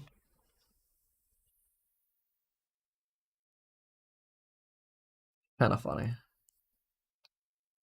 That's how you know they're not bots. The real half-hearted troll comments. All right. Rare earth hack? No, I don't want to go bankrupt. Why do I want to do rare earth hack and go bankrupt? Sounds like a terrible idea. You know how long it's going to take for these companies to make money? Nah, man. That's crazy.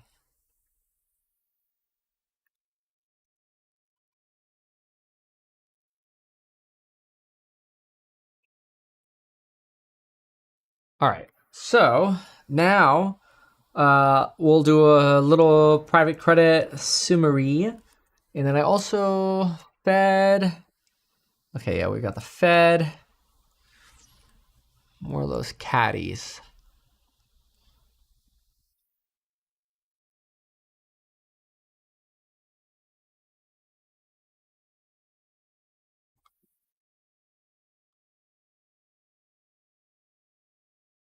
Okay.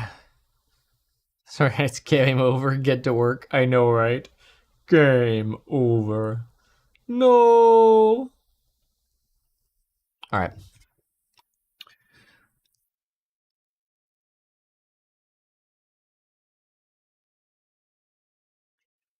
There is talk about a 30 to 50% crash in stocks, in addition to terribly brewing risks and enlarging risks in the private credit market that nobody is paying attention to today. I'm going to break down both of these takes because right now things don't seem that bearish. In fact, think about it. We've got a taco going on, or as Rabobank is now calling Zaco. That's because Xi Jinping always chickens out as well, apparently. You've got Donald Trump likely tacoing. He's already extending the trade deal with Mexico. My son just handed me a $1 trillion credit card because he says money's basically worthless. So now he's giving me a credit card denominated in trillions of dollars. And it's bad. You know, it's bad when your 7-year-old says money's basically worthless. I'm like, hey, I'll pay you, to do this chore. And he's like, well, am I going to get paid in cash? Because that's basically worthless. He wants to be paid in other ways. He wants real assets. He's going to start demanding Bitcoin or gold here, or deeds to real estate. But anyway, so you've got the Zaco or the taco going on this Thursday. You've got the Fed setting up for a rate cut on Wednesday with potentially or likely the end of quantitative tightening. But then you've also got these fears about a credit crisis, and that's actually where I want to start right now. Is there's this op-ed that's written by this private credit attorney. I wanted to check to see if they were like a hedge fund or something shorting the market or whatever, because they seem pretty bearish. But anyway, it's apparently this private credit attorney. And he says that lenders are quietly rewriting their collateral rules. And so basically what he does is he goes in and says, everything looks great at the headline. Like, it looks like deal values are skyrocketing. You're seeing more credit deals being done. Earnings are beating at banks. Credit spreads are tight. Everything's Gucci, right? And he says, not so fast. What happened historically in like the dot-com bubble and in 2008 is that, quote, sophisticated investors start seeing warning signs, and some of them start, quote, fortifying against a downturn. Not all of them, because there are also a lot right now that get blindsided by these, credit blowups like what we saw at Tricolor or First Brands, where they're like, wait, what? Those assets weren't really as high quality as we thought, but the rating agencies say they were worth a AAA rating. Oh my gosh, what? The rating agencies lied again? What? Wait, you mean somebody who's financing the very auditors who are covering up the fraud might be pulling out credit default swaps against the potential default of these debts? What? By the way, exactly what just happened with First Brands. The auditor for First Brands had a bunch of financing from Apollo. Apollo sees that, the auditor, somehow, they get their hands on financials. Oh yeah, come invest in this or whatever. You're like, oh, these are toxic. And then they take out credit default swaps against the bankruptcy of First Brands, which happens to happen, which happens to be audited by the company they lend money to. Certainly makes you scratch your head a little bit and go, seems a little shady. But whatever, somebody always knows. And that's the thing. Not everybody does, but that's what makes it scary. And this attorney is suggesting that lenders are starting to actually change some of the covenants, which are basically the rules or the conditions of their loans, to be a lot more stringent.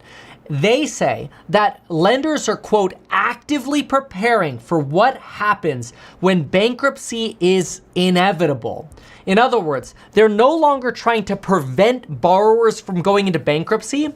They're basically saying we're now switching our credit covenants from forget about you going bankrupt. We actually just want to be first in line with what are called lien protections. And this credit attorney says these lien protections are now skyrocketing. He says this happened in 2007. This happened in the dot-com bubble. Don't confuse the headlines that that there are no credit risks or that the credit risks are just idiosyncratic and all that stuff. It says don't actually believe that stuff. Now, I don't know, maybe this guy's unnecessarily bearish, but it's very interesting because he's like, look, Wall Street's public narrative is the economy is resilient. Inflation is cooling. Consumer credit remains stable. That may all be true on the surface, but the legal architecture of credit markets tells a different story. When lenders quietly rewrite the rules of engagement or demand all-for-one consent before lien subordination, basically a simple way of saying, hey, if you go bankrupt, I want first dibs, it signals a system steeling itself for impact, hardening itself for impact. The foundations of credit protections are shifting fast. When it happens, it is never an accident. It's the market whispering what the headlines have not caught up to yet. The next phase of the credit cycle may have already begun. Okay, that's an eerie way to finish an op-ed, mostly because it's also eerie that Jerome Powell told us in his last meeting that maybe the normalization of the beverage curve has already begun.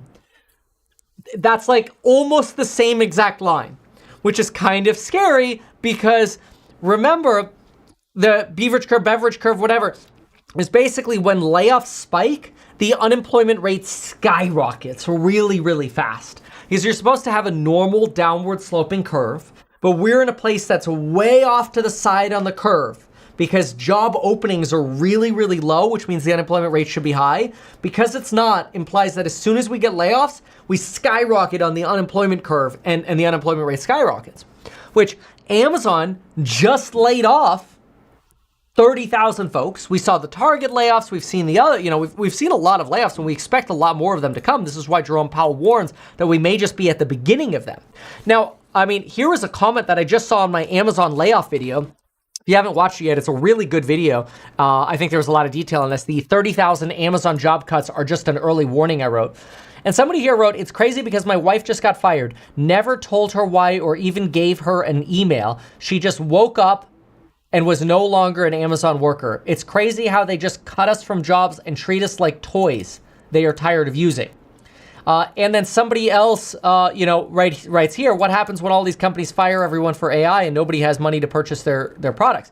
Which is fair. This is actually a really good point. And that's where we talked about game theory. And so I'm going to pull up the little game theory we did because I think it's really interesting. And it kind of relates to this credit market stress, because the credit market stress is really just banks and lenders starting to go, oh my God, we might have been lied to by these credit agencies again. Double check the books, get things ready. If nothing breaks, fine, we got protected. But if poop hits the fan, we don't want to be the last one off the ship, so to speak, right? That's the same game theory that goes into laying off people. I hate to say it, but understand this. If you spend $1 at Amazon, Amazon gets about 10 cents, okay? If Amazon cuts $1 of expenses, they replace 10 of my dollars, right? Because if I spend $10, Amazon nets $1. Or if they cut $1, they also net $1, right? So cutting $1 is like getting $10 worth of revenue. So cutting $1 is huge for their bottom line. They like cutting $1. But then you also have to understand the game theory of this. Because understand this. If you have two companies, we game theory this out. If you have two companies and both companies do not cut and the economy keeps going, then what ends up happening is margin compresses at both of these companies through typical capitalistic deflation or disinflation. And you kind of split the upside.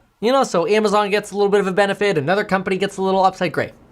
If instead you have, let's say, company Amazon that cuts workers and company B, let's say, I don't know, Microsoft or whomever else does not cut workers, then Amazon's margins might go up, where the other ones doesn't. The other company's margins don't go up, right? And so one company could go up and get more recession resilience and appear stronger in the good times, but also be stronger in the bad times. So therefore, company B is actually incentivized to cut. And so from a game theory point of view, as a company, you should almost always cut because you're going to save so much money. You're saving $10 basically of revenue by cutting $1 of profit at Amazon because their margins are about 10%. It's going to be different, obviously, at different companies. Microsoft has higher margins, right? And then, of course, you don't want to affect growth. That's why Amazon's cutting at human resources and not in their growth drivers. But anyway, the point is, the default scenario here is if you can cut without affecting growth, the default game theory is you should do it because it protects you in the event of a recession and it makes you more competitive or at least equally competitive to the company B, right? And then that's where we said, like, for every $1 of Amazon, every $1 of salary Amazon cuts, that's basically $10 of revenue. And how much of that $1 of salary is actually going to go back to Amazon? Maybe 5 to 8 cents of every dollar, right? So it would take them somewhere around 100x, basically. They'd have to make like $100, or they'd have to lose $100 of revenue to even make a difference to what they're cutting in salaries, because that specific salary isn't purely going to go back to Amazon entirely anyway. And even if it did, there's a 10x multiple. Even if 100% of all that salary went back, which none of that really matters. Like, just skip to the bottom line on all of that. The point is, if a company can cut without affecting growth, they're going to do it in this economy. So now try to put these pieces of the puzzle together for a moment. You've got a few things going on. Let's write this down right here. Number one, really bullish catalyst, a new Fed chair coming in May, bullish May. We've got rate cuts, okay? That's bullish October through December. We've got the end of quantitative tightening. That's bullish October. We've got taco. That's bullish now. This is a euphoric or the start. This is either euphoria or the start of euphoria. Like, everything's great, right? But underneath the surface, you have those private credit concerns and then that labor market. That's it. And so it sounds like companies are starting to prepare, at least on the credit side, for a potential rollover in those private credit markets. And that's where you're also starting to see some, quote, strains in the funding market. Now, this is really interesting. The New York Times was just talking about this, but not only was the New York Times talking about this, you've got a lot of institutions now talking about the FOMC basically being clueless because of these spikes or dislocations in the SOFR market. This is the SOFR market. This is the secured overnight funding rate market, basically the overnight market for cash. Hedge funds, banks, they go there. They could, pay off debts and borrow money or whatever to cover bills or whatever in an overnight basis. For a normal human being, like a normal you and me, this doesn't make any sense. It doesn't matter. Like, we don't borrow overnight. This is crazy. But these massive institutions, they do, because even, 5 bips on $1 billion is a big deal. It pays for people's salaries. So it makes sense to have humans move this money around. The problem is when these numbers go up, like when this chart goes up, it means there's less cash available. That's why they write over here, this part's stable, this is a mess. Okay, how do you know the Fed has gone too far with cutting the size of their balance sheet? When you start getting this kind of mess. That's why Jerome Powell a couple weeks ago comes out and is like, bro, we have a problem here. We may have gone too far. It's time to maybe stop. We need to turn the vacuum cleaner off. Now, the Bear Trap report, that's what this is called. They say the Fed actually being late could be one of the factors that ends up hurting our bull thesis. But in addition to the Fed being too late, private credit deteriorating could lead this $1.3 trillion private credit industry to cut exposure, take losses, default on loans, and cause a cascade through high yield bank loans and credits. See, a lot of people think that, it's not going to be banks that get hurt. It's just going to end up being private credit markets. It doesn't matter, the credit crisis. Private credit will just get hurt. It'll be individual companies that'll go bankrupt. Nobody else. Yeah, doesn't really work that way. Because what we just saw with Tricolor and First Brands was investment banks, which technically aren't banks, but big investment firms, which have big public stocks, which affect the entire financial system for stocks, tanked. UBS and Jefferies got hit very hard. But it wasn't just them with exposure. It was also companies like JP Morgan. They had to lick their wounds on like $170 million of losses. There were also banks out of Japan that had to lick their wounds on billions of dollars of losses because of just those two small companies, relative to the whole financial system, going kaput. So then it sort of makes you start scratching your head, go, crap. If that private credit market rolls over, it is a big deal. So from a game theory point of view, private credit wants to insulate and companies want to insulate. So to me, those firings and this sort of tightening in the private credit market, they're more like little early warning signs that people are kind of putting blankets around themselves, like, get ready for the winter. Winter is coming. People are starting to hoard blankets. And it's kind of like we're in summer right now, we're in late summer, and everybody's kind of partying with their bathing suits or whatever. And that's great. But what happens when all of a sudden the cold front comes in and people didn't get prepared? Well, that's when we start getting nervous about where we sit with margin debt today. I mean, if you go to FINRA margin statistics, it's scary. We've never seen margin this high before. $1.1 trillion in margin debt. And frankly, this is the highest level we have ever seen. Like, if you go back to historic data and you download these spreadsheets, you could go all the way back to 2021. We didn't see $1 trillion of margin debt. We were in the 900 billion range. But markets usually always top out when margin tops out. That doesn't mean that we're about to top out soon. Remember, look at the catalyst. We do have bullish catalysts ahead of us. This is the kind of stuff that we plan for in the Meet Kevin report, in the Alpha report every day. We talk about short, medium, and long-term catalysts. And we try to position, 10-year stocks versus like 2-month stocks or day trade stocks, right? We try to be very clear with the difference between those. Well, you've got to evaluate that right now we're running high on all these bullish catalysts. It makes you wonder, okay, like how much of the Fed cutting or how much of the Fed pausing the vacuum cleaner is already priced in? How much taco or Zaco or euphoria is already priced in? The market's killing it right now. We broke my 615 price target, which I had on the Qs, which is awesome. Tesla jumped right off 414 and now off 433 rather, which we talked about also in our Alpha reports, both of those lines. So it's a remarkable environment for risk, and it seems like the Fed cutting is just going to keep introducing more risk-onism. And it's true. And the question is, when it rolls, it tends to roll fast. It's just, when does that happen?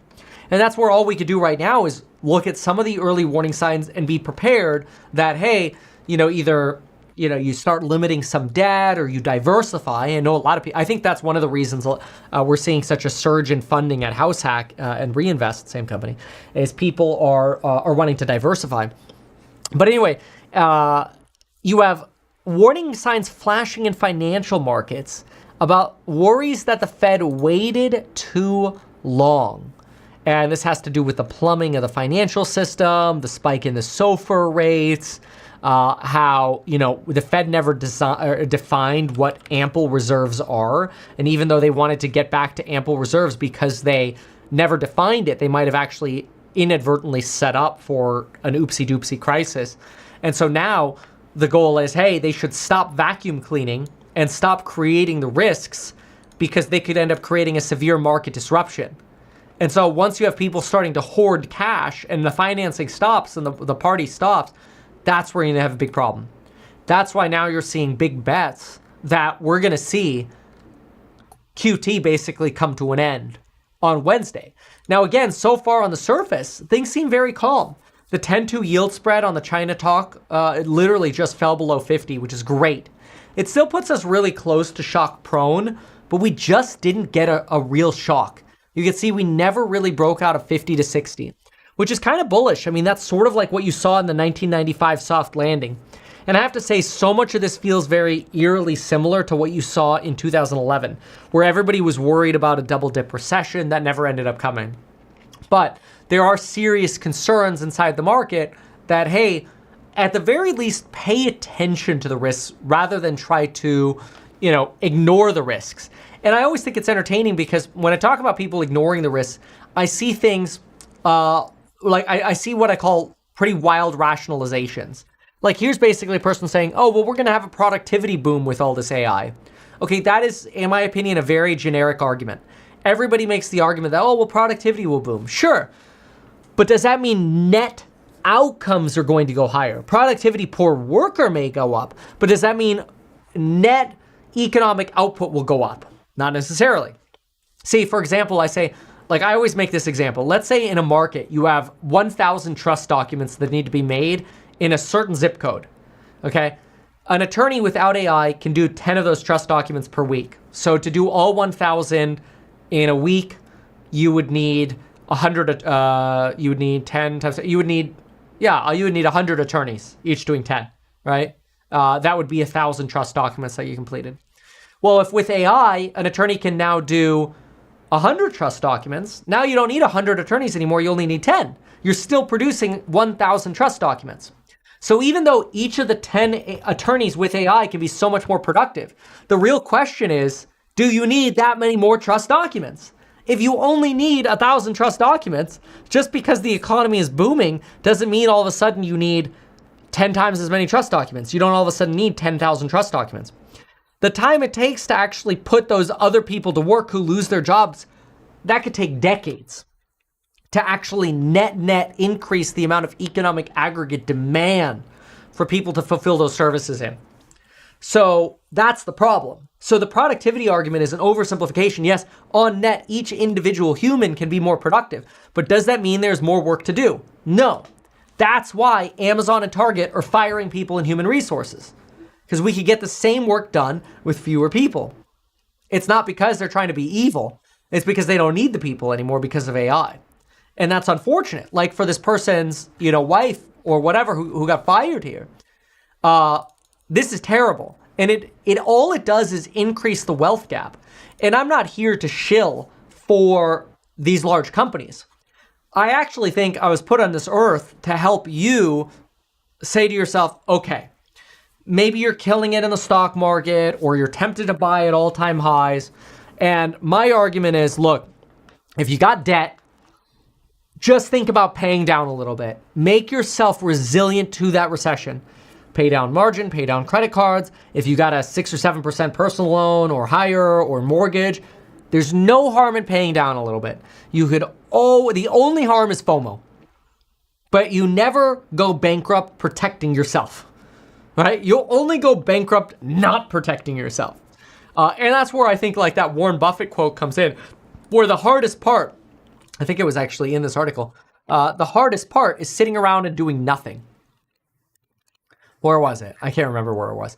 But basically, there was this article, and they quoted, oh, here it is. Especially for a young guy. There, I found it. Larry, as a young man, testosterone is your greatest enemy. The hardest thing to do is stare at the screen all day and do nothing.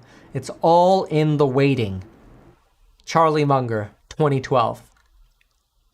Waiting. Kind of interesting. And I personally think that credit attorney guy, it doesn't surprise me. Like, I'm not reading this credit attorney's article going, oh my gosh, this is it. To me, it's like, I saw this coming. Like when we heard about Tricolor and First Brands, if you go back to watch my videos, I'm not like making this up in the past, you go back and watch my videos. I said the biggest risk now is that all these companies start going, crap, we need to take a second look at our lending guidelines. And then what happens is you get a Nike swoosh that turns to euphoria, right? The Nike swoosh goes into the euphoric cliff. That's the part you have to be scared about, the euphoric cliff. And so, you know, these strains we're starting to see now, they say we're at a turning point. Can we possibly get through it where everybody insulates and the party keeps going? Of course. But there is cause for caution in this market. And I think if you go to meetkevin.com/data, I do my best to update my bear bull scale there all the time. And I encourage you, if you haven't yet signed up to get the Daily Wealth, it's totally free. But here, let me show you. If you go to meetkevin.com, this is the pitch on the Alpha Report here. Just skip past that. Go to data. Type in meetkevin.com/data. Yeah, I mean, I obviously encourage you to join the Alpha Report. We've been killing it, and we've got like 4,000 members every morning who watch the Alpha Report, and many more who don't even watch the videos. They just read the Alpha Report. So, you know, a lot of members here love the Alpha Report. I encourage you to be part of it.